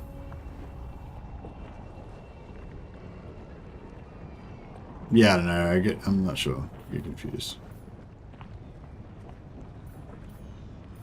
Yeah, these options down the bottom, I think, are based on how many kills you get somehow. I'm not sure. I'm not sure if I know exactly, and I'm not sure if it's changed since 1.3 as well. But yeah, but running down the fleeing enemies definitely increases it. So it's and it might be different for different factions and different things, but like, you know, like you might get money from all kills, but you might only get like you might get skulls from all kills, but you get money only from captives or whatever, you know. So yeah, I'm not too sure, but yeah, so running down captives and killing them pretty much always gives you more. But in the battles, I'm not sure if you have to kill them or if it only counts if you're killing them while they're routing, that they count as captives. That's how it used to be in like medieval. But I think that it wasn't like that. They changed it after that, so it's just based on kills. I think John said that in 1.2 captives was just the total kills. Doesn't matter whether they're routing, doesn't matter if it was after the end of the battle or whatever. The total of all kills, and then there's like a random amount of that. Usually like a 50% to 2/3 or something like around that, or 1/3 or something, like a certain ratio. But it's like it's not a set amount of 1/3 or 2/3, whatever. It's like it's randomized somewhat. There's a certain amount of that is how many captives you get out of how many total kills, and then these things are like usually based on the captives and stuff, but maybe not always. Like some of them might be like, some of them you'll see they're like exactly the same amount as the captives, or they're exactly 50%, or they're exactly whatever. But other ones, they're weird, and it's confusing. It's hard to know what relationship there is. So yeah, I don't know, that probably was not very clear for people who don't already know what I'm talking about. Apologies for that, but yeah, I'm not going to try and explain it again because it's probably pretty boring the first time.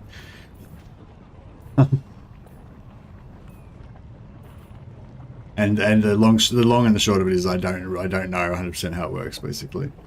But the one thing I do know is that running down captives does give you more.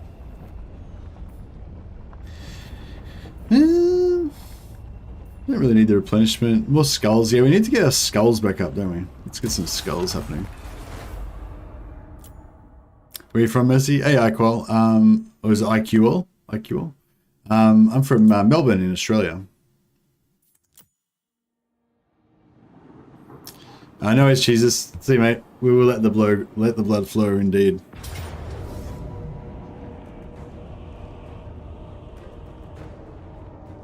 See, this is the same thing as last time. It's like, I don't want to play this anymore, but then again, I can't let these scum win, you know? They just don't deserve Infernius.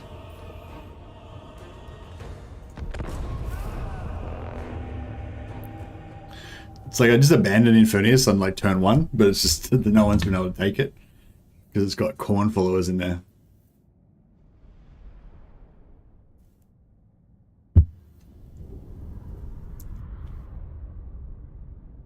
Daniel died, yeah.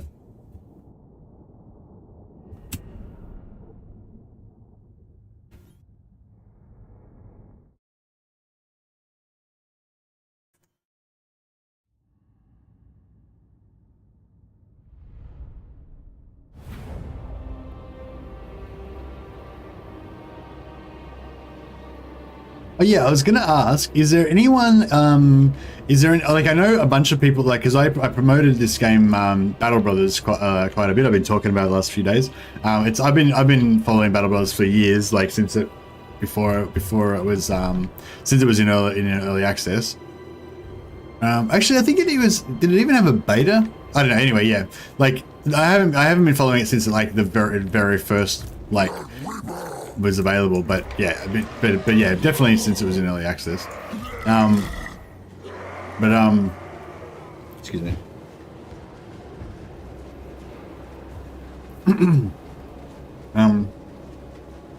What was I going to say? Oh yeah, so anyway, so I've been promoting this game, Battle Brothers. It's pretty cool. I made a little video about it. It's not a very informative video. It's basically just a love letter to the developers saying that, you know, they're awesome and they created an amazing game and I heart them and stuff. But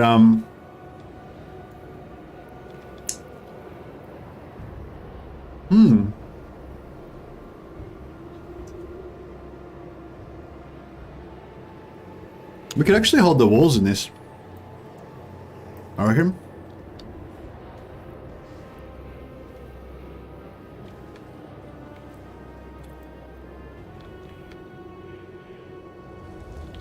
Like, yeah. I mean, I'd sort of like to get some... It's nice to get charge bonus and stuff like that, but...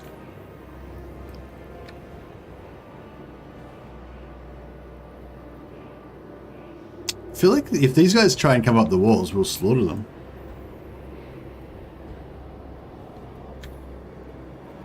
I don't know how I think about all this. Maybe what I'll do is, just in case my wall strategy doesn't work, which is quite possible, we'll put a couple of Chaos Warriors on these points, and they will hold those points, you know, unto death, if necessary. But hopefully it won't be necessary. But we'll get some towers going as well.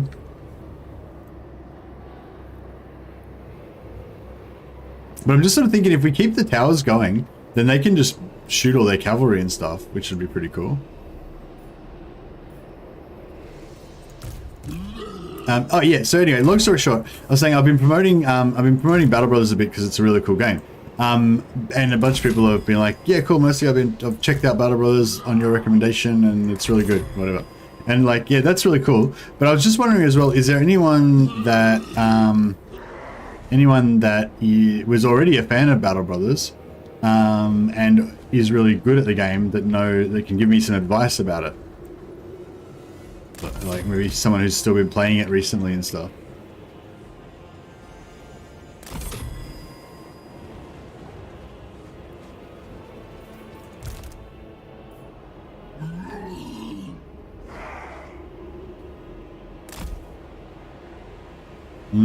I don't know. Maybe I'm not actually. Maybe we need the warriors on the front line. For chaos!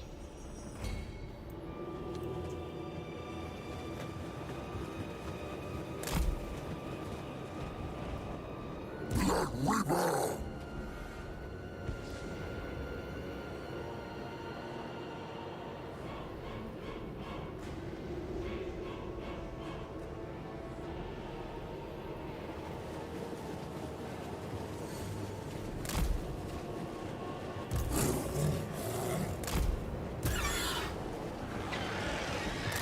If we lose Infernius because of these stupid walls, then that's gonna suck. But you know, you do.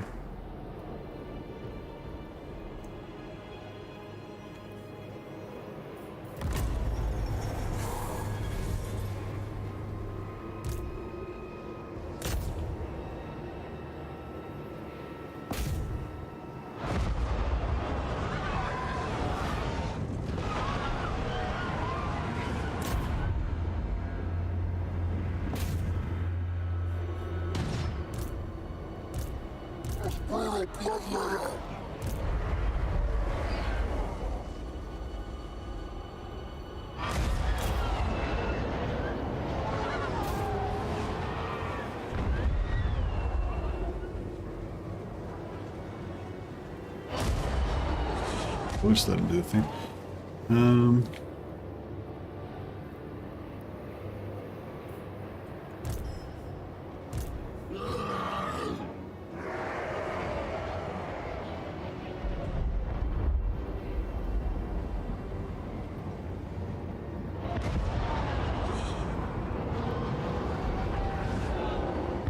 For chaos!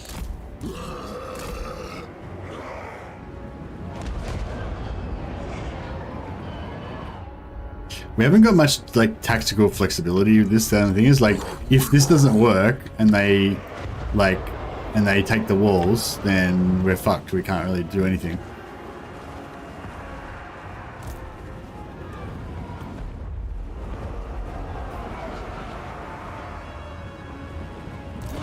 No, yeah, see the 2-on-1ing us here. It's not good. Get the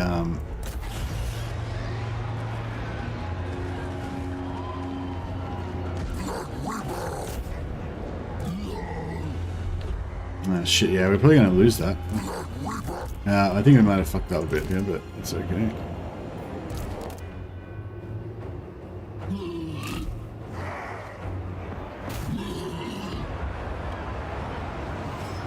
I think the towers are still going. They're wrecking the. Reckon if they kill the Lord with the towers, that could be good for us, actually.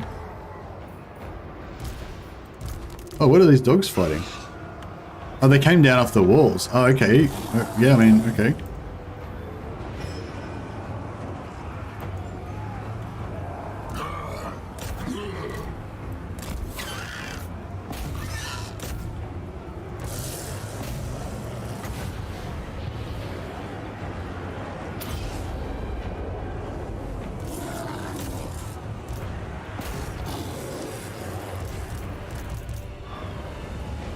Oh shit!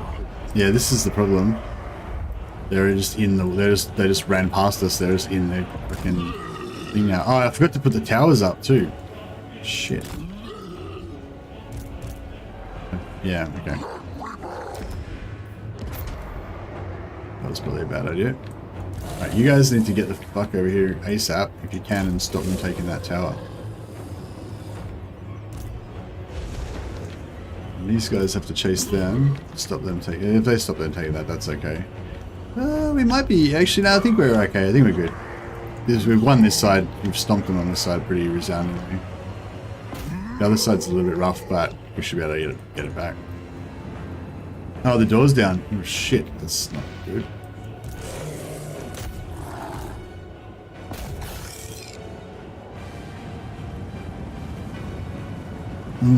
Lots of dogs. Dags. Glorious bloodshed!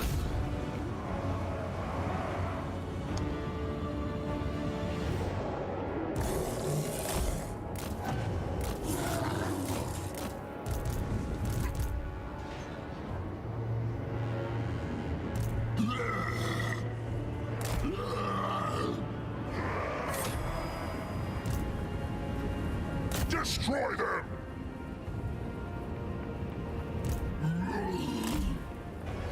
Okay,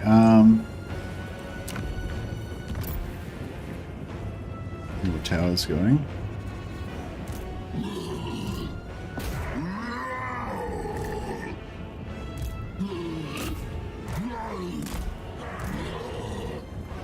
Army of the Dark Gods!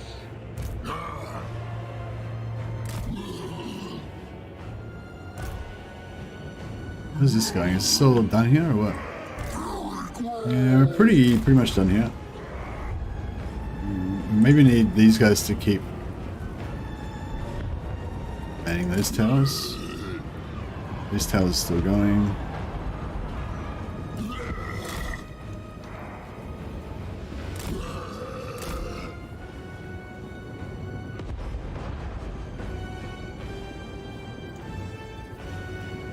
Oh, we got the Lord's dead. That's good. Go in fury! Spread corruption!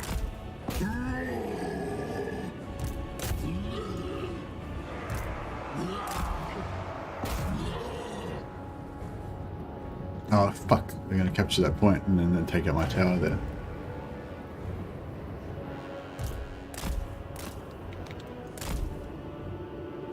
And they could actually get us VP victory cap us. Sure, we don't need that now. Yeah, we need to get those. We need to get back to the center of town and pick those victory points. Yeah, if they double cap, if they cap that and that at the same time, I don't think we instantly lose, but I think we'll start like rapidly losing victory points. So yeah, it's not good. He's done. Yeah. Cool. Whew. Did enough damage to him. Does 3D portrait affect performance? Yeah, especially on campaign map. Actually, I haven't really tested it specifically, but in Warhammer 2, it made a big difference to the campaign map. Yeah. Once I had a really good graphics card, I didn't notice it, but when I had a really old graphics card that just barely ran the game, 2D portrait made a big difference.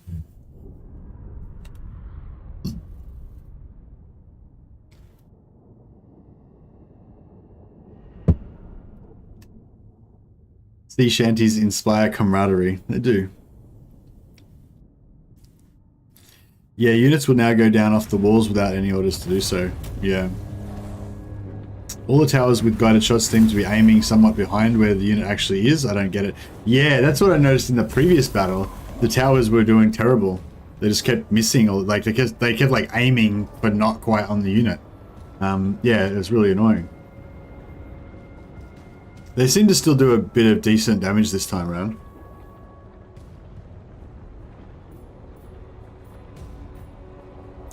Skulls. I think we're good on skulls right now. I might take the cash. Maybe I should have gone for the replenishment, but that's right.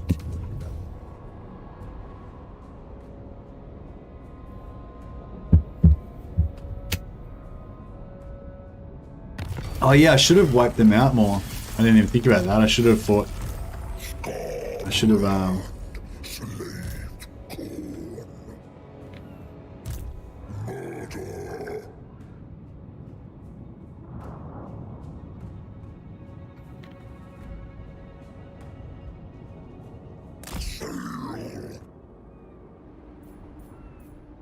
All right, migration's happening finally.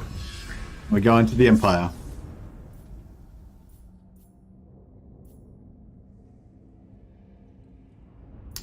Yes, I don't know. I sort of feel like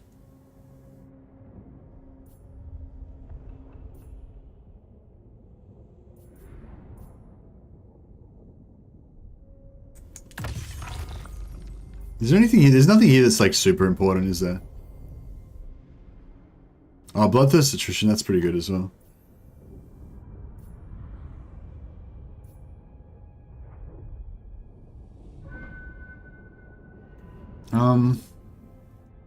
But yeah, I wouldn't mind getting this as well.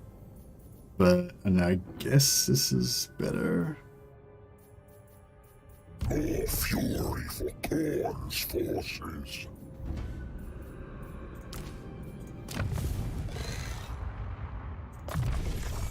Oh yeah, you guys weren't reminding me. We have to like.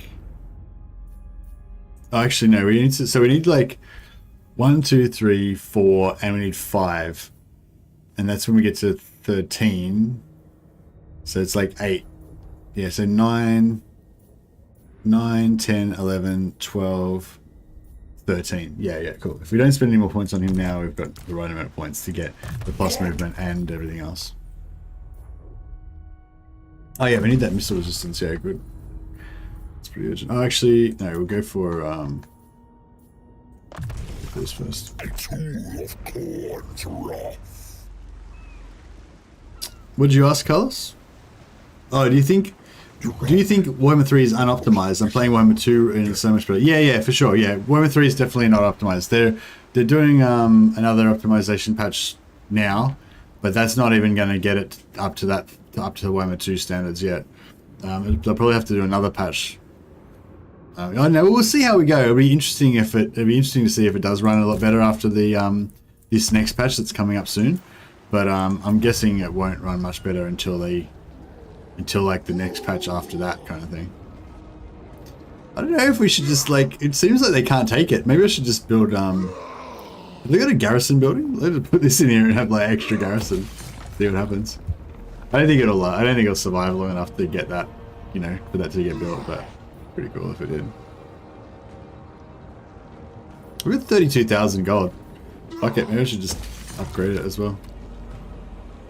That's probably like a waste of 5,000 gold, but or whatever it is, but I just think it'd be funny to see if Infernius just survives by itself with like no defense for the whole game. And yeah, it's probably not gonna happen, but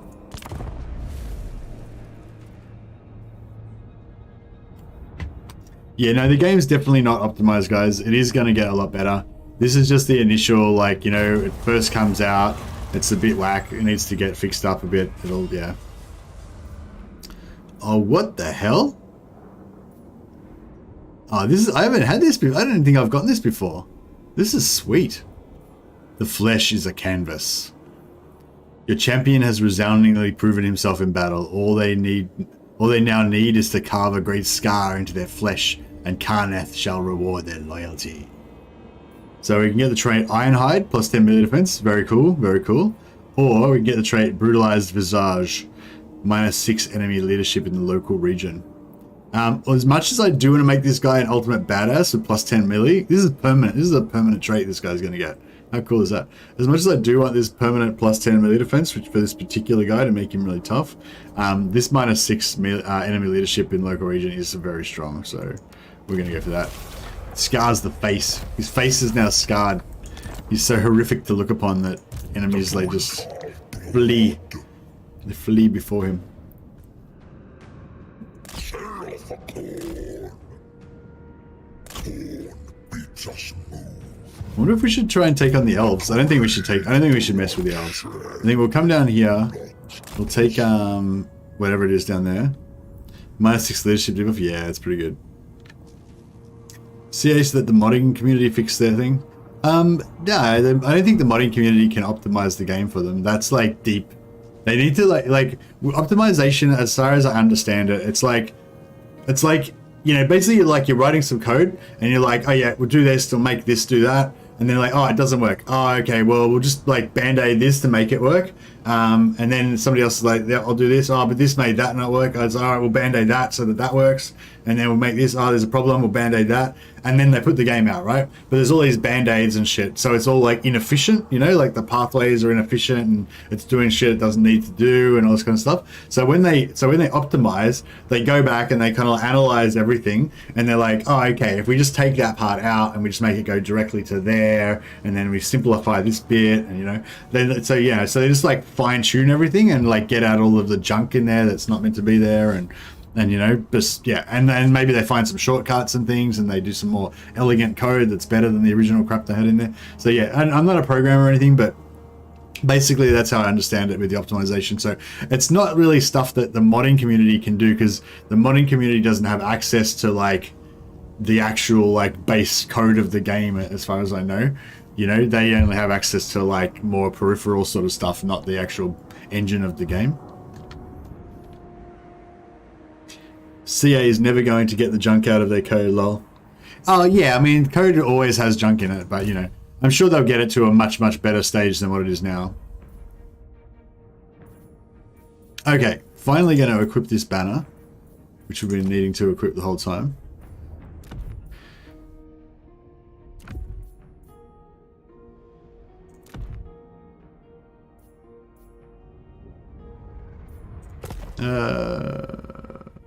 Yeah, I mean, no, he can keep that, I guess, whatever. Magic items, okay. Still in the armor. Malefics. What do you want? Elder blade, sword of battle, giant blade. Giant blade, this is pretty sick. Potion of strength, why not?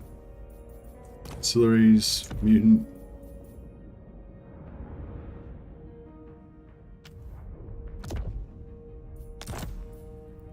How cool does this guy look? He looks badass.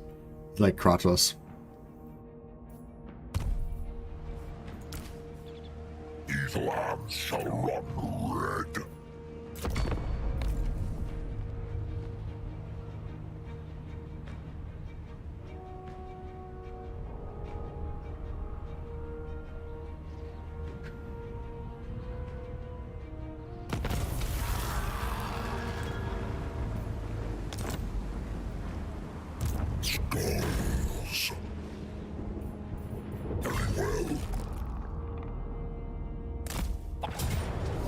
Oh. Oh. We got an ambush. We got an ambush, fellas.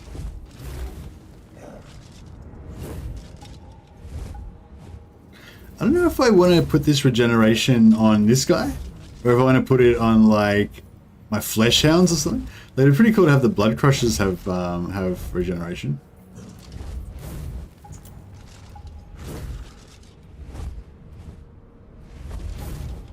Like everything's replaceable basically, as long as we don't die. Excellent. Now you don't have to run as far to kill them. Give it to the cav? Yeah, I kind of wanted to give it to the cav, but like, cause the thing is with him though, he can get down to like 1 hit point, and then he can still regenerate all the way back up to full. Whereas these guys, if they lose an entity, then you know they lose it. But on the positive side, they do have like each entity's got like 200 HP or something. Yeah, no, I will give it to them. Okay.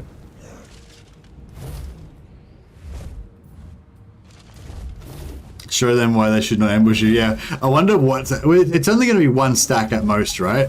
Because they couldn't have been 2 stacks hiding in an ambush next to each other, surely. And like, but yeah, I don't know. Fuck, I don't know. This could be rough.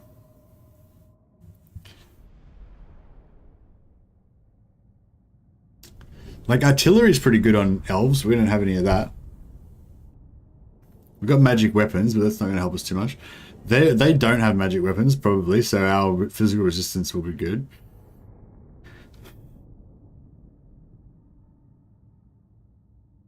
Oh, is that where they are? Are they attacking, like... So are we going that way, and they're going to be, like, behind... Like, behind to the left?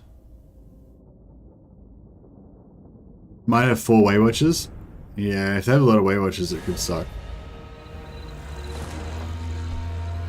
So yeah, like, I think, are they like there on the right hand side there? I mean, straight ahead. Yeah, they are there. Shit.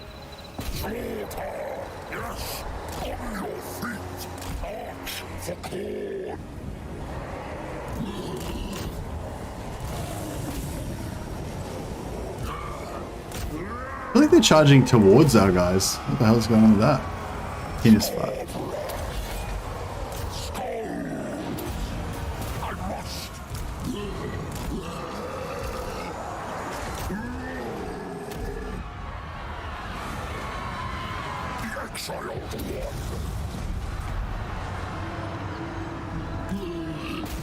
We should chop through this stuff pretty fast. Hounds are getting fucked up though.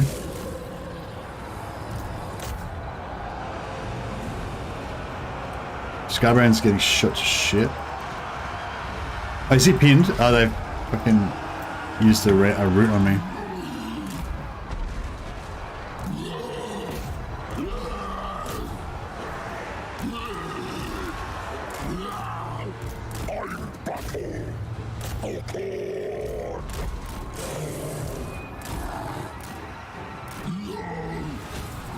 Oh, I should have used my... I forgot... Oh man, I forgot to use my thing. I could have had the summons. I don't have the summons. Sucks. It's good to get these out here so we can start getting some shit happening.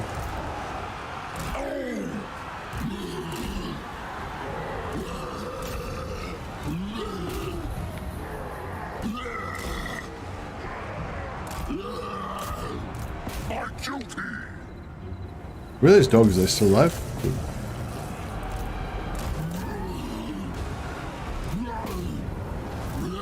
Oh man, these... It's not good.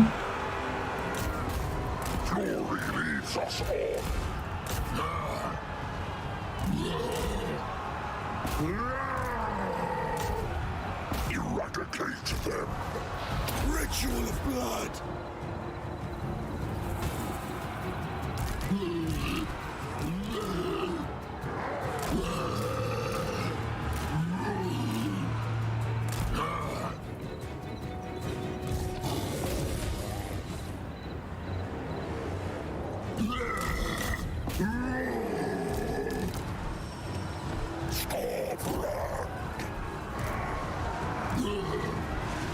Stupid scouts.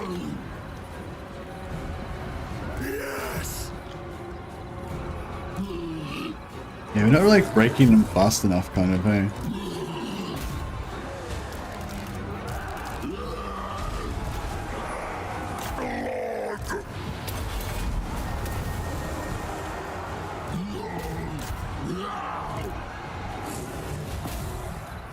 Raven warriors flee. Oh, the dogs, yeah. Fuck the dogs, they're fine. Servant of the murder lord.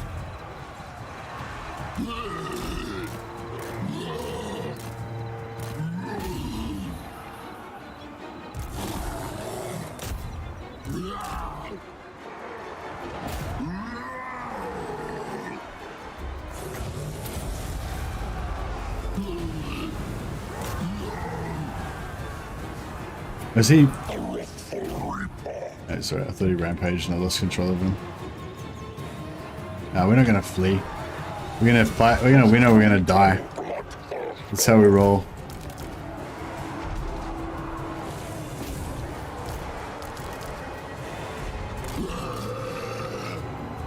These bloodletters in here have been doing pretty good work though. That drinker of blood. Khorne wills it. Damn right. Fucking elves. Khorne demands movement. Oh, fucking... How dare they ambush me? Like, I'm not stuck in here with you.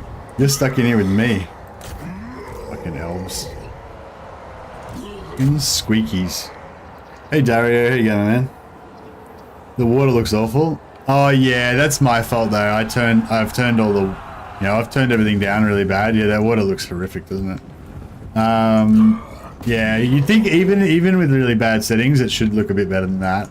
But yeah, hopefully they'll, you know, yeah, they'll probably fine tune that a bit later on. But yeah, that is probably my fault because I've turned the settings down to like the worst possible settings for water probably. Yeah, like I said, I only really care about like,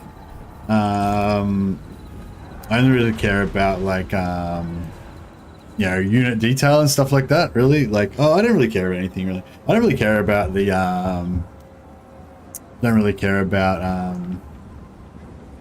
graphics that much, you know? You want decent graphics so that you can, you know, imagine that you guys are, you know, color the game a little bit. You don't want it to just be like a mathematics game. You want to have a bit of character and stuff. But yeah, I'm not like super... The graphics aren't like a huge deal for me.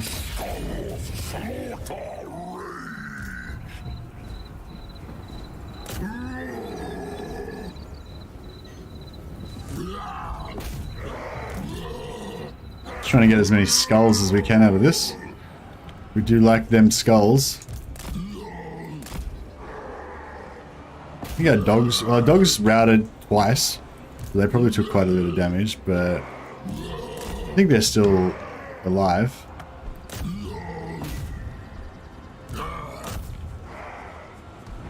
This Glade Lord's not going to be alive for long, very long.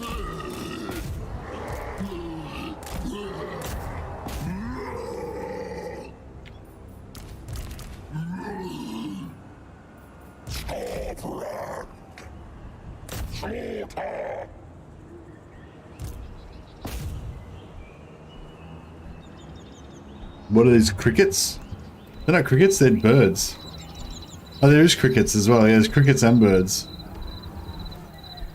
The repeating textures of the water reminds me of Age of Empires too.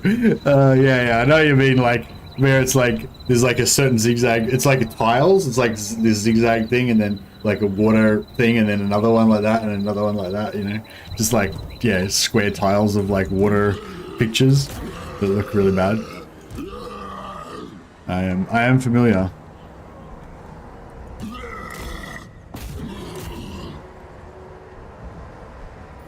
Bring me sacrifices.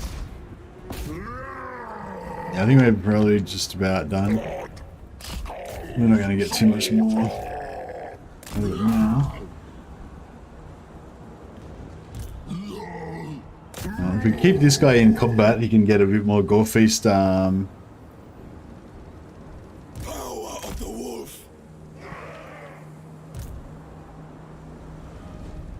Godfather, guide me. Yeah, if we can keep this guy in combat, he can get a bit more gore feast. I'll move. And same with Skarbrand, if we could get him into combat. Yeah, Skarbrand barely needs some more, also the river flows up, that river flows uphill. No, it's flowing downhill. Oh, that one flows downhill anyway. What about that? This other one? Oh, I can't see that one. It's... Hey, yeah, how come I've still got locked camera even though the battle's over? I can't see that one.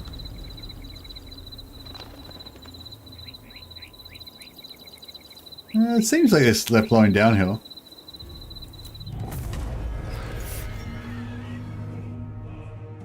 There's a time in Total War Warhammer 2 where elves would dominate the world, but they got patched to be isolationist. Yeah, well, isolationist is more like how they're supposed to be, I think. Would have stumped us with their arrows and range, but crapped the bed every time. Wish they'd get away from the Lotra ideas that of what elves are and flavor them different from dark elves. So what are you suggesting, Octavius? What do you want? What would victory look like for you? Like, what would, if, like, how would they change the elves that you would be happy with?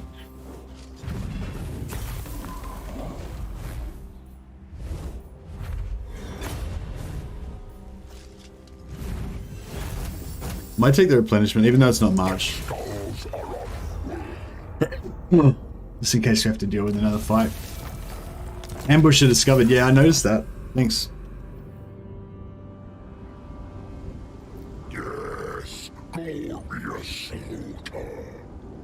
That they'd be more bestial and barbarian-like, a bit more about riding monsters and the hunt. Oh yeah, the Wood Elves are kind of like that, I feel like. It's like, yeah, it doesn't get much, it doesn't, yeah, you mean just in Warhammer 3 how it doesn't get that much representation? Or do you mean in, like, the actual Games Workshop they need to focus on that more? Skulls. A tool of Khorne's wrath. Blood. I feel like, even though that's going to take us out of our way, we're going to get extra I think we get a bonus movement after we kill them. So that should make up for it, right?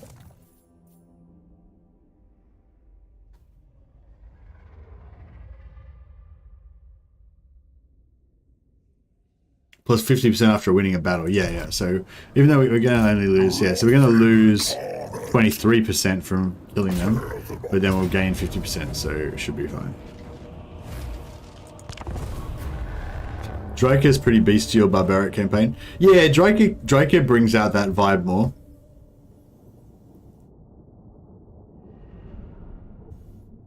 The aesthetic comes out a lot more in the old art styles, but in Total War it doesn't really feel like it. Yeah, no, I get what you're saying now. That's kind of a good example of one of my other little pet things that I was talking about. Like, you know, like you want the factions to be like act the way that they're supposed to be. Like I have those same kind of thoughts about other factions. I hadn't really got around to thinking about Wood Elves yet, but yeah, I know what you mean.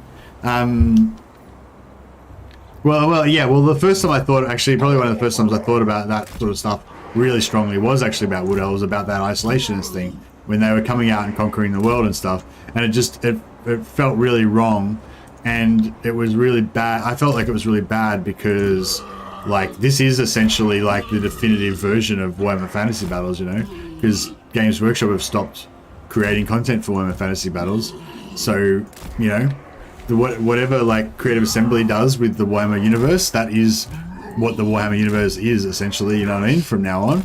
Like not literally really, because there's still going to be books around and everything, but you know what I mean, like in mainstream, in like for most people, like how they're going to remember all the factions in Warhammer is how they're represented in Total War.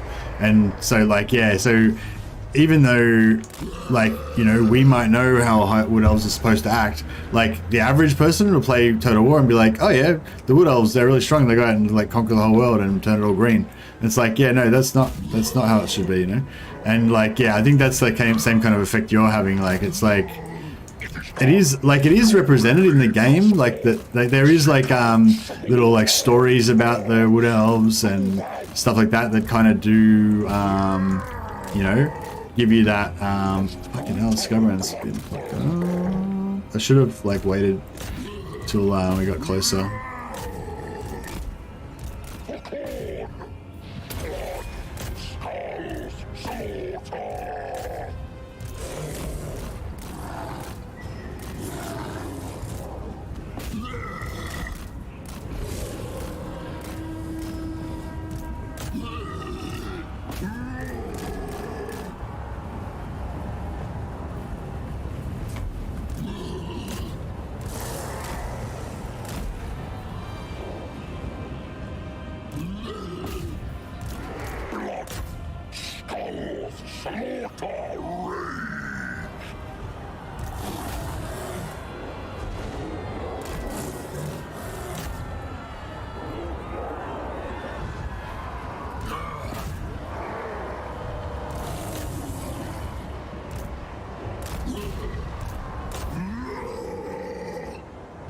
We shattered. Right, now we need the largest. Who's got the most hit points? Yeah, that one. Right, send you up to these guys. We need Skarbrand to just stay in combat as long as possible. So if we put these guys, if we wrangle these guys and let Skarbrand kill them, he should slowly get some health back. Yeah, he's slowly getting health back.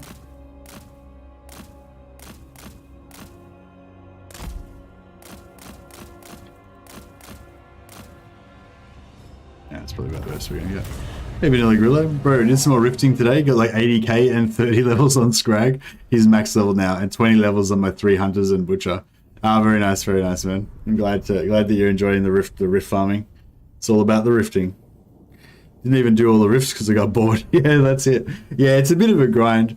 Yeah, like I said, I kind of enjoy the grind, you know, in a way.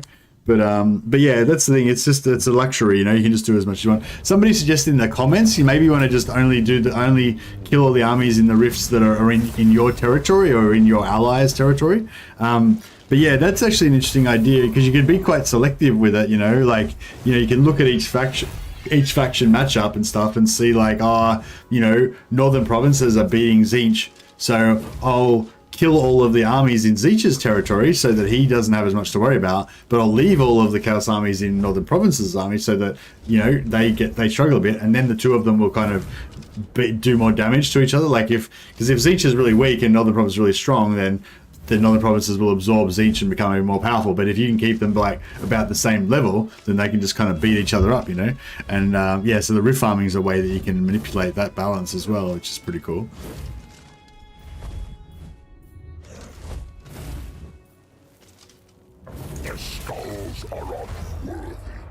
Okay, now that should have filled up our movement again. Nice. Oh yeah, so can your movement only go up to a maximum of 100? So it's actually better to use up. You need to use up at least 50% of your movement before you have a battle. Otherwise, you essentially miss out on a bit of the movement.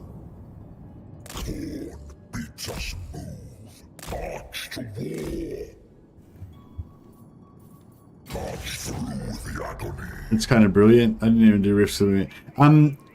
Yeah, I mean, well, that's the thing. It's not like you're going to be able to really do it like, you know, you're not going to be able to do it as like super precisely, like I said, because you won't necessarily know like who owns. Well, unless you got money. If you got money to scout all the rifts, then you're fine. Which you should have, I guess. If you got 80,000 gold, then you can afford to spend a few thousand. Yeah. So yeah, you could like jump around to all the northern provinces, rifts around that area, get a bit of an idea of what's going on in their map area, jump around a few rifts around Tzeentch, figure out which one's winning, and then then help the other one. All right, migration number 2.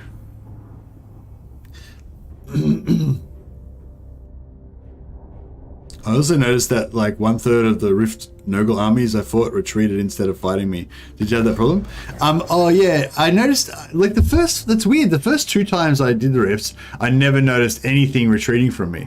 And then somebody told me that they retreat, and then all of a sudden I started getting retreats. Yeah, it was really weird. I think it's because the army that I was using the first time was the bear army, and I think maybe the bear army, you know, doesn't show up as being really strong or something. Yeah, I think it depends what, like if you've got a really, I think it might be depending on how strong your army is, you know. So yeah, I thought that the Rift armies never retreated, that they were like rebel armies that just can't retreat, you know.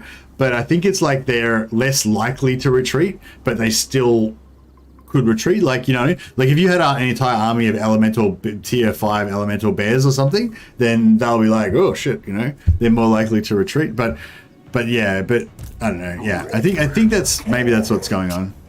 That they're like less likely to retreat, but they still can retreat. Yeah, I don't think we're ready to take on Laurelon Forest right now.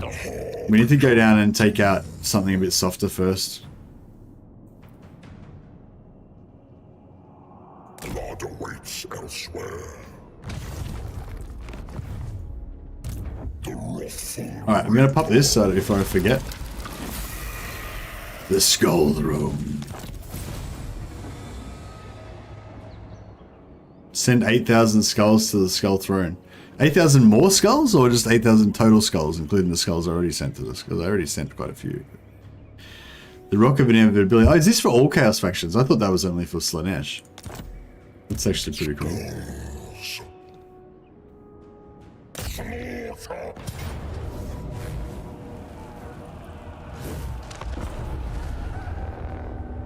Another way to level your blobs as Cathay is to let the Bastion threat tick to max, have a Lord sit in the gate, and harvest 10 to 20 levels a turn from fighting the 4 full stacks of Warband.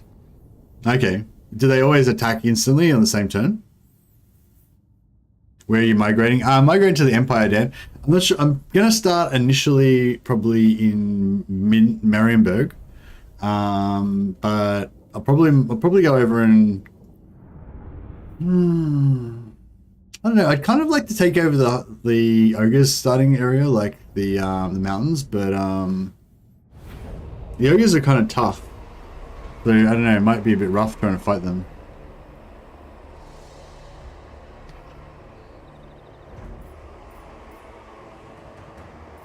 Oh, we need to switch these banners around, possibly. Yes.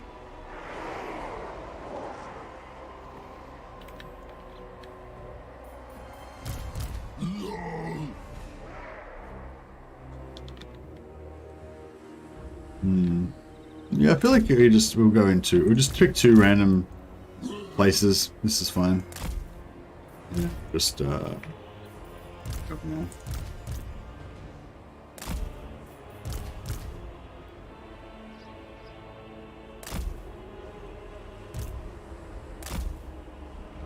Cultist of the Blood God!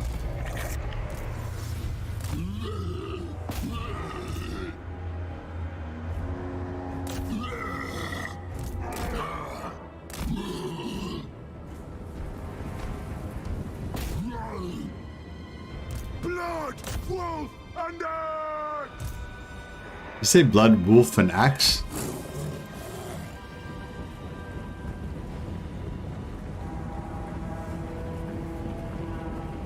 Hey, Dan. Okay, where's he going? Yeah. No, it was the same turn, so you have some warning? Okay, cool. They didn't need to pop all those abilities, but it's fine. Sacrifice them!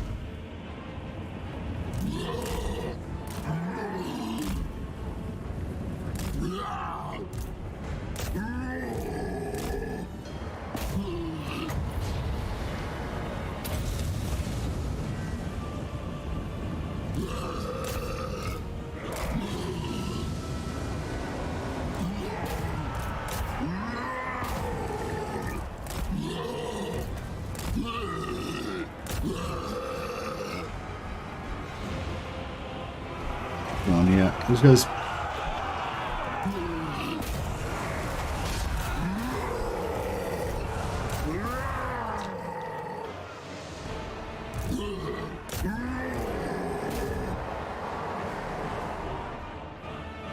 Cool. Alright, here we go. This is all under control. Cultist of the Blood God! I serve the Axe Father! The Axe Father.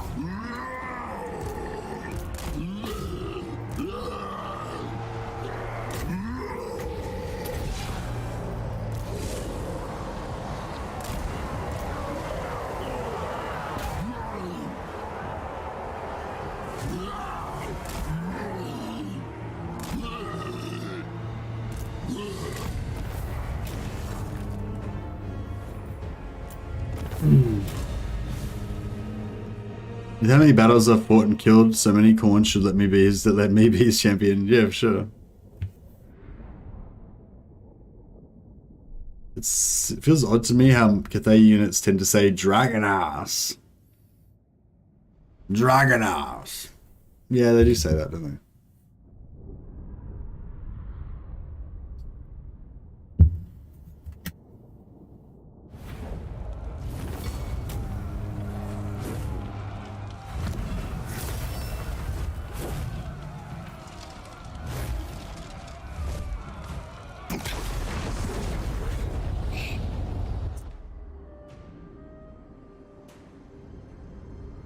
Crap. We went the wrong way. Oh, we've still got full movement. Okay, that's pretty sweet. It's gonna run. Yeah. Give us enough movement to make it there. Why?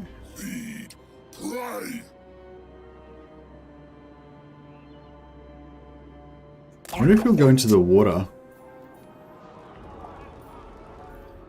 Is this Marienburg's own building? Yeah, okay. So many skulls for the taking. Khorne sends us on. I guess we should keep this now, because he can get to Marienburg and help us take that. Any beard keeping tips, HWK? No, I don't know. Mine's pretty scraggy at the moment. I actually need to shave my head and... yeah, I might actually, after I finish the stream, I might go shave my head and stuff. Have a shower. Do you like, does anyone else like when you shave your head and then you have a shower and then like you go just before you go to bed? So you get to go to bed, you know, like when you get into bed and you have that like clean sheets feeling? Like, I never had this before I got married, obviously. But after I got married, quite often like my wife's like just changed the bed. Sometimes I even help her change the bed, but usually she just does it by herself. But yeah, sometimes yeah, you go to bed and like there's like the clean sheets feeling of getting to a new bed that's just been made with clean sheets.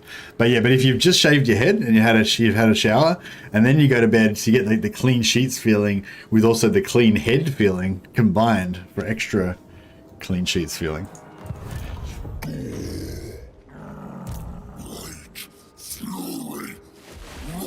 It doesn't have to be like completely bald, but just like, you know, so your hair is like really short so you can kind of feel the pillow with your head.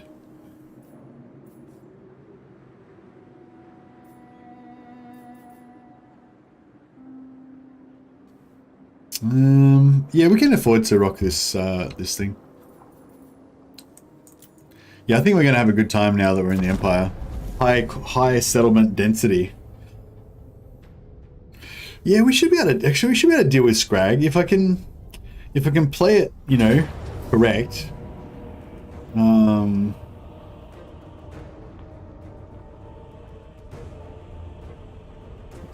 Heroic victory. I might just take the auto resolve so I don't have to worry about it so much.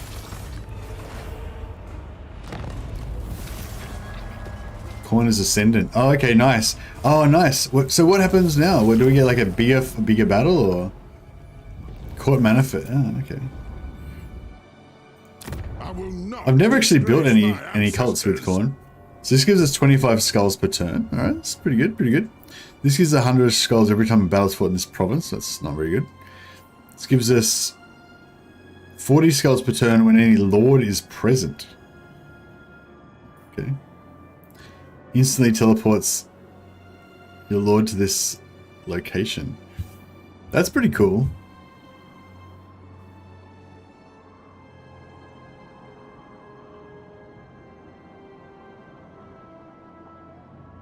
So it takes one turn and then you teleport there, I guess?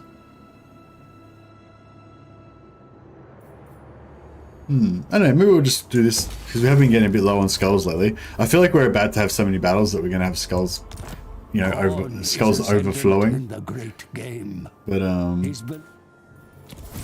yeah. Have you noticed that lightning strike auto resolve seems to get the math wrong? I have one army versus two, says Pyrrhic victory. I click lightning strike, valiant defeat. No, I haven't noticed that. Sorry, Christian. But somebody did tell me that you get the experience from the other army. Like if there's two armies and you lightning strike one of them, then you actually get the experience from fighting both, even though you only fight one. And then you can then fight the other one and, like, you know, get the experience from it again. Pretty cool. Sackable free cultist. Ah, okay. Interesting. Yeah, alright, that's pretty cool, I guess. He's a beast, isn't he? Skarbrand is pretty much the beastiest looking character in the game, I'd say. Well, that bug I like. Yeah, I haven't tested it myself, but I've been told. Okay, we should be able to kill this dude. Greatest bloodletter.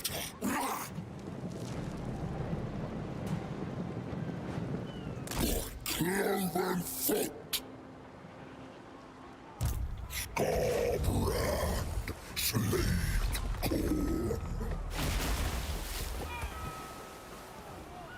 Slave Khorne. But I thought that was, yeah, I guess that was last turn, wasn't it? I don't know, just for some reason I thought he wouldn't be able to run because he already ran twice, but yeah, that was last turn.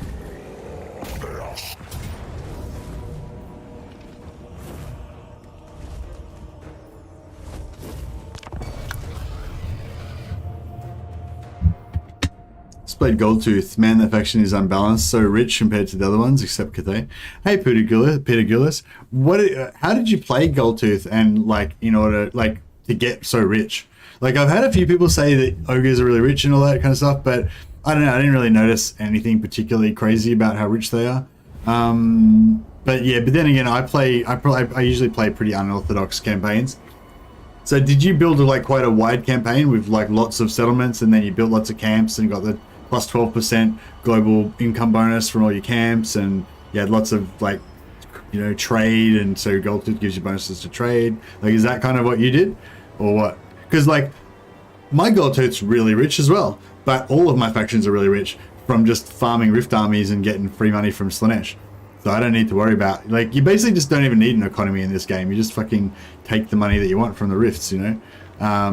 So that's, yeah, so but I'm, like, interested to know, like, people who are saying that Goldtooth's particularly rich, like, is that from, like, building up an empire and all that sort of stuff?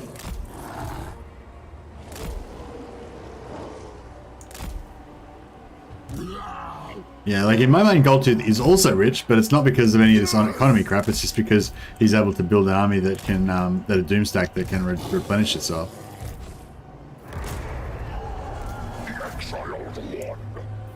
Let's do this. Manor a manor.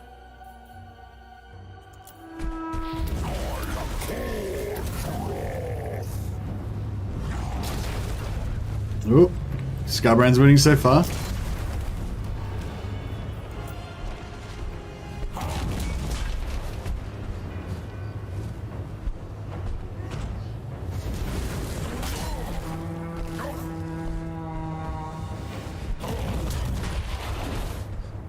Yeah, I think Skarbrand's got this one. Should have saved the torment. I don't think Skarbrand can actually catch him because I think he's got faster. What? Why? What? Why can't I hunt him down and kill him? That's weird. That happened before as well.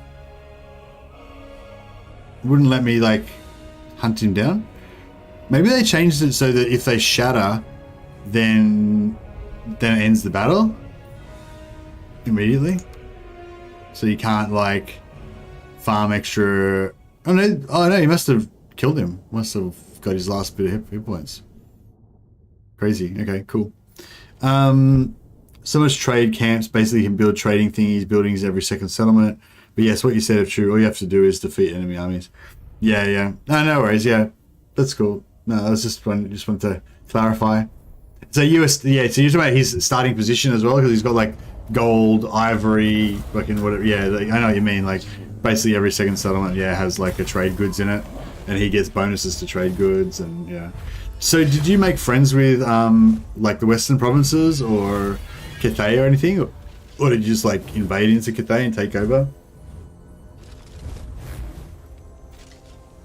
Yeah, so this standard cast glory is good, I reckon, for keeping our demons from crumbling. I wouldn't mind putting that on this guy.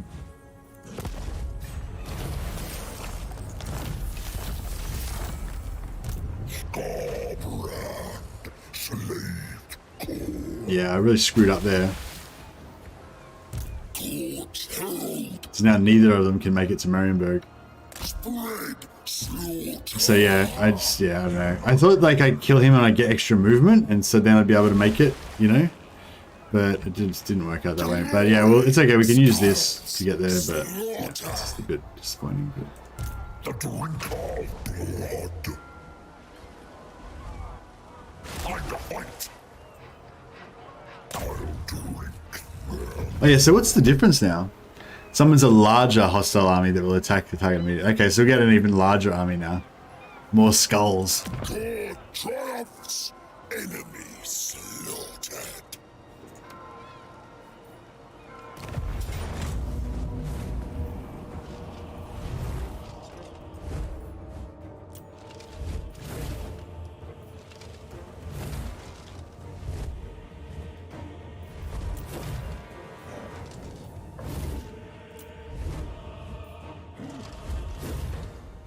Oh, these guys are coming on in 45 seconds. Wait, wonder why that's 45 seconds. Is it because we were really close together? Like, does it make it like better or something? Yes, every Cathay faction except Miao Ying's faction. Okay, nice. Yeah. So, and how did you get the good relations? Did you fight the ogres to the north that they don't like to like make them like you more, or like how did you get the initial positive relations in order to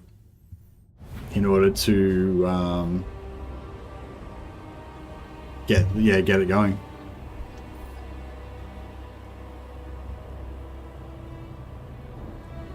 Yeah, I thought I want to play a Zhao Ming campaign and get ogres, get lots of ogres in my armies, but Skarbrand. I don't think it really would be very good. But I just want to do it anyway, you know.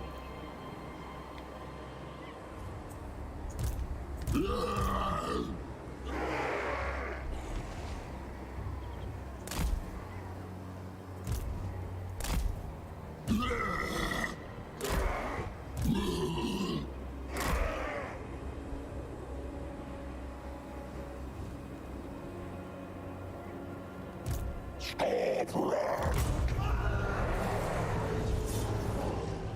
Our bloodlord expects unfettered carnage.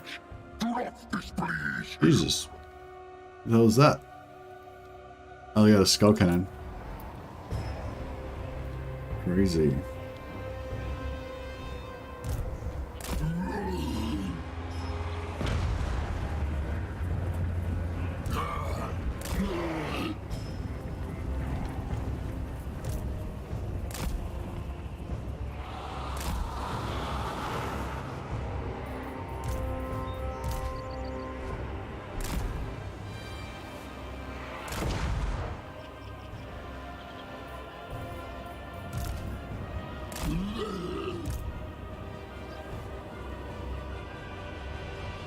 Blood, wolf, and axe! It begins!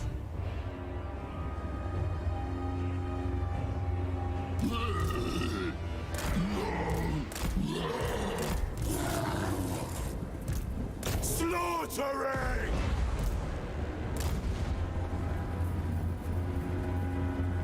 The Skull Taker's decree. I do!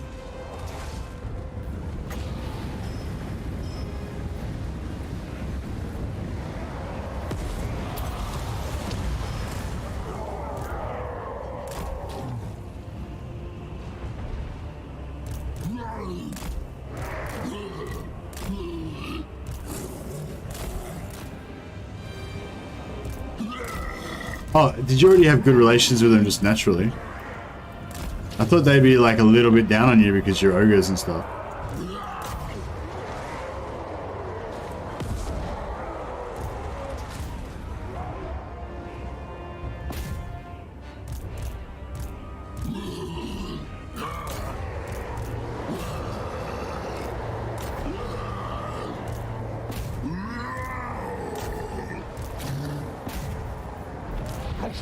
Bring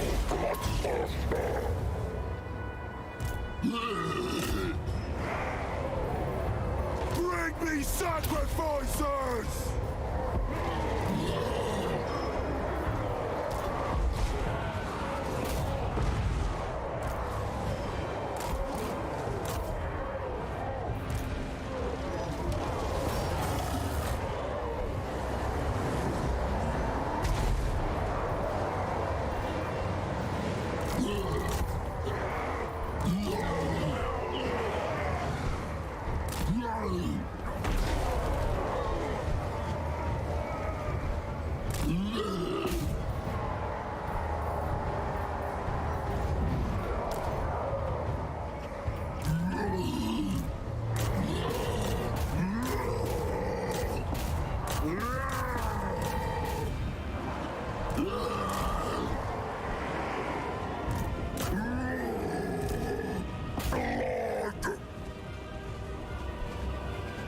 My duty! For Khorne!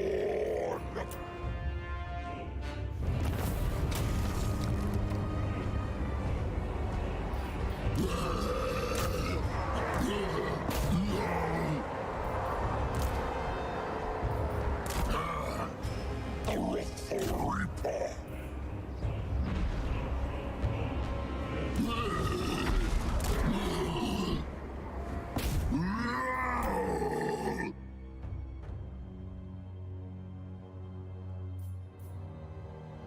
We joined war against insignificant factions, didn't make any treaties with anyone, only trade agreements. But yes, that's interesting why I have so much trade partners, maybe because AI could see that I have lots of goods early game, yeah. Yeah, that's a good point with with Greasus. Like, so with Greasus, you can pretty easily get alliances and probably confederate all the ogres around your area. Actually, I haven't tried that, just confederating all the ogres around your area to make a massive ogre kingdom. But yeah, but if you do that, then like the dwarfs won't like you, and the northern provinces probably won't like you and stuff. But if you just take trade agreement, don't take any non-aggression pact, don't create any defensive alliance or military access, then the other factions will only get a little bit of a penalty against you. They won't get such a big penalty. So that could be, that could be worthwhile thinking about as well. I'm writing an essay for game design class about statistics in games. So I picked Warhammer 3, and I'm using our armor discussion from a few days ago as an example. Oh yeah, it'd be interesting. I'd like to find out whether anyone actually proved that or not.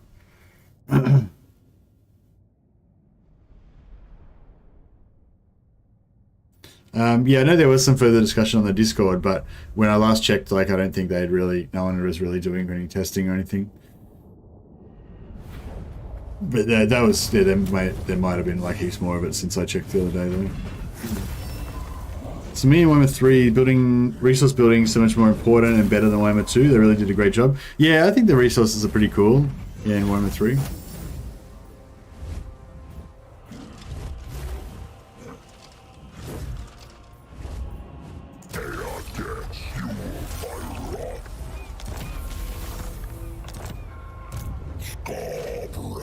Okay. Now, I kind of want to occupy this, right? But I feel a bit dirty doing that. It's like Skarbrand wasn't made to occupy stuff, you know what I mean? He was born to kill.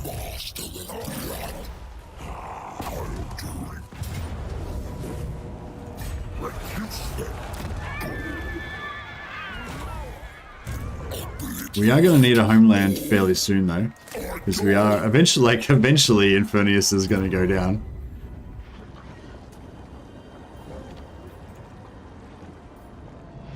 Pretty funny if it actually survives. Wish I go a bit like that. Anyway, I'm going to off to test the Seeker army for Slanesh on very hard battles. Oh, let me know how you go with that, Paleface. As far as... Oh, wait, Seekers, you mean the cavalry Seekers, not the Seeker chariots, right? Yeah. Was it you that was telling me that you thought the Seekers were good? Or maybe somebody else was in chat. Yeah, anyway, I'd be interested to know how you go with that. Check a comment on this stream or one of my videos or whatever, or let us know, or talk about it in the Slanesh Science channel in the Discord, and just at most of them add me if you find out any cool stuff.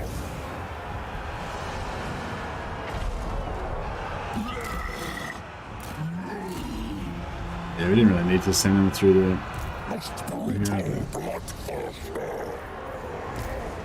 There's a lot of halberds in there, so I might just... Actually, no, we'll just go straight through. Yeah, I was gonna say we can push through.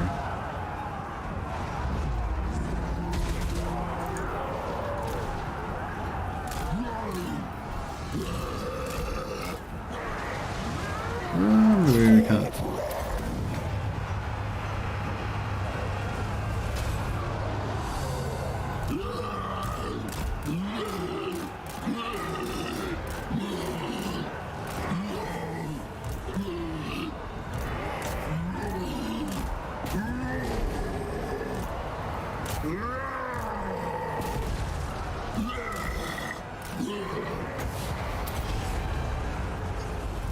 Not sure why I decided to push them through. That was not really necessary or helpful. Just, you know, just decided to do it, I guess. For no reason.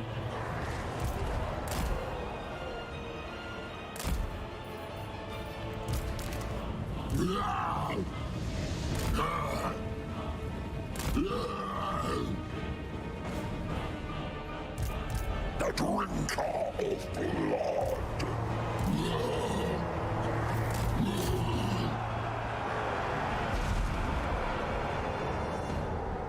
Oh yeah, that's right. This sort of spot here is kind of like a bit of a death trap because they block all these things here, so you can't get up there. I forgot about that. But you can go up this way, which is what we should do.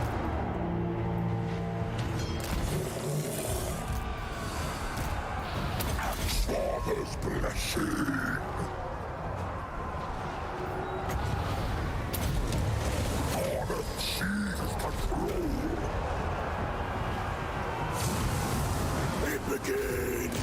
Sacrifice them!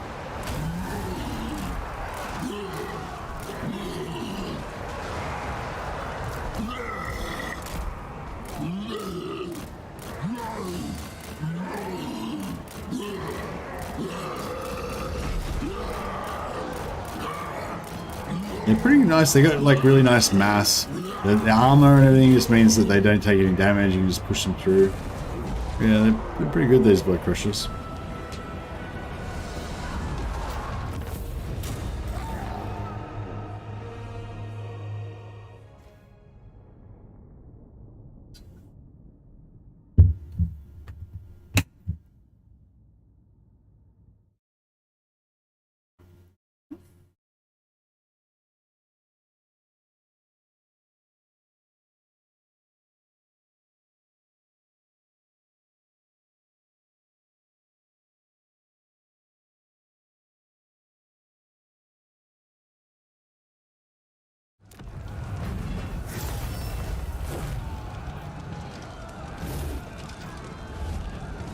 Oh, I don't have enough skulls.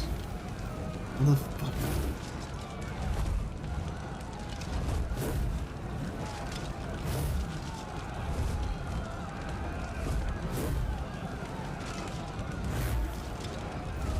All right.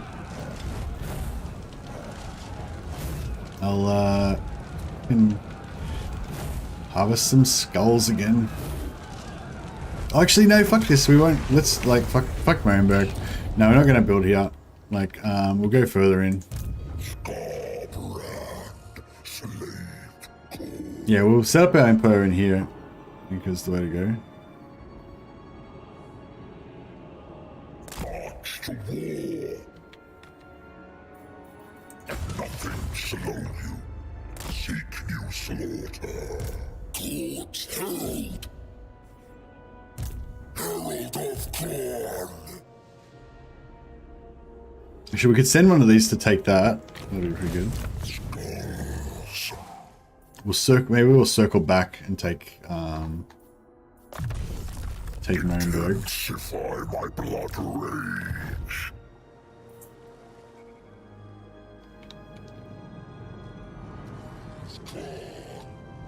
Lord of murder. Yeah, no, I don't really like taking this area, holding this area up here, because I feel like they like stuff comes down from the north, and it's kind of hard to predict when it's going to land and everything. So, yeah, I might. I don't know. We do need to occupy something. Otherwise, going to have no settlement.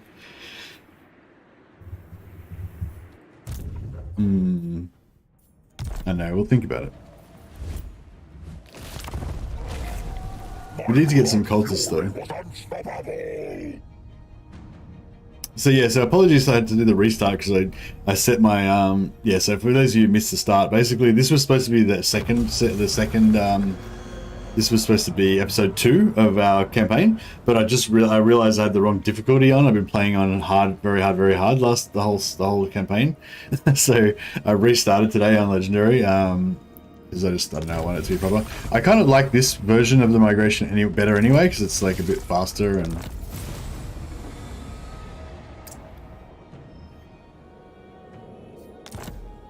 We made it a lot further this stream than we did last stream anyway, so that was cool. Incarnate's name.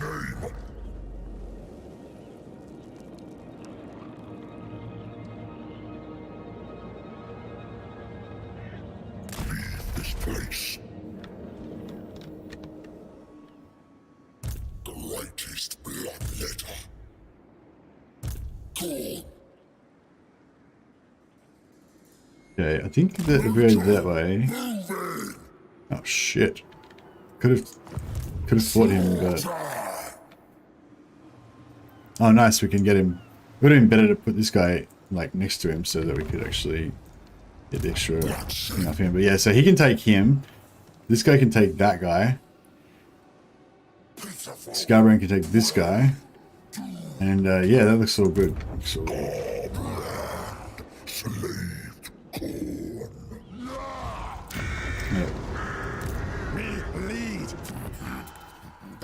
Who's this guy friends with? He's enemies with the dwarfs and Marienburg. Well, I don't think the dwarfs are going to. Did you say Warpstone? Maybe I we don't can. think the dwarfs are going to be our friends. Great leader. Yeah, no, we're at war with them already. Yeah, that's right. We'll just declare war on these Skavens. Oh, actually, the Skaven could be our allies. We could keep the Skaven as our allies, which would give us artillery. I mean, I don't know. As much as the artilleries are not very cornate, it could be kind of interesting. I'm tempted. I know, because I'm like, they're right there. I could like, kill them right now, you know. Like, I just slaughter them. But yeah, this could be quite cool. Nah. Nah, we'll just kill him. Yeah. I mean, it would make sense to ally with them, but I don't think like doing stuff because it makes sense is very appropriate for one campaign.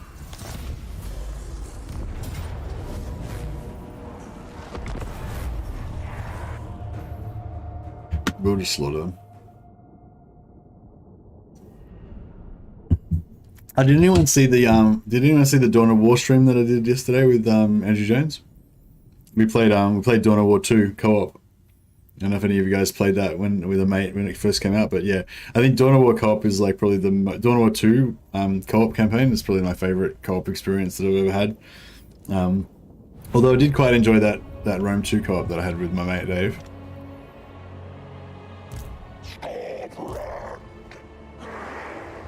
Does this settlement have a blind spot?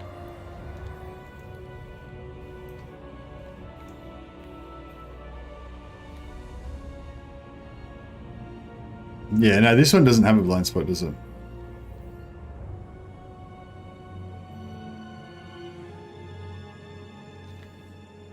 Khorne allies, yeah. Well, yeah, I wouldn't mind getting some Chaos Undivided so we could get Chosen. I know that Chosen aren't really like. I mean, they're not really something that we really need in this game, but I know I just would like to get some anyway. It'd be cool. I'd like to get some Chosen as well, so we could compare the stats of Chosen versus Warriors of Khorne. See what the difference is.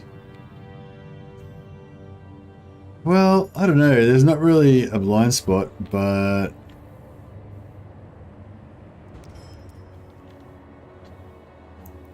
I don't know, I feel like if we go in here, it should be pretty good.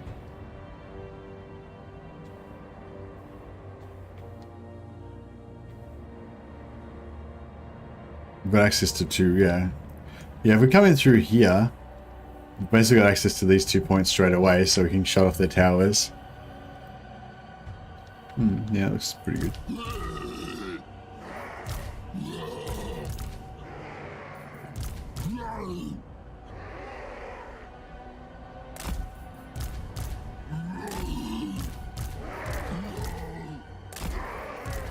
Cultist of the Blood God! Skarbrand! My duty!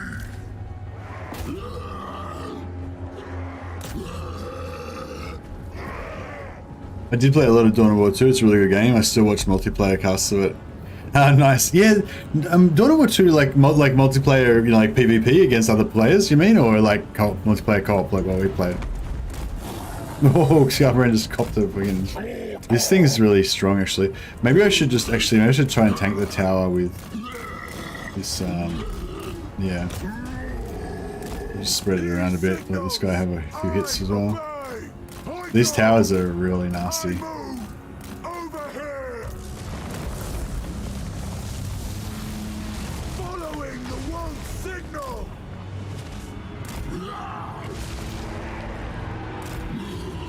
Oosh. Postwise! It begins! It begins. Oh, he's getting fucked up. Moving! Cultist of the Blood God! He signals! Oh, Obey! I don't know, he's struggling. Heading slaughter! I move! Power of the wolf! Sacrifice them!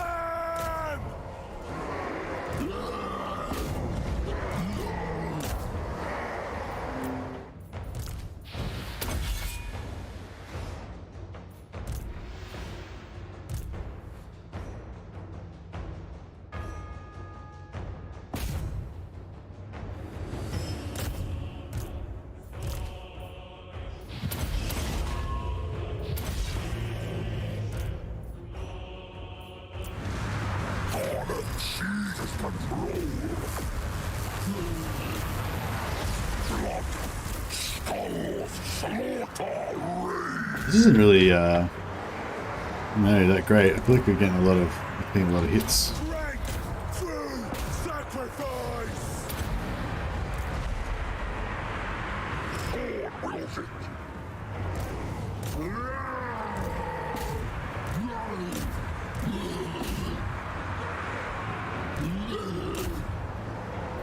Yes! All PvP, haven't actually played in years though. Yeah, yeah, Dawn of War 2 is one of the few games that I actually got into RTS PvP. I actually played a bit of not heaps, just for a few weeks. I got really into it. I was like reading up on strats and like practicing my techniques and all that, you know. But yeah, then I don't know. Like multiplayer doesn't capture my imagination as much as like single player. I think it's just I just love like kind of creating your own little worlds, you know, and your own little like unique campaigns and stuff.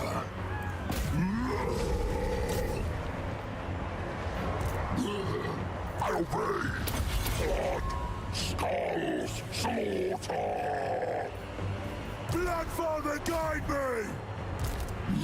Should really keep this thing with the main block because it gives the +5 melee attack aura. Okay, you smashed their lord. That's good. Eradicate them! Still taking some shots from those archers over there. We need to just spread this out. Stop like having a big blob.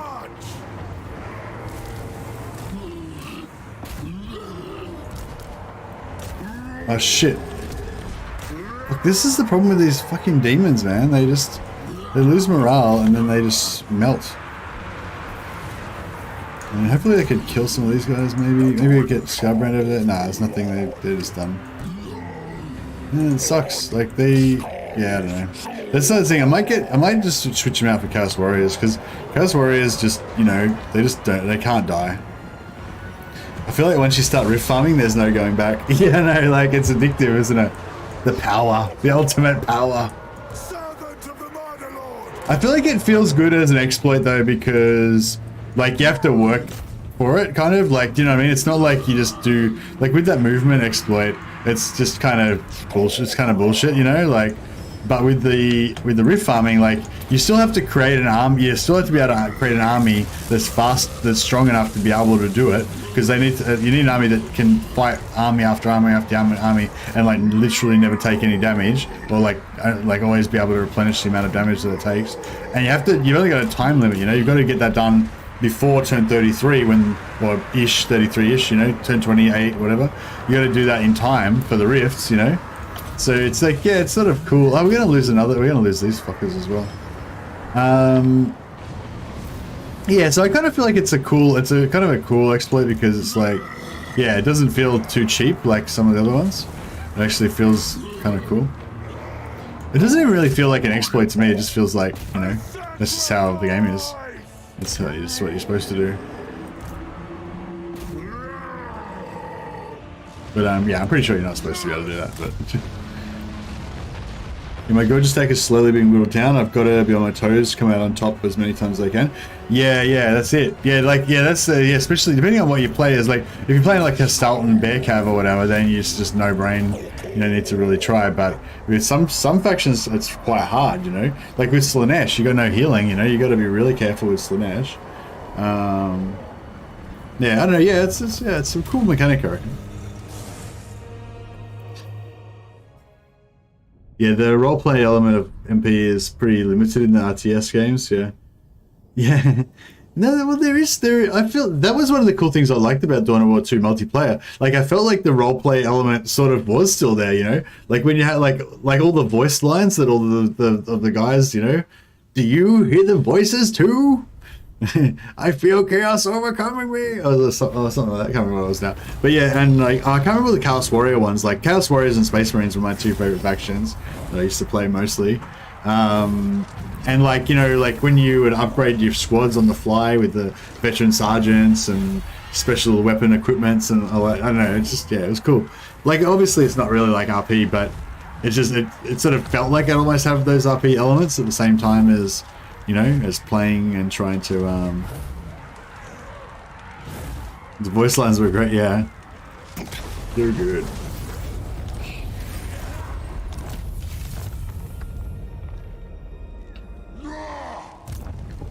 Okay, so this is a nice little run we've got going on here.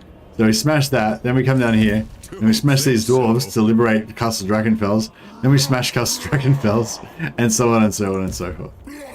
It's gonna be great. We need more skulls though, that's the only thing. Wait, should we do that first or should we do the other one? Probably do this one first, actually. I don't know if I should occupy Marienburg or not. It costs a lot of skulls to occupy, man. It's fucking expensive. I might try and like wipe out this entire army so we can get like maximum skulls. We probably won't get that many anyway because they're half dead, but yeah. But yeah, so anyway, yeah, multiplayer of Dawn of War 2 is one of the few multiplayer RTSs that I actually really got into. But the Dawn of War 2 campaign, like playing that co-op, like the campaign's pretty cool to play solo by yourself as well. If you haven't played Dawn of War 2, just the base Dawn of War 2 game, check it out, and also get the DLC for it, Chaos Rising. I like. There's some things about Retribution are better, and the Retribution storyline is really good, but the actual like progression of the gameplay and the story unfolding, it's I don't know, Dawn of War 2 plus Chaos Rising, they lead in one into the other, so you can play Dawn of War 2, and then at the end of that you can import your characters with all their levels and everything and all their gear into Dawn of War 2 Chaos Rising. So it's like one big long storyline. Yeah, so it's really cool. And yeah, it's just it's quite actiony, so it works quite well for co-op because it's like pretty exciting and entertaining and stuff. And but it's also got those roleplay elements, and you can like work with your mate. You can be like, oh, I'll make my guy a tank, and you can go like focus on damage, and I'll protect you with my squad, or whatever, or you can coordinate your abilities together and stuff. And I don't know, it's a great game. Anyway, if you want to see how it plays out, I did a stream of it yesterday with Andrew Jones. So yeah, you can check that out. But yeah, if you're already familiar with it, yeah, I'm sure you agree. It's pretty awesome. Check out this guy. See how's this crappy little herald like the boss of this army? This dude should be the boss of the army. Look at that physique. You may not like it, but that's what peak physical form looks like.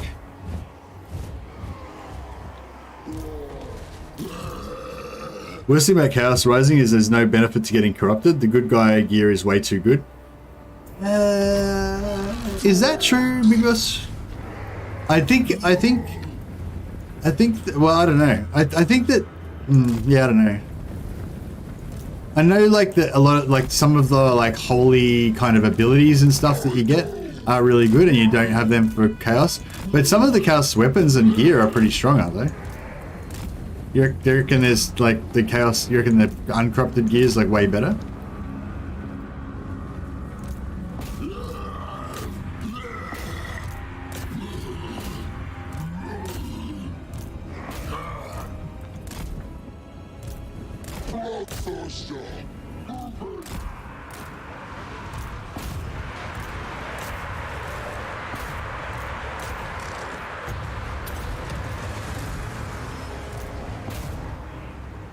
The Skulltaker's decree.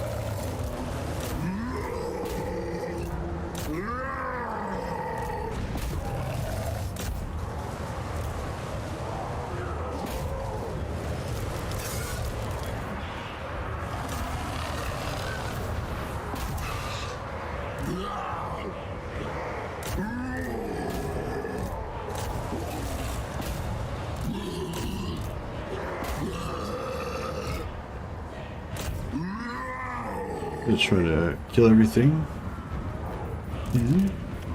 Good first, get after that. Good. Yeah.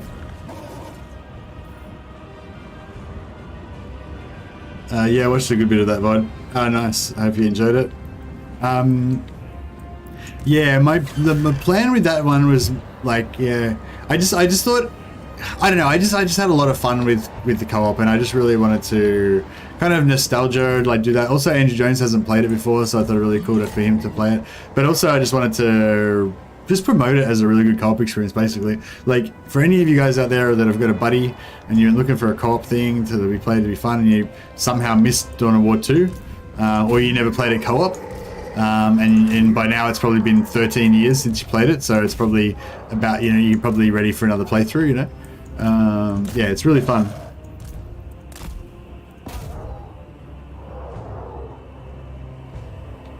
I did Okek.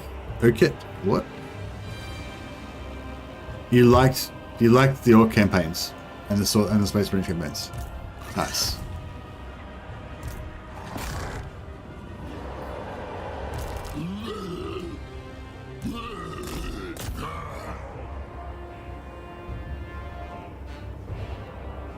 I think we were pretty on to killing everything.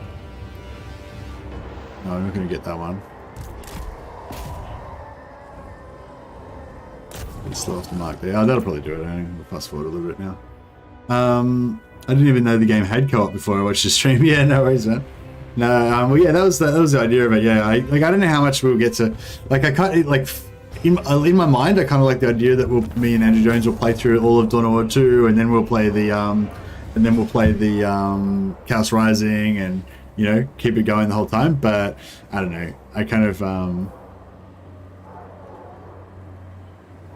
I suspect that we won't actually play it that far.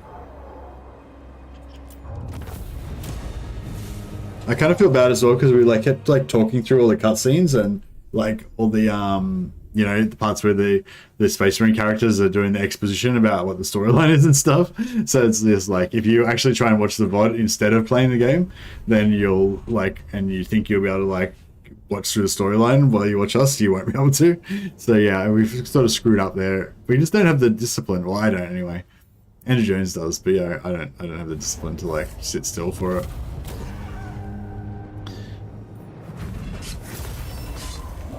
Well, no, that's not true. Like, I do if I was playing by myself, but it's just like, you know, it says I'm playing with somebody else, and so it sort of, you know, it feels weird to just sit there in silence for like 10 minutes while it plays out, you know?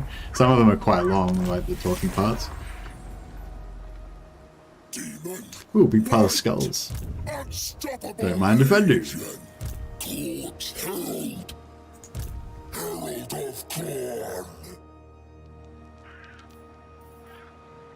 Legion, not stop. Can you pick up skulls without like 500 skulls? That was actually a pretty good amount of skulls. Khorne's chosen.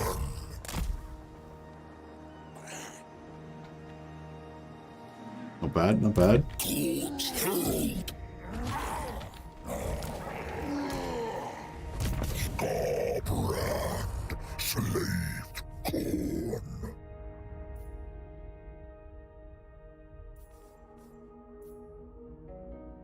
Yeah, I kind of want this replenishment as well. That could be good.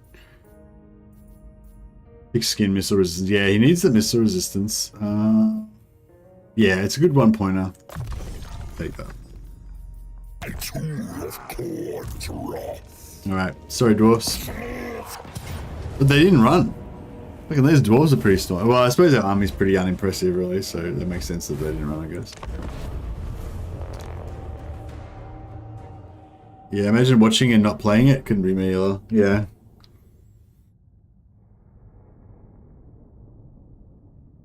If somebody watches instead of playing the game themselves, it's their own fault. The game is amazing and every Warhammer player should play it. Yeah, true. So yeah, but then again, that sort of makes me think, well, I shouldn't really bother continuing to do the co-op with Andrew Jones because there's no real, you know, you just have that one episode so you can be like, yeah, this game's awesome, we're having great fun, yeah, everyone else should play it too, wicked. And then that's it, you know, like, don't, like, do you know what I mean? Like, is there any value in, like there's value for art for me because I have fun playing it and I can create some content. Maybe you guys will watch a bit of it and stuff. But like, I don't know if there's any value in there for you guys. And it won't get many views. So it's not like great for my channel or anything. Yeah, anyway, I don't know. I'm sort of thinking maybe I've done all I needed to do, which is basically just remind everybody about the game, you know, and be like, hey, you should play this game. It's fucking awesome. Wow, there's a lot of dwarfs. Maybe I didn't think this through.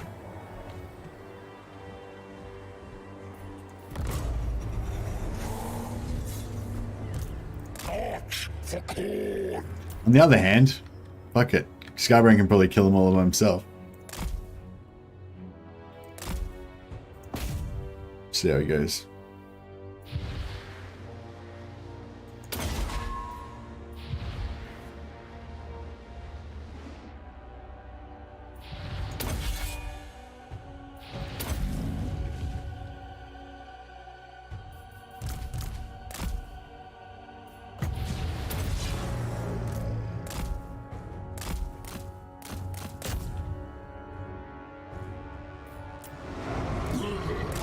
Oh yeah, bomb your own dudes. Love it. Yeah, chuck bombs in there. Go for it. Get into it.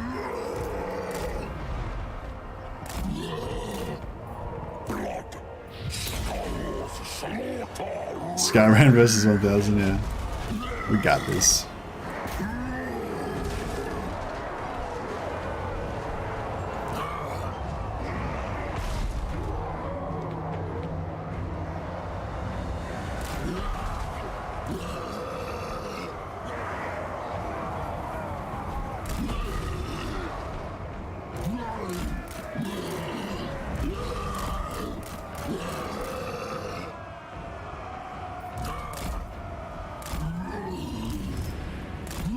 Yeah, I need to give the banner to this guy.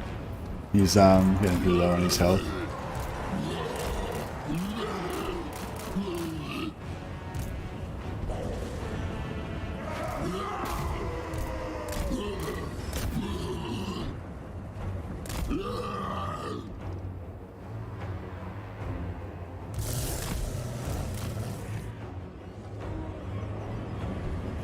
Yes! Skulls! Axfather's blessing!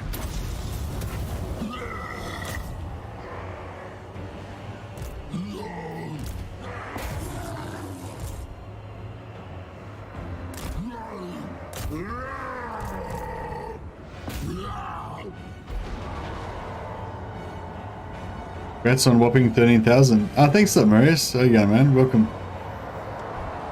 Yeah, hit 13,000 the other day. It's pretty good. It's taken over. Scariest part of any Zelda game is the flock of invincible angry chickens. I don't know if I'm familiar with that one, but yeah, cool.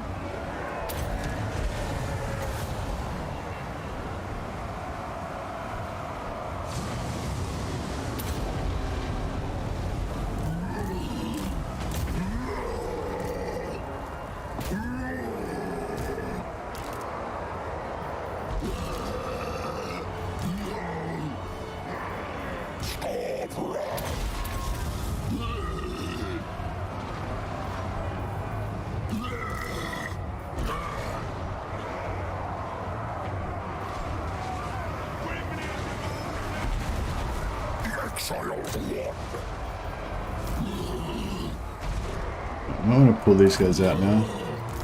They're taking a bit of damage.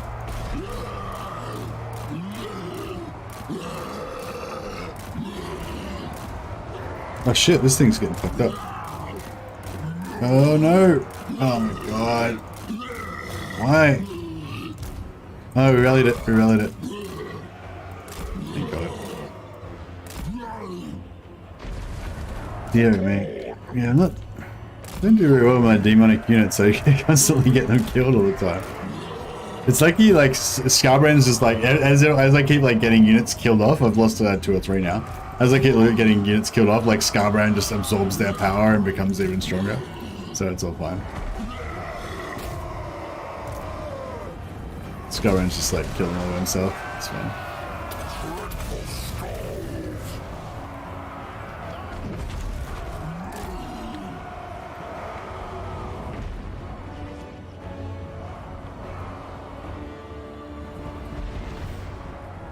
Yeah, we'll bring this guy back and we'll use him to hunt routers.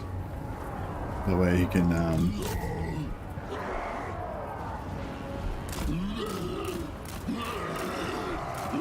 how do I...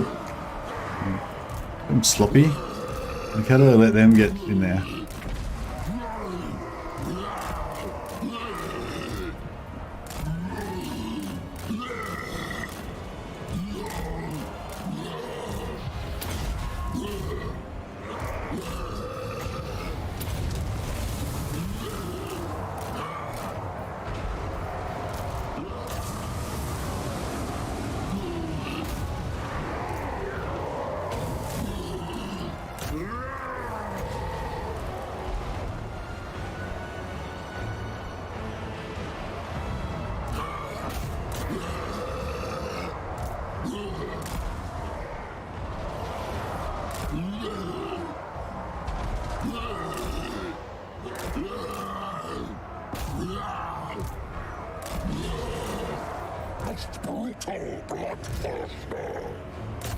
Yeah, so this guy should be able to slowly get his health back up by gore feasting. Yeah, he's going alright. Yeah, so Skarbrand's getting pretty tanky now. As long as he doesn't get shot. He doesn't like getting shot too much.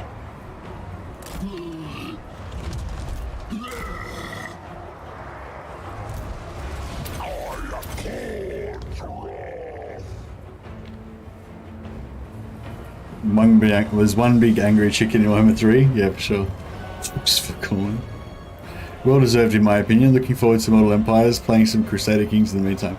Oh, no worries, Marius. Are you enjoying Crusader King? How how are you feeling about Crusader Kings? Is it like totally fresh and you're super energetic and really loving it? Or is it like, you know, it's okay, but you're kind of just filling in time until the next thing comes along?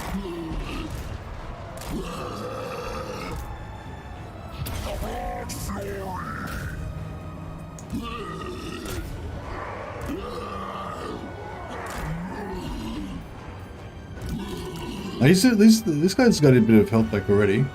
It's sort of working out alright, so it's okay.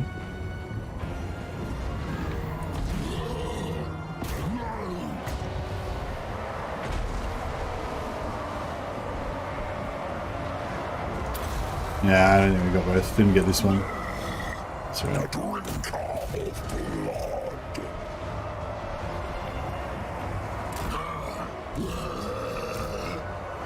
No, I think we got a bit too caught up in there.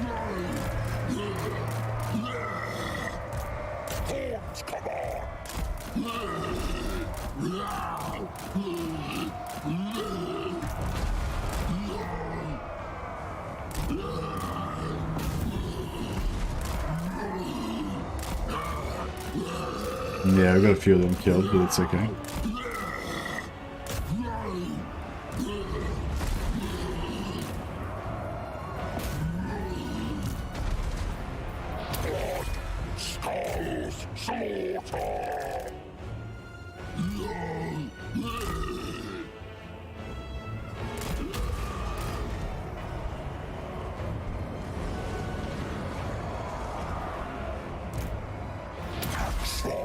Yeah, I'm actually quite liking this. 24 blocker chance and 20% missile resistance for 17 seconds out of every 60. It's like you can have it up pretty often. If you're doing cycle charging, yeah. So did they make Charm Shield better, or was it always like that good? I don't remember Charm Shield being that good, but maybe it's just because I don't really like activatable defensive abilities most of the time. But but yeah, like that Charm Shield would be especially good on like Eltharion or something like that, where you where you kind of like swoop him, you're swooping him in and like killing some dudes, and then you come back and okay, and get this thing to just fight something. Get Skarbrand to kill the Dwarf Lord. Get you guys to hunt some skulls. Actually, we should have gotten these guys to come over earlier. They could have gotten some more skulls. The doggies can get some skulls. They need some like low armor targets probably.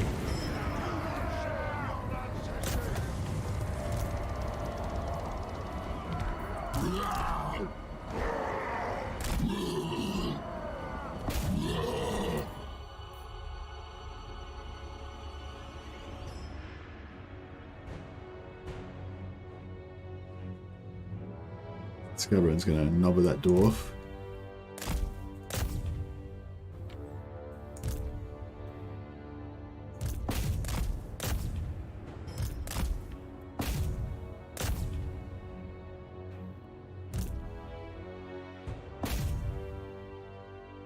Loving it so far. More focus on grand strategy part compared to Total War Warhammer, which is fun on its own, but I do miss the good big battles in Total War. Just got bored of the campaign at the moment. Oh, no worries. No, the only reason I asked is because I was I was promoting this other game that I really love called Battle Brothers the other day. And I just thought, yeah, if you haven't played Battle Brothers and if Crusader Kings was getting a bit stale or whatever, then you should check that out. But if you're loving Crusader Kings, then yeah, don't just keep doing it, That's the thing, like, I feel like when, a big thing about these games is like meaning, like finding meaning in them, I guess, and like feeling like they're meaningful. And yeah, I think there's different ways to get that to happen. Like difficulty is a good one. Like I feel like a lot of people, like when they feel really challenged, like when it's really hard, then part of their brain clicks in and it's like, I must beat this, it's very important. Or if you're like me and you like a bit of an emergent narrative and storyline, or a bit of headcanon storyline mixed with the game providing storyline, that kind of gives it meaning or whatever. But yeah, the main thing is like however you get that, I don't know if meaning is the right word, but however you get that like invested, like you need to get invested in the game. Like for me anyway, I need to get invested in the game. I need to be like, I care about this. I care about whether I've got the right levels, the right skills that are going to make me better in the campaign. I care about whether I'm going to successfully conquer Marienburg, whatever. And by whatever method, if you've managed to get to the point where you do care, then you're in that state where you're going to really enjoy the game, you know, whereas as soon as you don't care, then it's no good, you know. Anyway, long story short, my point is, if you're in that state, then just keep playing the game you're playing right now and don't think about anything else. You know, that's my advice. Because yeah, well, another thing I've found that can definitely happen is like you're like looking through your Steam library and you're like, you want to play this game, but then you're like, yeah, but it's like, yeah, it's not perfect. It's missing this, and so then you're like, I'll play this other game, and then, oh, that one's not perfect. It's missing this, you know. And there's always like grass is greener, you know. But if you're into the game you're into, just don't worry about anything else. Just keep doing it. That's what I reckon. We do need skulls, but we replenishment. Nice. I wish more people played Victoria 2. It's still Paradox Interactive's magnum opus. I've heard about Victoria. I've heard people say that they thought Victoria 2 was good. I never actually played it though.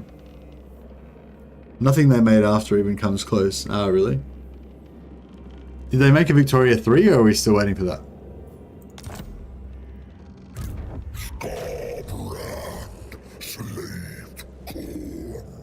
Yeah, I think this bad boy needs some regeneration this time around. We need to put the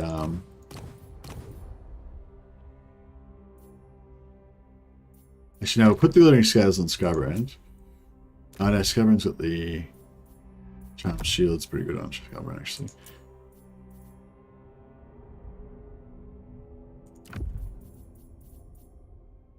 I feel like Etherblade just sounds cool, doesn't it?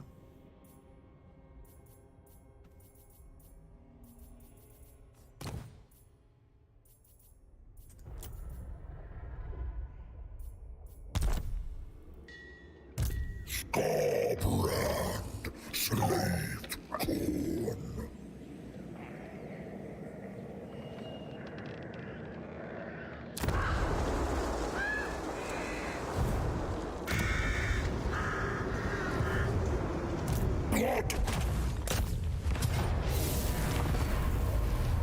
Oh, I didn't change the banner over. Fuck. Could have healed him. Yeah, I find I can't play grand strategy games because I miss like you were saying, Marius, like I miss that visceral combat, you know, and yeah, I just can't like without like with the combat grounds it somehow, like it makes it more real, like and more personal or something, you know, and without that, I just sometimes I find it hard to get into it, you know, but I don't know, it depends, like. Victoria's hard to get into, but worth it. Yeah, I don't know. But that's the thing, yeah, once you get into it though, you just gotta like immerse yourself, I guess, and yeah. Once you do get into it, then it's good. Alright, so yeah, on this, as I was saying before, like this, I've got every map has got its like spot, you know? This is my spot for this map. I always like to go into this spot.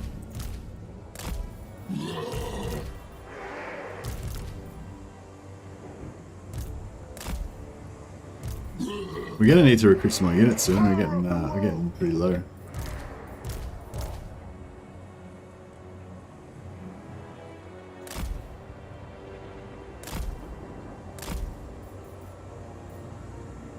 Bring these sacrifices!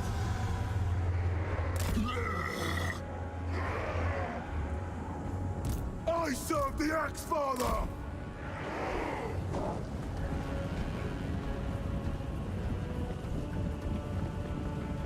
Making one, but it looks like a dumbed down version of Victoria 2. Ah, no.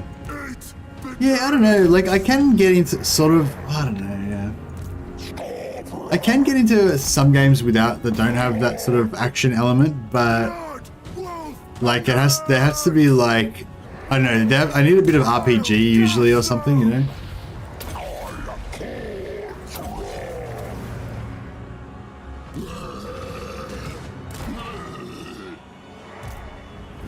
Like if you have army units and the units have like customizable stats or something, so you can be like, oh yeah, that's my unit that's got, you know, the extra armor, or that's my unit that's got like special knapsacks that lets them recover more when they rest or something, and whatever, you know, and like especially if it's unique, like if it's not just like an upgrade that you can give to, like you can't just give to upgrade to all 10 of you guys, but it's like a special upgrade you're only able to get once or something like that. Yeah, stuff like that where you just can make your units like unique. I find that makes me get really attached to them more.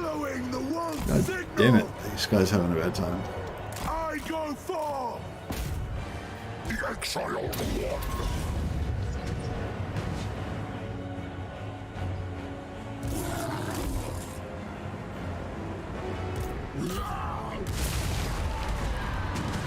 Bloodfather, guide me!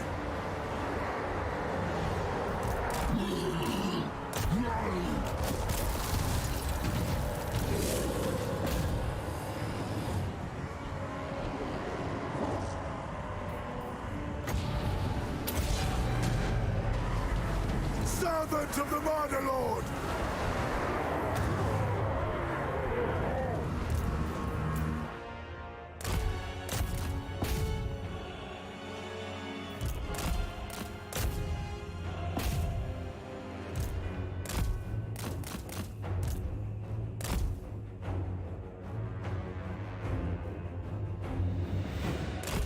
What if you made a series showcasing your favorite spots to attack from each map, just depending on the sign faction or something?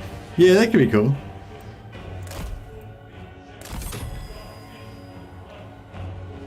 I don't know. I feel like it could get complicated though, because it might depend on which faction you're playing as. But it does. I mean, it's not. It doesn't usually. Like I usually always attack from the same point, regardless of what faction I'm playing. But I guess in theory it could change, like depending on if you're ranged or whatever. Like, well, yeah, it does change a little bit. Like if I'm playing ogre lead belchers with lead belchers and artillery, I mainly just want somewhere where there's open lines of fire from the outside. I don't actually care about going in there. I just want to be able to shoot in there, you know. Whereas, yeah, with most armies, I want my melee infantry to be able to get in there. Yeah.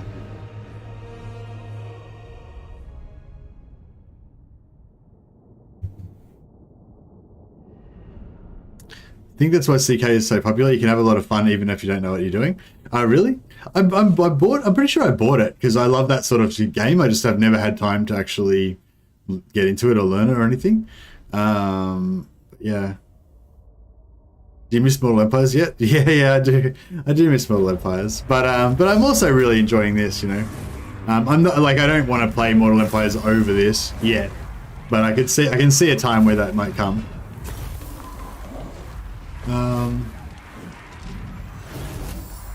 Yeah. Like I think there's a thing in games as well that's about like the unknown, like knowing that there's stuff out there that you haven't found yet, that you haven't explored yet and stuff like that. You know, whereas I feel like, you know, I could play 10 more Mortal Empires campaigns and you know, for the next few weeks, and there'd be very limited new stuff that I would find out in that whole time. You know what I mean? Like I might come across a few things, but probably not, you know, not much, you know. Whereas this game, like I can still discover new things like every day when I play it, and yeah, it's like it's still very still good. I'm mostly mad. You should try the Warhammer mod for CK2. It's called Geheimnach. Oh, really? Is it all like based in the Empire? If it's all based in the Empire with like you playing as different like Empire Elector Count families and stuff like that, that'd be pretty sick. If it's got all like dwarves and shit in it, then like yeah, like I don't think I'd be into that.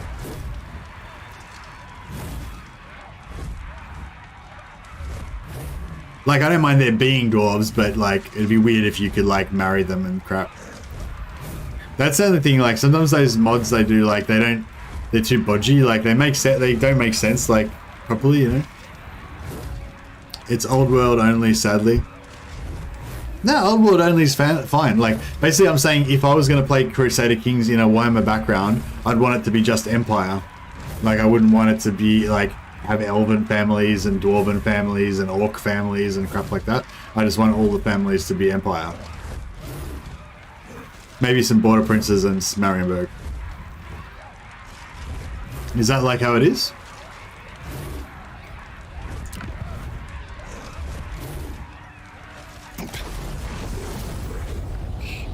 Oh, nice. It's gotta be like the best follower you can get as Skarbrand, right? Skarbrand, slave to Khorne. I'll do. Freeze Khorne. They better not have killed any of my guys. Lost 9 dudes. God damn it.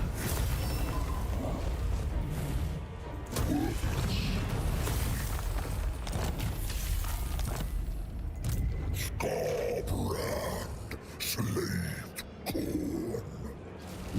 Okay, so maybe I should actually. Blood awaits elsewhere.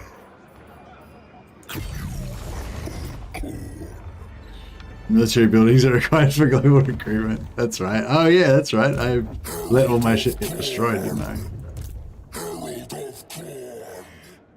It's fine. Well, no, I didn't let much. It says it's not been destroyed. It's just, you know, it's under siege.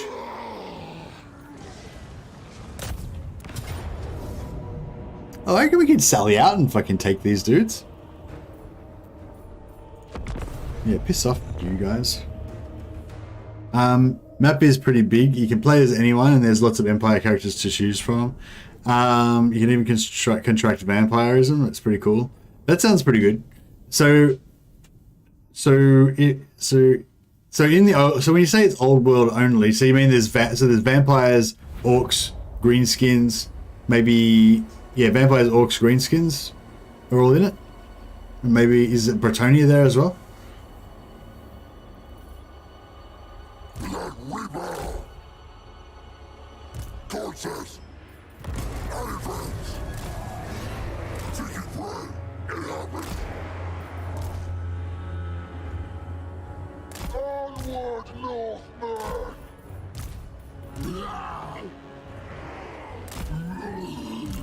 Fury grows.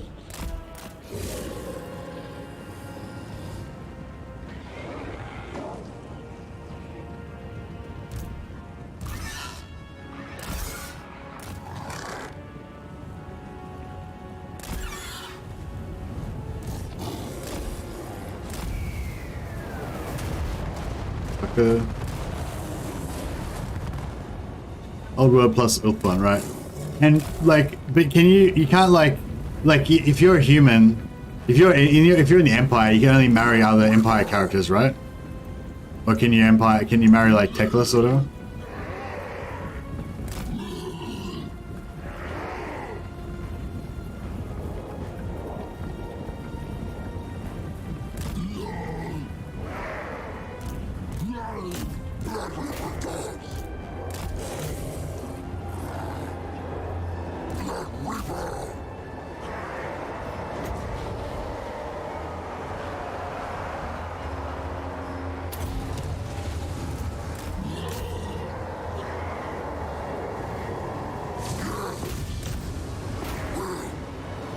Mutilates. Northern barbarians.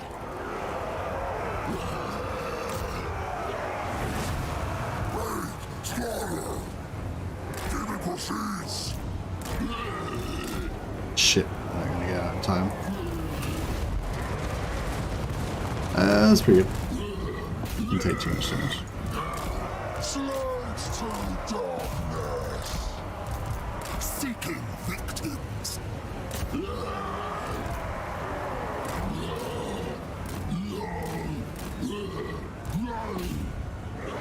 Advancing.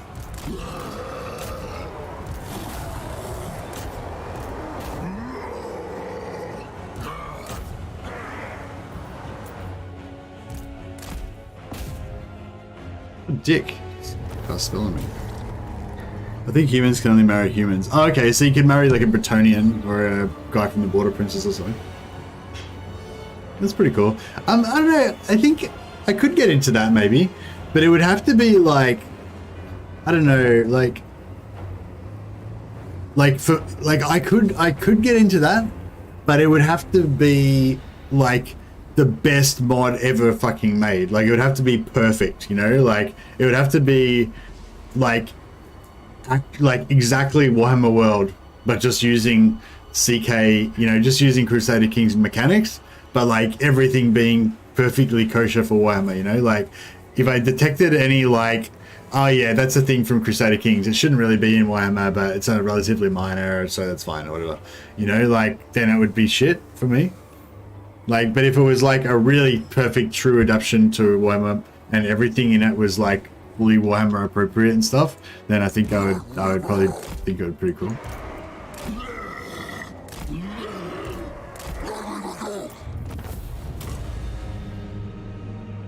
Yeah, I should probably check it out.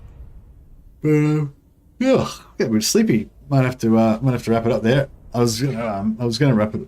I was thinking about wrapping it up after like 3 battles ago, but I was like, just kept getting more battles and, you know, Khorne, so I just keep fighting.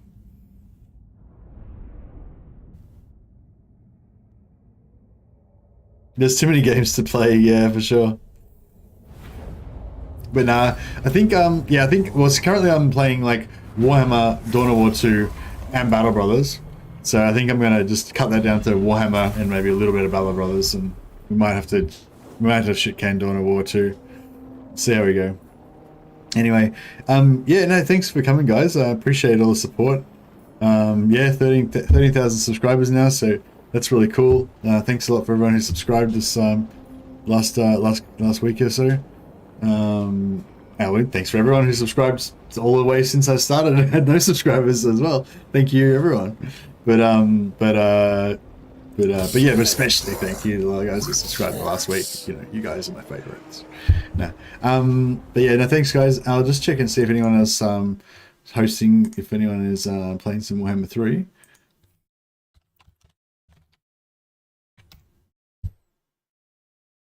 Oh, actually, you know what I might do, just to be an annoying prick?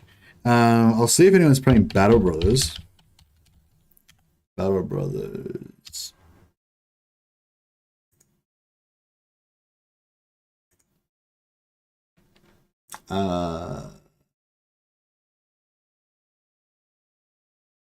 No, one's playing Battle Brothers. It's a very small game, so yeah, not surprising. Not many people are playing. No one's playing it.